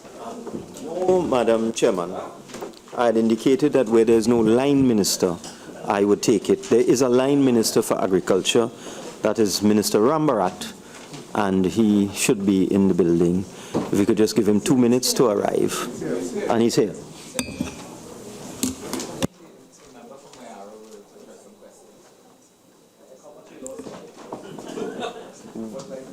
Would that be like the questions for the equal? Would that be like the questions for the Equal Opportunities Tribunal? Those were good questions.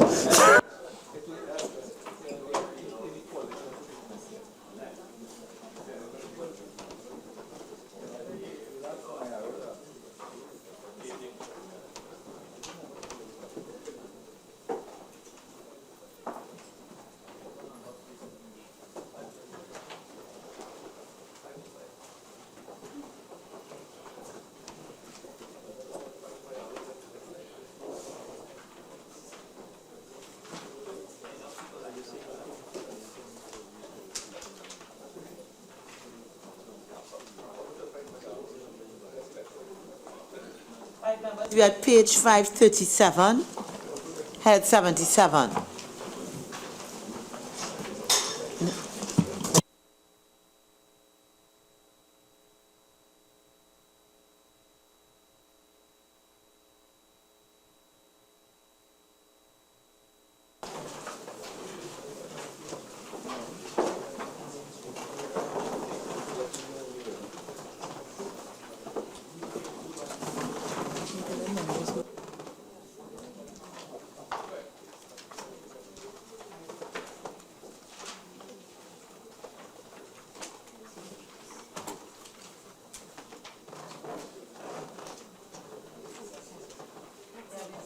$577? Yes, we are at page 537. We're just waiting for you all to settle and indicate that you all are ready.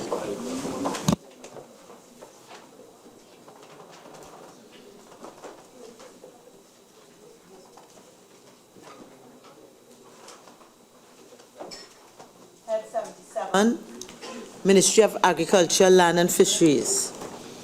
Head 77, Ministry of Agriculture, Land and Fisheries, $1,177,523,359.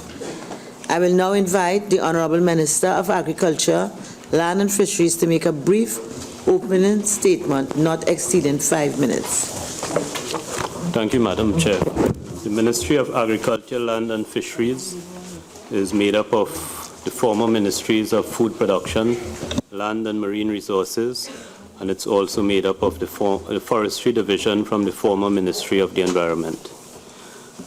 The first step in the ministry, within the first year, we expect to integrate those former ministries to create this Agriculture, Land and Fisheries Ministries. The allocations were previously in the different ministries. We're currently going through an exercise to rationalize that, in particular to look at those areas which have been duplicated, for example, human resources and accounts across the two ministries and in Forestry Division. So that exercise is taking up some time, and some of the information we would be able to give today and some we'd have to give in writing subsequently. Honorable Minister. Honorable members, the sum of $1,177,523,359 for Head 77, Ministry of Agriculture, Land and Fisheries, is comprised of monies proposed for expenditure under the following subheads and items to be found in the draft estimates of recurrent expenditure and the draft estimates of the development program. Subhead 01, Personal Expenditure, Item 001, General Administration. Honorable Member Famiaro. Thank you very much, Madam Chairman. And first, let me congratulate Minister Rambarat for his appointment to the Cabinet as Minister of Agriculture. I'm very glad that you are there. I know you and me, we've walked our constituency. I know you more than anyone else would know the plights of my constituents. I'm thankful that you're there, sir. Okay? Madam Chairman, Madam Chairman, I know we have a detour rule that we were following over the last couple of days. And in terms of quite a few of the headings as we go along, I would probably want to invoke that detour rule in terms of salaries, cost, and cost of living allowance. So, if you would call it, sure. And then we would say, if it is covered, that the undertaking, sure, given with respect to that, is okay. applicable. Yes. Thank you, Madam Chairman. Item 01 and 08, both line items. This is salaries and cost of living allowances. That's correct. And vacant post salaries and cost of living allowances. That's correct. Yeah. Finance. Would this be under your general undertaking, or do I need to get this from the Ministry of Agriculture? Madam Speaker, once it's an item of personnel expenditure, I would give an assurance that an explanation will be given for any variations, increases, decreases on all items relating to all units, departments, ministries, agencies. Okay. Tobago. Thank you very much. So can we go on to? Yes. Yes. Just both items, line items 02 and 08. Yes. We just like in writing exactly how much of these posts that are vacant, what are the classifications of these vacant posts, and are there any guarantees? And Honorable yes. Member Famiaro, I think that is what, and that's why yes. I allowed the Minister to recite it so that yes. it will bind us today. Okay, so that's clear. Yes. Okay.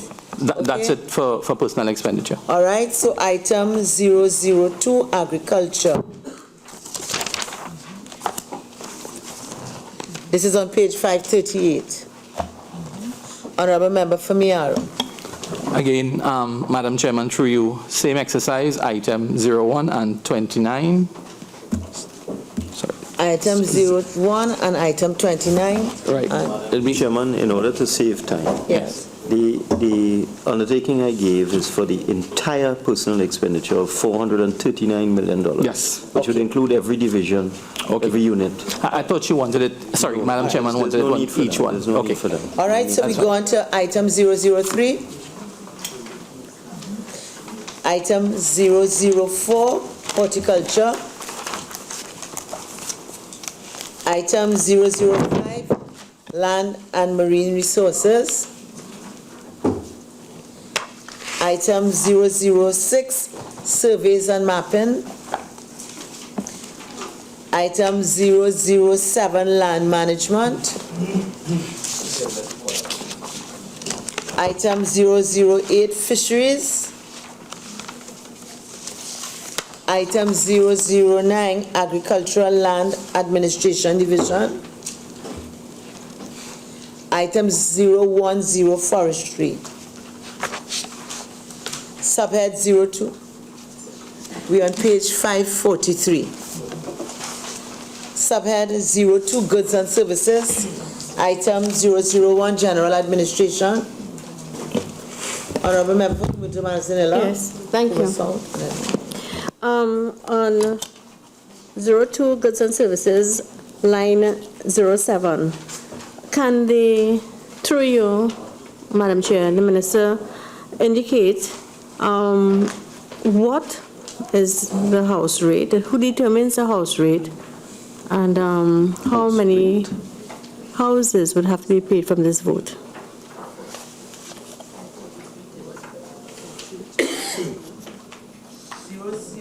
To goods and services, item 07 on page 543. And Honorable Member, if you could look at page Roman numeral 11. In writing. They're Recurrent provided in expenditure, writing. you would see a definition of house rates there. Who determines the house rate? I think How is they'll it need to be determined? provided in writing. We can give it in writing. Is that a Yeah, problem? we'll get it in Okay. writing. Well, I mean, determination So shows just it. let me repeat what it is I request you, if you don't mind, Madam Chair. It's who determines the house rate, how are the house rates determined, and how many houses have to be paid from this vote. Sure. Thank you. Might I ask, is that a question that is properly for agriculture, or is that a question for local government? I find it odd because house rates are usually associated with boroughs and Yeah, cities.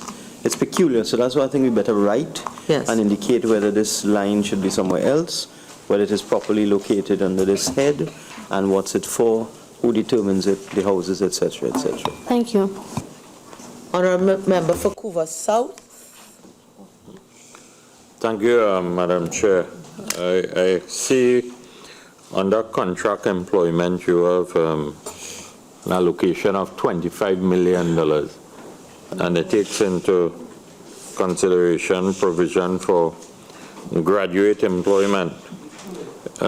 Could you give a breakdown of how the ministry intends to monitor or review this contract employment and monitor, and how many persons may be employed, and the classification of contract employment in terms of the different jobs? And also I am seeing short-term employment of $2,250,000 also. And if you could give an explanation of what is this allocation of fees of $4.5 million.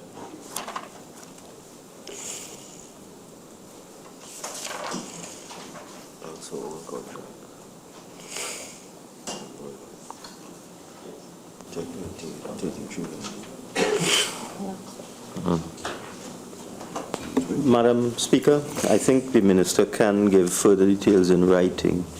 But just to repeat, short-term employment is employment for 6 months or less. It is not really associated with positions, and it's to deal with the exigencies of the service. With respect to fees, these would be licenses and other fees that the ministry would have to pay as a result of being a member of certain organizations and so on. I think the Minister could also give further elucidation in writing with respect to contract employment and so on. Would appreciate, and this short-term, well, graduate employment and short-term will be advertised. How will these persons be recruited? As I indicated yesterday, I am in the process of finalizing the terms and conditions for graduate employment, and this will be communicated to all ministries shortly. I would not want to prejudge, but of course we're going to engage in advertisement. I hope you... Thank you, Madam Chairman. To the Minister of Agriculture, there's a line item, item 28, other contracted services for $33 million. Could the Minister give us an idea of what are some of those contracted services, the categories? And secondly, are these services normally advertised, or would they normally be based on sole selections? Thank you.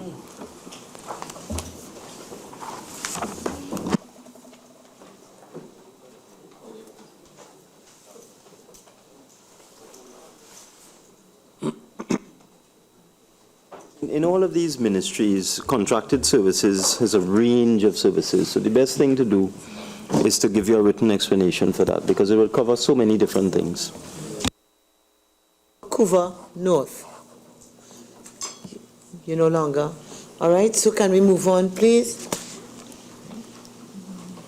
We are now at item 002, agriculture, which is on page 545.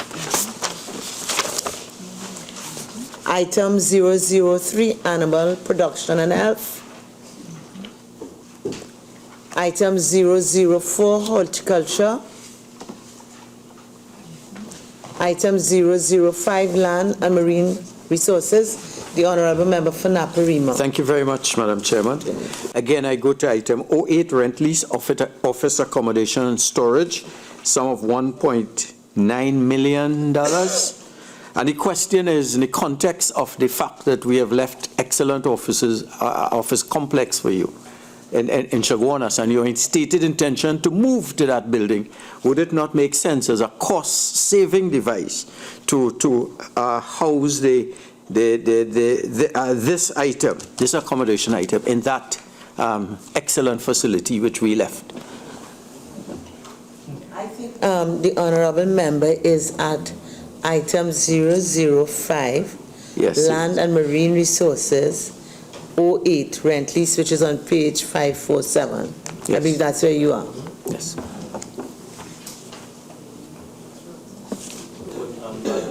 Chairman, there will be contractual obligations which would have been entered into by the former administration.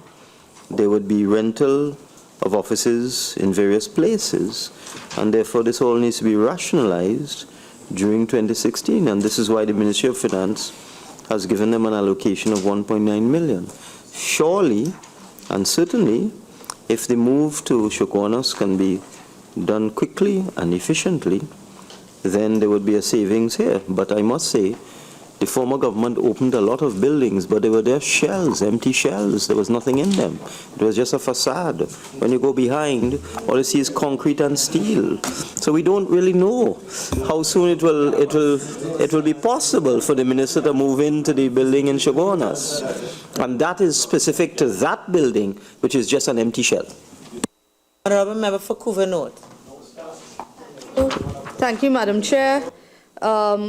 Under 005, Land and Marine Resources, 16, contract employment. I'm seeing $7 million for contract employment.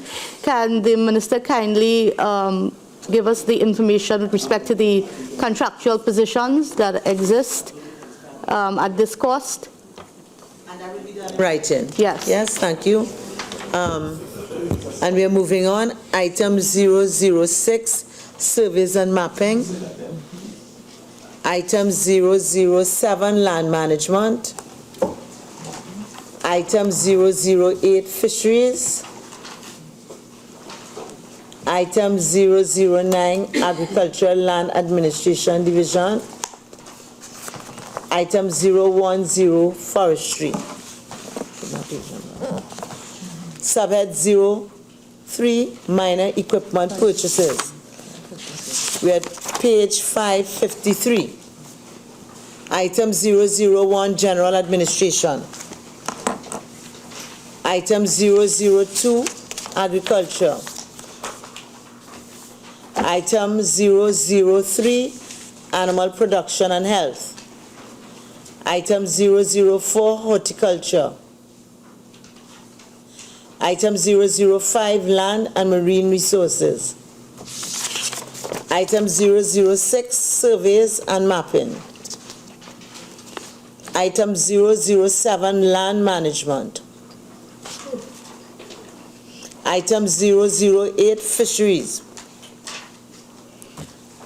Item 009, agricultural land administration division, and we are at page 556.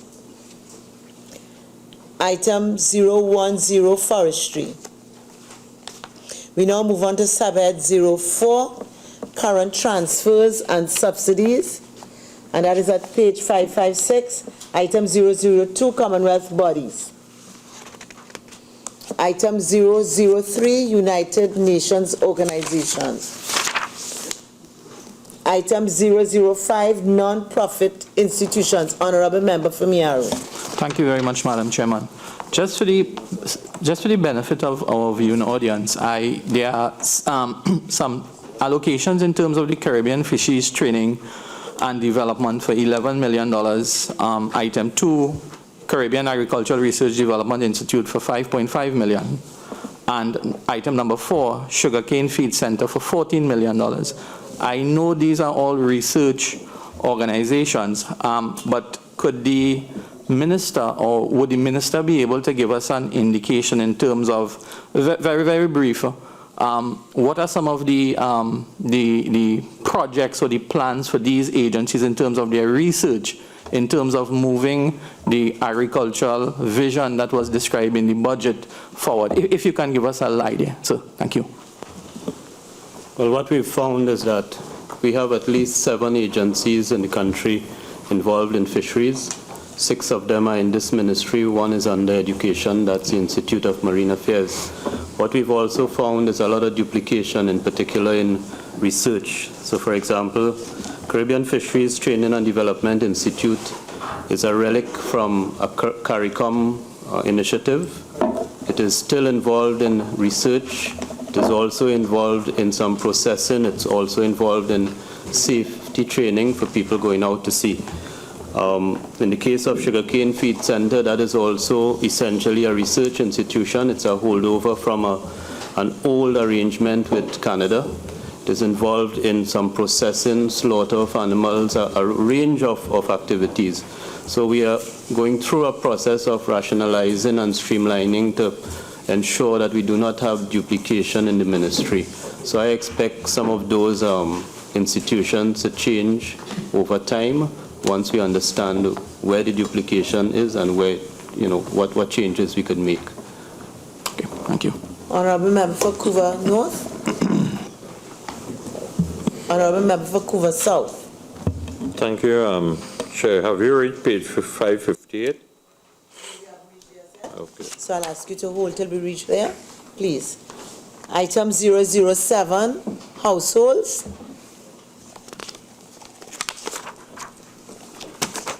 Item 008, subsidies. Honorable Member for Miaro. Thank you, Madam Chairman. In terms of item 1, agricultural incentive program, can you give me an idea, Minister, who are normally the recipients of that incentive program? Who would be the recipients of that? The process.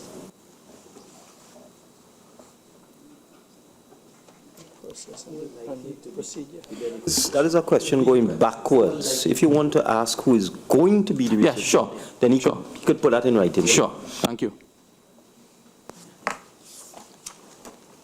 Honorable Member for Couva South. Thank you again, Madam Chair. I see an allocation of $4.7 million for the youth apprenticeship program in agriculture.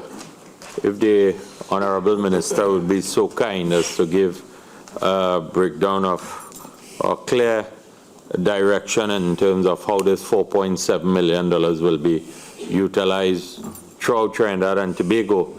And in addition to that, I'm not seeing any kind of support. I know that there was a program that was named Agriculture Now that was operating out of a former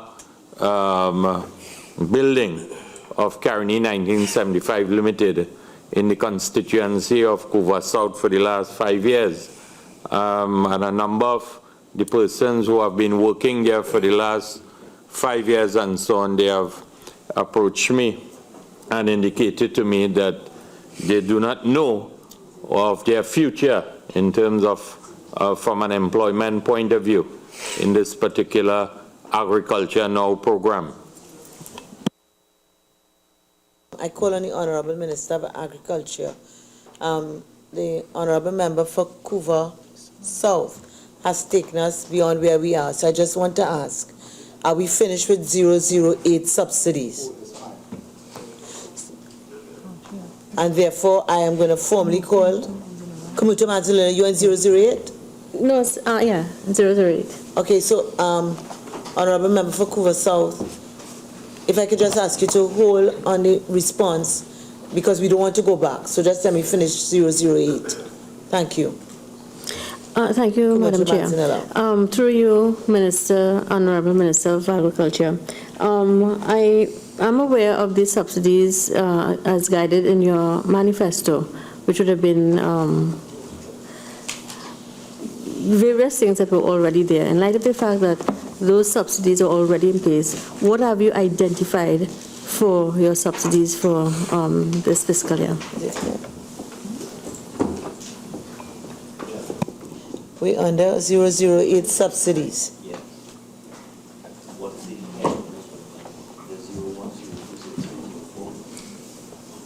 Honorable Member Kamuta Manzanilla, that's a general question that you're asking, or is it related to one of these items? Under 008 subsidies, you have 01, Yes. agricultural incentive programs, and Yes. 02.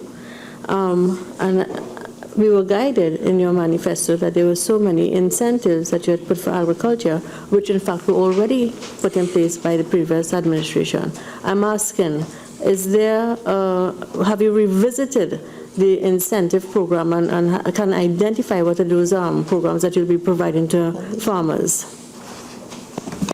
Unfortunately, that entire question is based on a series of false premises. In the first instance, agricultural vehicles are still subject to customs duty and motor vehicle tax. Agricultural vessels are subject to customs duty, and so on, and so on, and so on. It is a falsity for people to say that all of the things that we propose to do have already been done. That is just not true. It is like the 35 million allegedly lent to farmers from the ADB. That also is not true. We are not providing incentives in the form of an incentive on this line item. What we are doing is we are waiving all taxes, duties, motor vehicle tax, value-added tax, any other tax related to approved inputs to agriculture, approved vehicles, approved fishing vessels, and so on. So we are waiving taxes. That is the incentive we are giving, specific to the point you are raising, in addition to also supporting the Ministry of Agriculture in its overall program of providing other types of incentives to farmers. Member for Tabakit. Yes, thank you, Madam Chairperson. I just wanted. Where is Oh, no. All right. So can we go on to 009? And therefore I call on the Honorable Member for Couva South. I think he asked this question. It's a question. I don't know if the minister would like me to repeat or got a firm grasp of what I said.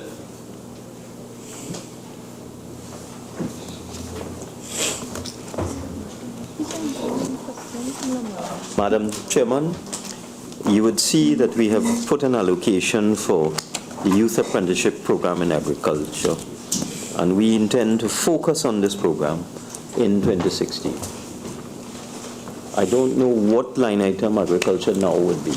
Could you direct me to it? No, I am saying that I know of a program that was operating in a former building of Caroni 1975 Limited by the name of Agriculture Now. Yeah. Is it part of the Youth Apprenticeship Program in Agriculture? Because I'm seeing no line item for it and so on. My understanding, the entire complement of workers have come to me indicating that they know nothing of their future. In fact, I think that they have already been served with termination letters and so on. So I'm just seeking clarification, and if this is part of the overall vision of expansion of the agricultural sector. Right. Again, that information is incorrect. They were given short-term contracts which ended.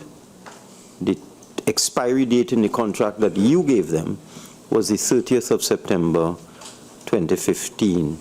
However, we've put this allocation for the Youth Apprenticeship Program to try to encourage young people to get involved in agriculture. And we will examine all programs past and the ones going forward to see which ones are most relevant. And I'll ask the Minister to look at this Agriculture Now thing. But it is not correct to say they have been terminated. You can't terminate a contract that has come to an end. You may have your own views, Madam. Still speaking. I have experience in terms of what is continuous. You have asked You've asked a question, you're getting the answer, and Madam and you Chair, can, I agree. Honorable member, if you wish, you can ask a supplemental question following from the answer, but let's get the answer and then the question, and then another question if you wish. Chairman, this is across the board. The former administration entered into short-term contracts with an expiry date of the 30th of September. These people have not been retrenched. Their contracts came to an end.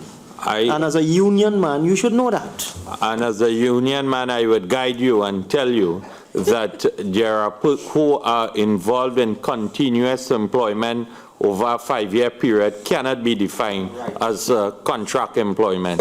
This is the high-handedness of this government. Honorable member for Couva South, is the question that you're going to put that these are long-term contracts that have been rolling over? Is that the question you're going to put? Well, that is the direction of the discussion, Madam Chair. No. I want to know if that's a question because you just made a statement. No, well, I am entitled to guide the Minister of Finance. All right. He's short on... Honorable member for Tabakit. Madam Chairman. Honorable member for Tabakit. These are pejorative statements. Short-term contracts for election could never be long-term contract. 5 years, for the last 5 years, Madam Chair. You had election contracts for 5 years? Honorable member for Tabakit. Thank you, Madam Chairperson. To the Honorable Minister, the Seafood Industry Development Company Limited was set up way back on March 31st, 2006, and of course a wholly owned state enterprise that was there to modernize the fisheries and aquaculture sector. Does the minister intend to do an analysis of a cost-benefit analysis of this Seafood Industry Development Company Limited in order to see whether it is meeting its mandate and whether these sums of money, like $8 million on a yearly basis, justifies the existence of this company in terms of its value-added contribution over the last 9 years? Madam Chair, through you, I referred previously to the 7 agencies involved in fisheries. The Seafood Industry Development Company is one of those agencies. We're doing the review, and based on that review, we'll determine the future of the Seafood Industry Development Company. Honorable member for Shogunas East. Madam Chair, to the Honorable Minister, I noticed in other transfers, 05, I listened to the Honorable Minister in his opening remarks when he indicated that he had found some duplication of opportunities in the ministry. Could you elucidate for us with this 3 million allocation on tourism development facilities?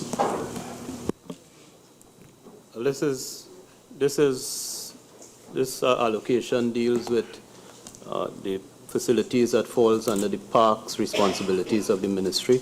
So this covers the proposed development for San Fernando Hill, Fort St. George, Coral Recreation Facility, the Water Wheel in Diego Martin, Matura, where we have works planned and activities continuing and daily paid workers employed. Honorable member for Miaru. Honorable member for Naparima. Thank you very much. Madam Chairman, looking at item 03, expansion and development of the farmers market, would the Honorable Minister give us some idea of the areas, geographic areas in which this would be expanded, the reason for the expansion, and whether the constituency of Naparima would be included in that expansion? Madam Chair, through you, I would like to put that response in writing. Okay, so can we go on to item 010, other transfers abroad? Item 011, transfers to state enterprises.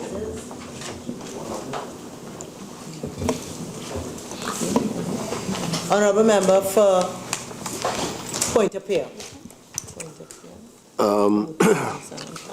Madam Chair, under 08 line item, Agricultural Society of Trinidad and Tobago. In 2015, the revised estimate was approximately 2.7 million, and 2016 estimate is 4.3. Through you to the Honorable Minister of Agriculture, what would give rise to this increase of approximately 1.6?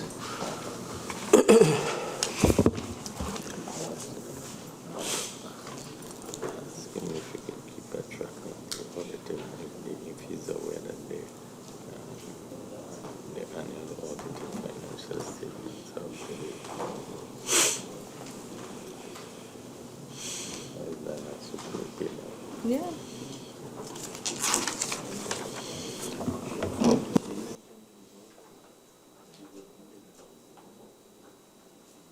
Madam Chairman, as you may recall, or as members opposite should know, the former minister was continuously embroiled in a battle, including litigation with the Agricultural Society, and there are copious news reports many news reports to the effect that he refused to give them any money. But we in the PNM intend to resolve the issues with the Agricultural Society, and that is why we have put an allocation for them where you gave them nothing. Honorable Member for Miaro. Thank you, Madam Chairman. To the Minister of Agriculture, for years, referring to item 011, sub-item 01, Cocoa Development Company of Trinidad and Tobago, an allocation of $14 million. The cocoa industry has been receiving some issues, some problems, troubles over the last few years, and I am interested, and for the benefit of the viewing audience, with this injection of $14 million into that company, what can we expect in terms of an outcome based on this investment over the next probably 12 to 24 months? Thank you.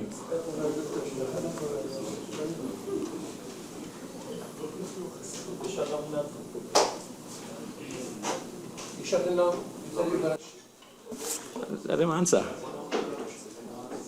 The man answered. Only, you know. And you wouldn't like what I would say. Again, Madam Speaker, the members opposite should know, unless they have temporary amnesia, that that's another thing. I remember distinctly during a debate in Parliament asking the former minister, asked him a question about why did he shut down the Cocoa Development Board. And he said they were irrelevant. So he said the Ministry of Agriculture could handle the functions of the Cocoa Development Board. So this is the new entity that has been formed to handle cocoa.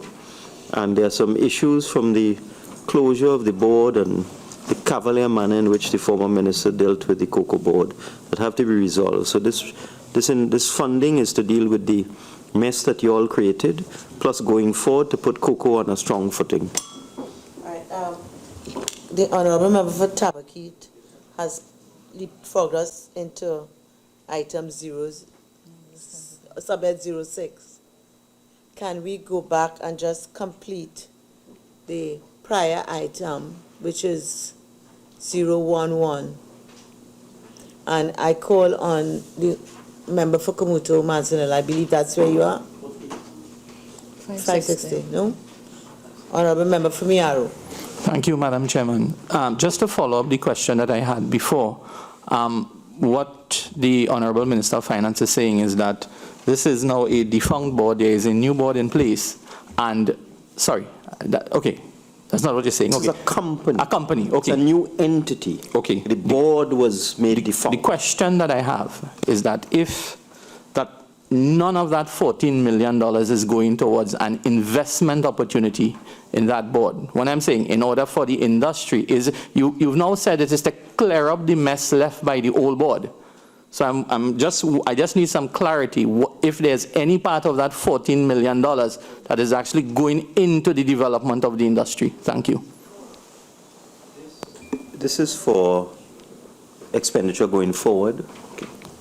If you look lower down at 10 on the 06. See it? You seeing it, same page? 0610? Yeah. Right? And you see the explanation? Board disbanded in accordance with Cabinet Minute 2907, dated October 17, 2013. So you mash up the board. So that's what that money is for. Okay, thank you.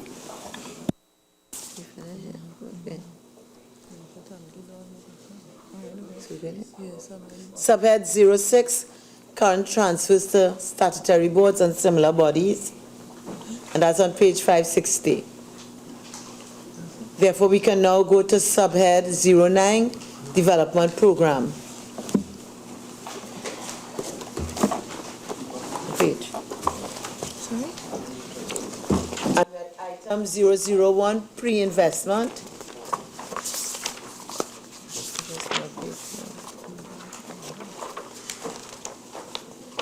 And we had page 5, we had page 366 in the development program estimates. 366. Okay, so at page 367, where the pre-investment program. I'm sorry. We're looking at the IDF, so I'm sorry. Sorry.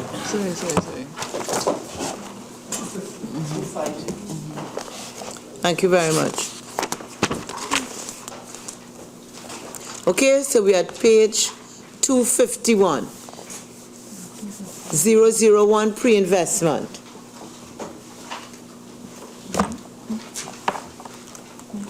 Oh, no. 002 productive services. Productive sectors. That is at page 252. Item 003, economic infrastructure. 002? Yeah. Honorable Member for Tech parks for new product development and provision facilities. And provision of facilities. Where are these tech parks to be located? And what is the nature of this tech park? Tech parks. Yeah, parks, yeah. The packaging, sorry. What are these? What is it you have in mind here? You will get more details in writing, but it's something that DevCo develops. Oh, I see. But you'll get more information on that in writing. Okay. Honorable Member for Kamuta Mansinala. Thank you, Chair. To the Minister, Honorable Minister of Agriculture, to you, Chair.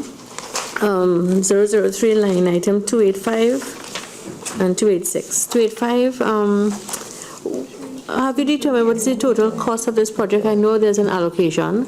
And was any research conducted prior to the establishment of this project to determine its feasibility? You are referring to 285 or 286? 285. When you ask about feasibility. 285. Okay. I'll forgive you because you're new.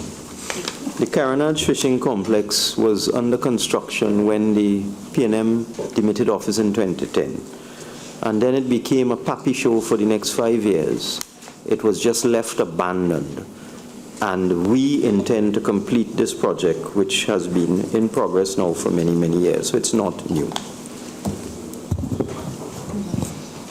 Honorable Member for Couva North. Thank you, Madam Chair.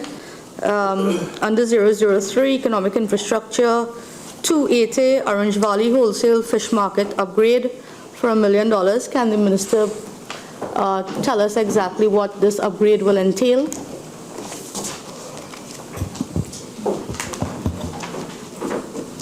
I'm advised it's a NAMDEVCO project, and I will look at this since you have raised it and see whether we need to supplement this vote during the fiscal year. Thank you very much. You're welcome. As the Minister is on the matter of increasing this vote, I would like to draw the Minister's attention to the Las Cuevas fishing facilities. Is that listed here? It's not here. It's not here. But I want to draw the Minister's attention to it because I visited it. It's in a very dilapidated state, and fish products are being processed and sold under some very, very poor conditions, unsanitary conditions. I'm very happy the member is visiting areas outside of Mayo. Mayo. Mayo is only one village in Tabakit. I know what I'm saying. And I am very pleased that you have zeroed in on a PNM constituency and it will be given favorable consideration. Like all constituencies. Don't talk about the health. Item 004, social infrastructure. Item 005, multi-sectoral and other services. This is at page 259.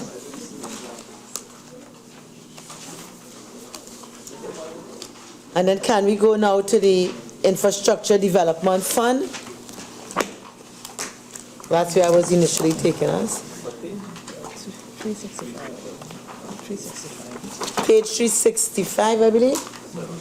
Page 367. Thank you, Honorable Minister. Yeah.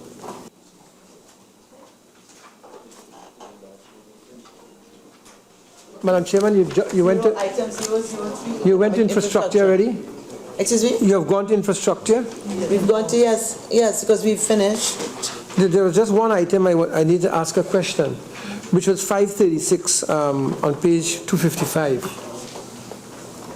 One question. Yeah, one question. Taking us back for one question. But it's an important question. Yeah, I have no problem. I just want to limit us to one question. Well, how are people going This is page what again, please? 255. Thank you very much. Establishment of community-based aquaculture programs.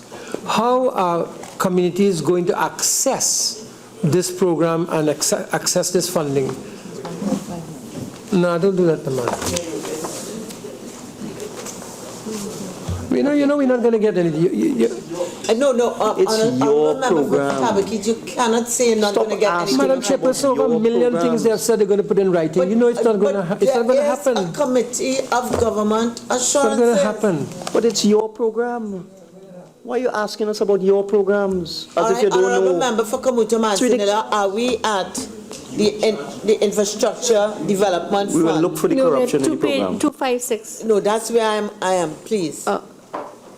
Okay, we are at page 367. Item 003, economic infrastructure.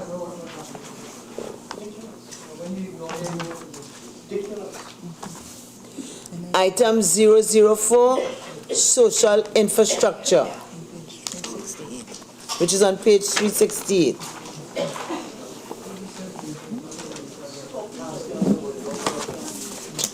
Honorable members, the question is that the sum of $1,177,523,359 for head 77, Ministry of Agriculture, Land and Fisheries, stand part of the schedule. Those in favor say aye. Aye. Those against say no. I think the ayes have it. The sum of $1,177,523,359 for head 77, Ministry of Agriculture, Land and Fisheries now stands part of the schedule. I want to thank the Honorable Minister of Agriculture, Lands and Fisheries and his technocrats for attending to assist the committee, and they are now relieved. Can we move on to head 09, Tax Appeal Board? Correct, yes. Yes? Yes. And do I take it that the Minister of Finance, this is under you? Tax Appeal Board. Yes. You again? You need a break? We could go after this, sir. Omnipresent.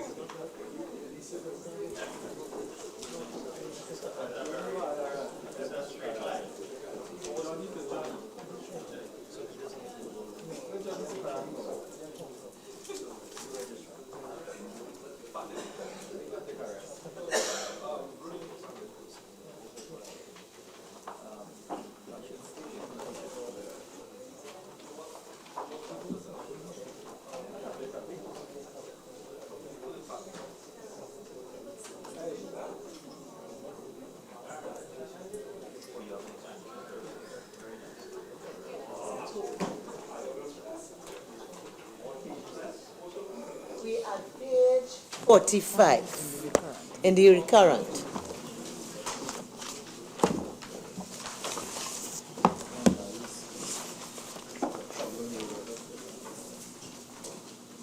Okay. Put on commuter management one day. Are we ready, Honorable Minister? Okay. Head 09 Tax Appeal Board, $8,587,800. I will now invite the Minister of Finance to make a brief opening statement, not exceeding 5 minutes.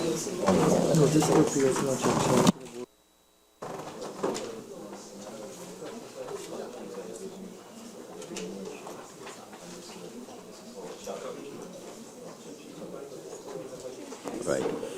The Tax Appeal Board adjudicates on challenges or objections to determinations made by the Board of Inland Revenue and by Customs and Excise Division. It is a court of superior record. Honorable members, the question is that the sum of $8,583,800 for head 09 Tax Appeal Board stand part of the schedule.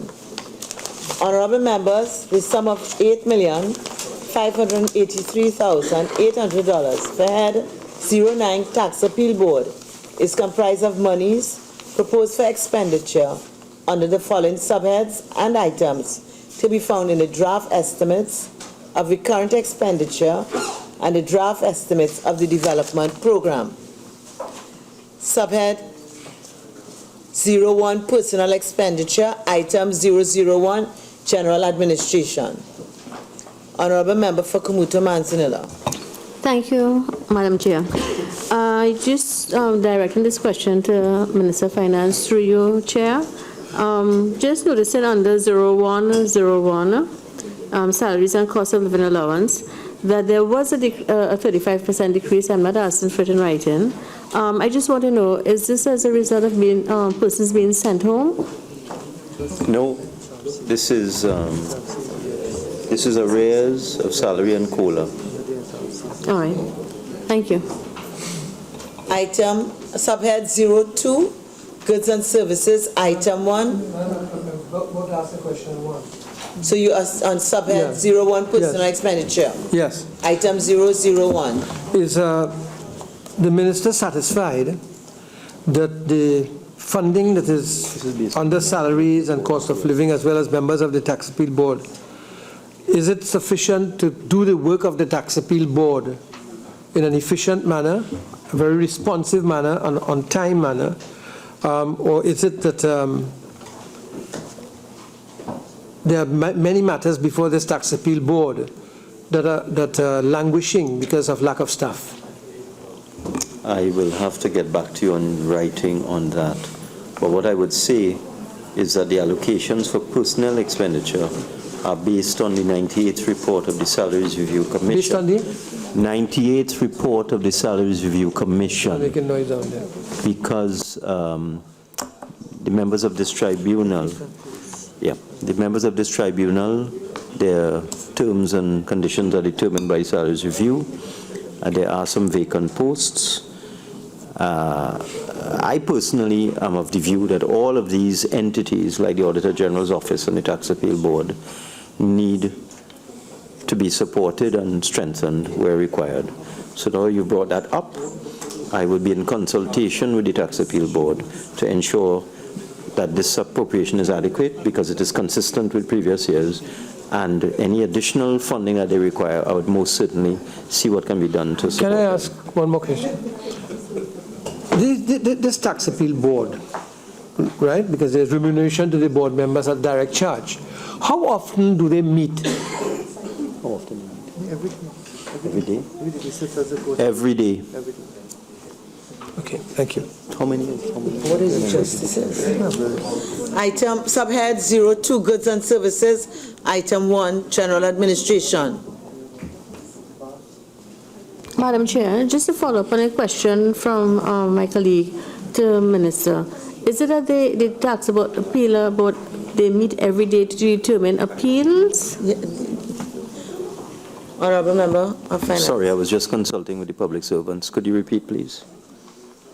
You were indicating that they meet every day. Is that to review appeals that come before them? That's to determine appeals. Okay, They are good. court. Thanks. And they meet every day. There are 3 members of the tribunal and a chairman, and they settle about 100 matters a year.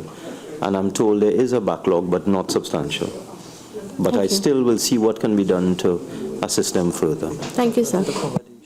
Apparently there are difficulties with accommodation.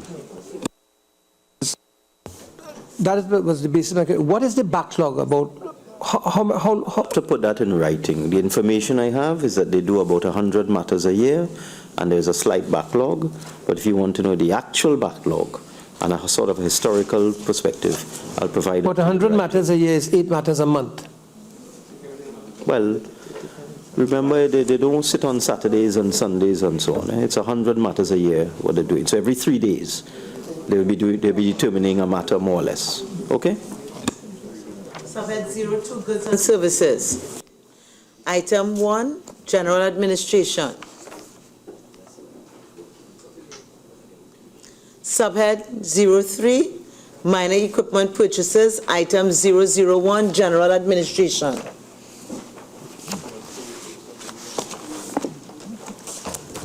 Subhead 09, we're going to the Development Program, and this is on page 15 of the draft estimates for the Development Program.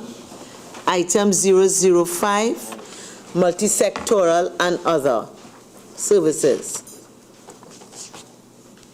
Honorable Member for Kamuto Mansanilla. Thank you, Madam Chair. I noticed under 004, upgrade of library. I haven't jumped, right? No, you're in the right place. All right, good, nice. Just looking at it, and I'm seeing that there is a estimated 300% increase in the estimated revised costing for the library. Is this as a result of the increase of goods and services due to the incentives being removed of the fuel and so forth? What is the how is it? Yeah. Thank you. You wish to know why the allocation for the library has been increased? Yes. That's the question? Yes. Yes, that's the question, Honorable Well, Minister. in percentage terms, it may seem big, but it's just $1.2 million. So it's not huge in the overall scheme of things.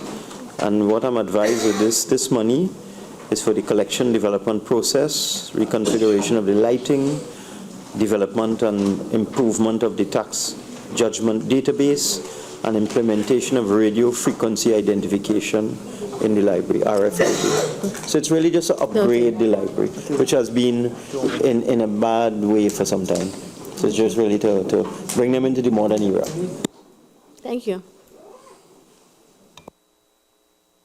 Honorable members, the question is that the sum of $8,583,800 for Head 09 Tax Appeal Board stand part of the schedule. Those in favor say aye. Aye. Those against say no. I think the ayes have it.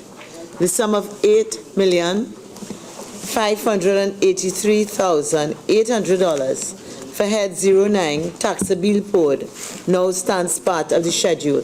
I'd like to thank the registrar and the other representative from the Tax Appeal Board for attending, and you are relieved. Thank you very much. Honorable Minister of Finance, do I take it that you are also the other two heads? Could we therefore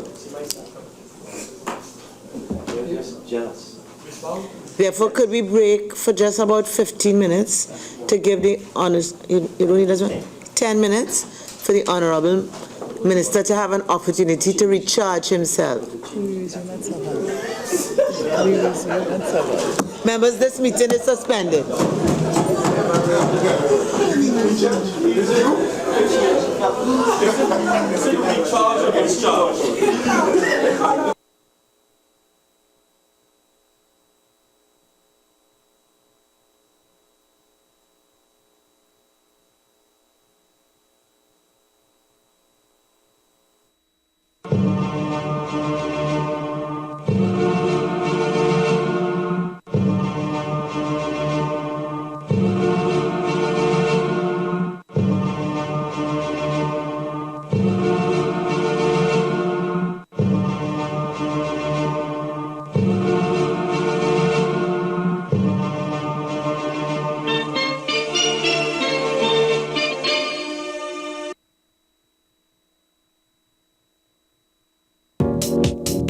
Follow the Parliament of Trinidad and Tobago on Twitter. Our call sign is @TTParliament. From United Nations Television, this is UN in Action.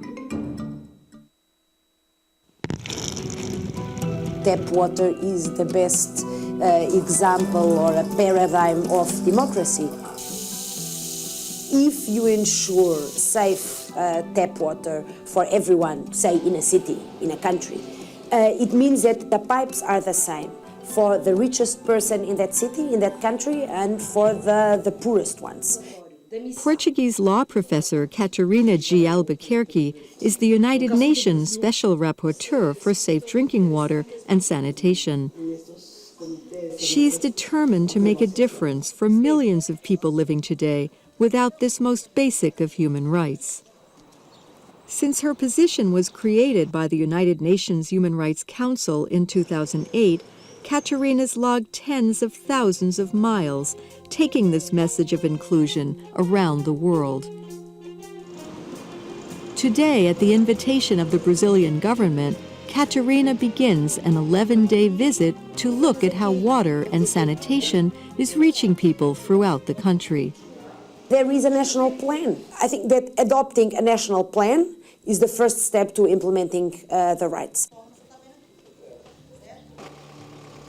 In Sobradinho, near Brasilia, residents tell her they have water and sewerage, but it's too expensive, sometimes a quarter of their income. You see how much hope people have in you. Of course, you try to do what you can, but then the success depends on the follow-up that you manage to have after you leave. Here in Rio de Janeiro, serious investments are being made in the area of water and wastewater. But for the 1.4 million people who live in favelas, or the slums surrounding the city, many, like Avenice Merlo, are not yet reaping the benefits. A vida aqui é isso aqui que vocês estão vendo, né? Precária, eles são esquecidos. Avenice and her family get their water from the haphazard PVC piping that runs throughout this community. Some days, though, she says no water flows, so she fills these makeshift reservoirs for backup. In another low-income area outside Rio's city limits, it's the same story. The sewage mixing the rainwater and filling the streets where people had to walk to catch a bus, to go to work, or to go to school. She acknowledges the government's efforts and investments, but she wants more to be done, as the current situation is unacceptable. Without safe water and sanitation, so many other human rights, even the right to life, can be unattainable. The money is here. The possibility to do things is a reality, but then somehow people not only don't get access to water, they don't have sewage. So what are you doing? You are killing the people. You are slowly killing the people. Her full report will be shared with the Brazilian government before being presented to the Human Rights Council in Geneva. In Brazil, in spite of significant progress and political will, people are still fighting for the right to safe water and clean sanitation. Catarina believes that nobody should be left behind. They want it for themselves, and they want it for their kids, and they believe it is possible, and it is possible.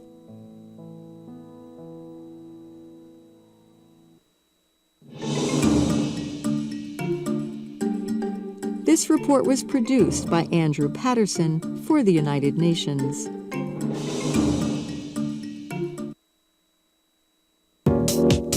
Follow the Parliament of Trinidad and Tobago on Twitter. Our call sign is @TTParliament.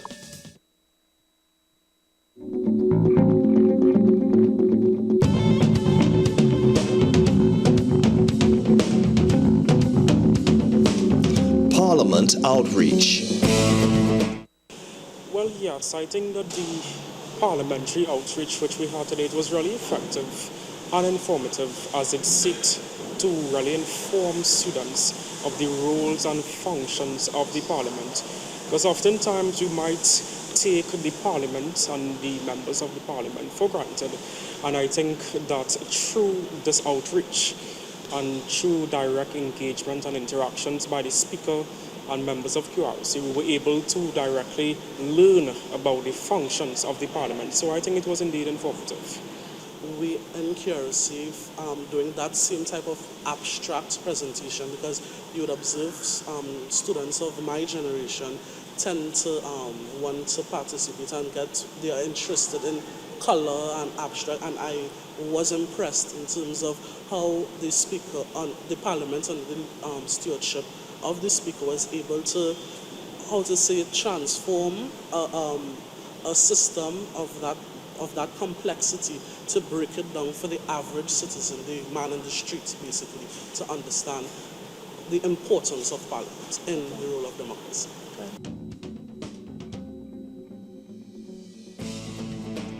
Parliament Outreach. Check our website for showtimes, ttparliament.org. Follow the Parliament of Trinidad and Tobago on Twitter. Our call sign is @TTParliament.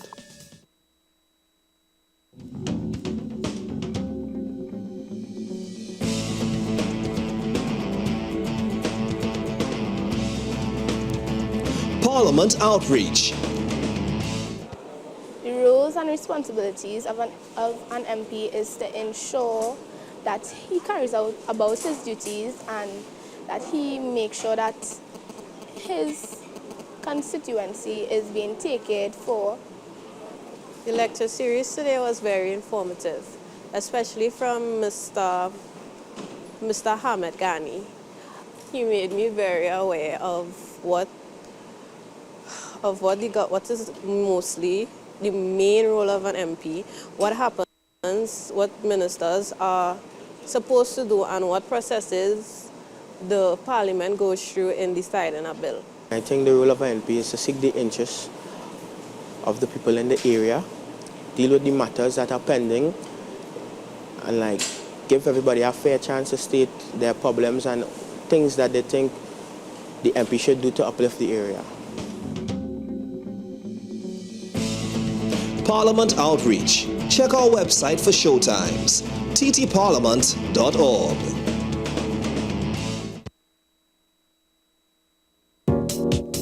Follow the Parliament of Trinidad and Tobago on Twitter. Our call sign is @TTParliament.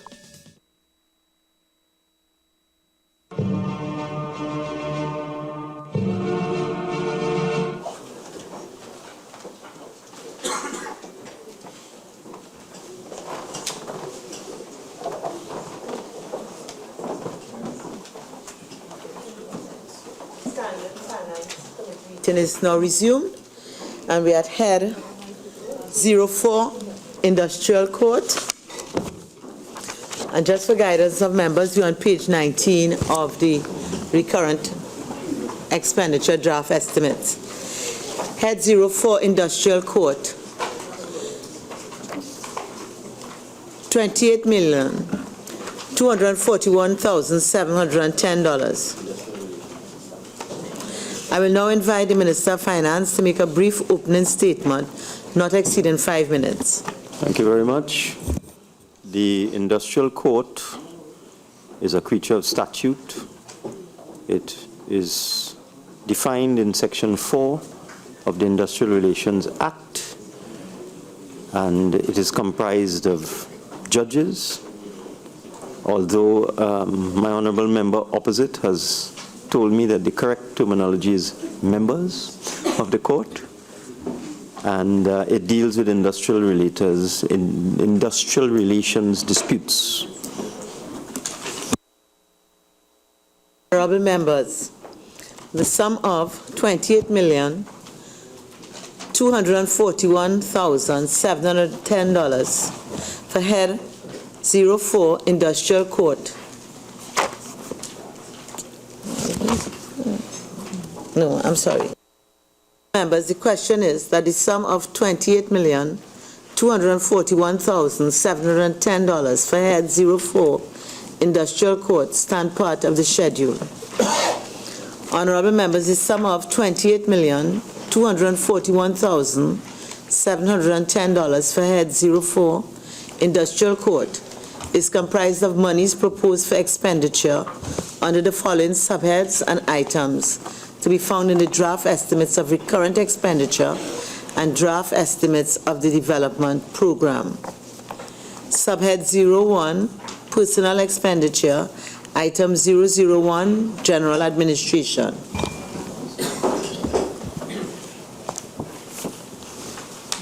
And again, just for repetition, all matters concerning increases, decreases, and so on under this item would be covered by the undertaking of the Minister of Finance.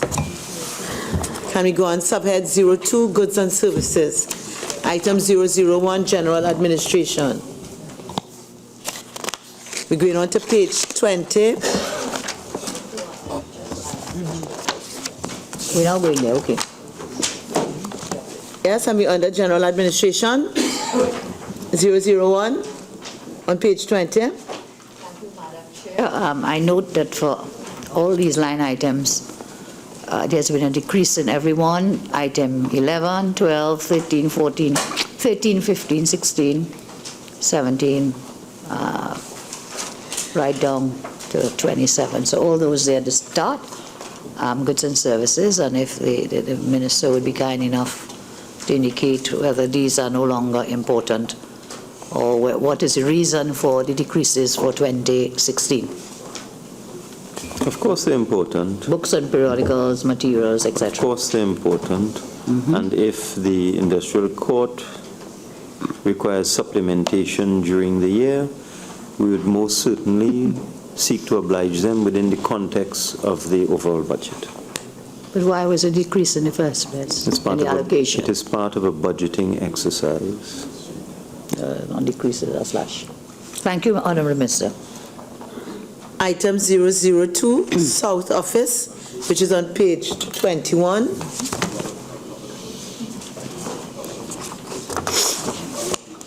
Item 03, minor equipment and purchases. Item 001, general administration. This is on page 21.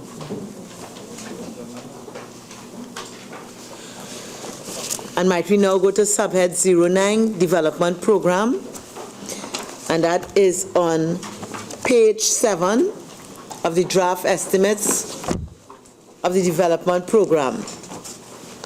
Item 005, multi-sectoral and other services. Honourable Member for Kamuto Manzanilla. Thank you, Madam Chair. Under Administrative Services 001, computerization of the Industrial Court, has this started? Before I answer that, I will just point out that every single head under the development program has been increased for 2016, and I will now get the answer.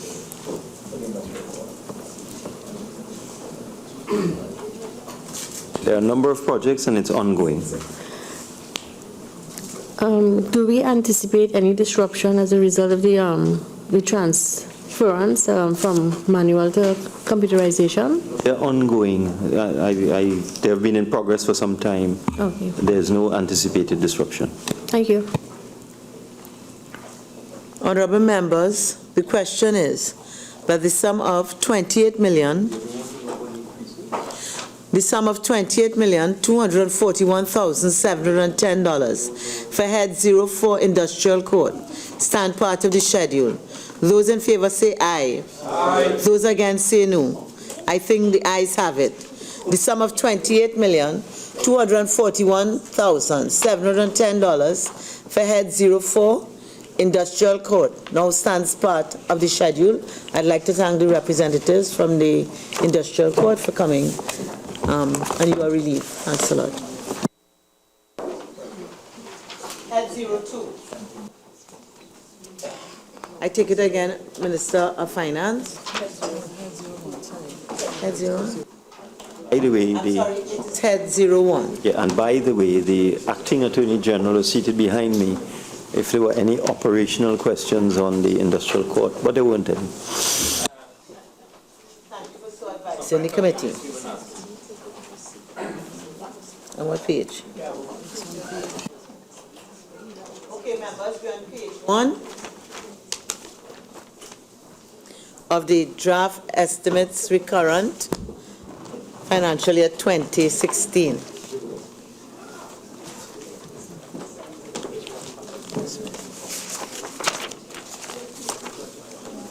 Honorable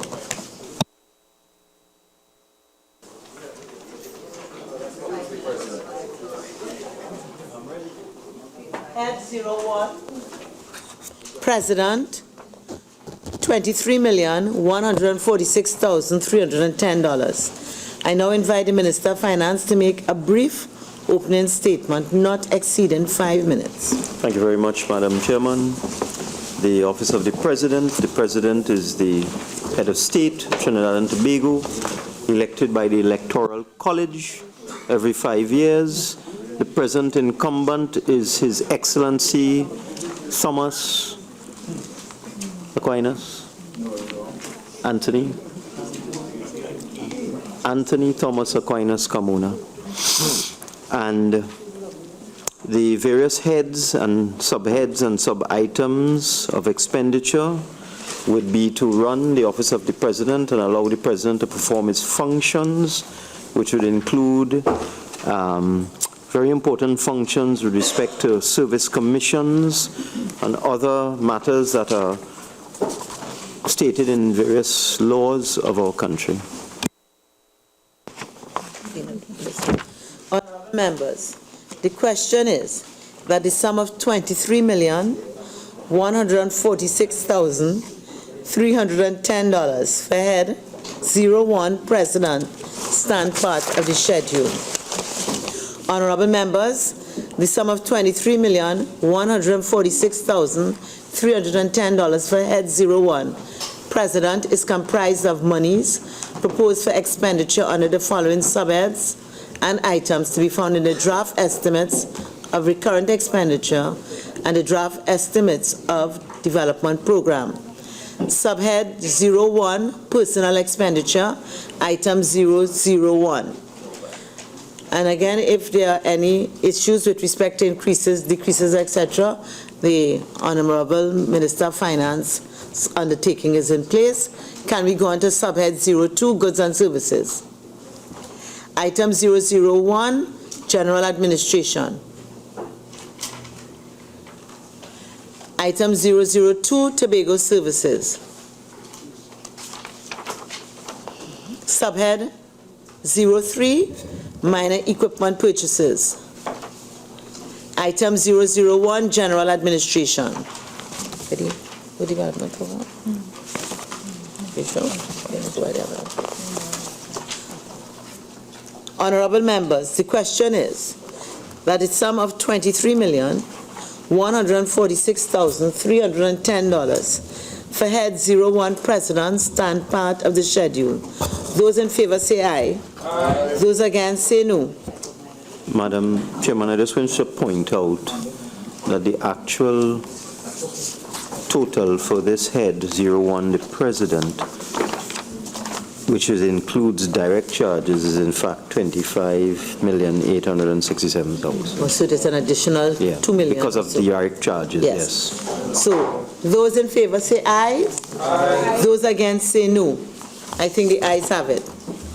The sum of $23,146,310 for Head 01 President now stands part of the schedule. I want to thank the representatives under the head president for attending, and I now relieve them. Clarify that the development program is handled by other ministries. I also want to make a statement that if the Office of the President requires supplementary funding, this would be viewed very favorably by the Ministry of Finance within the context of the overall budget. Thank you very much. You all are relieved. Thank you for coming.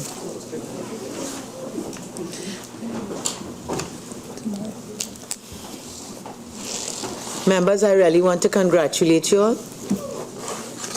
And it just shows what a little cooperation can achieve.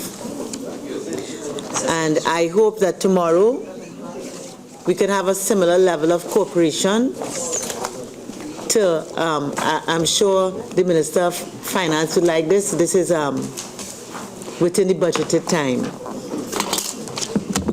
Okay, so tomorrow morning, members, we resume at 10 a.m. And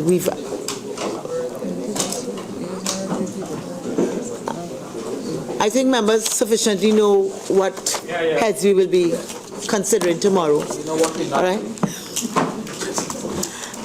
This meeting is now suspended. Please reach home safely. 10 a.m.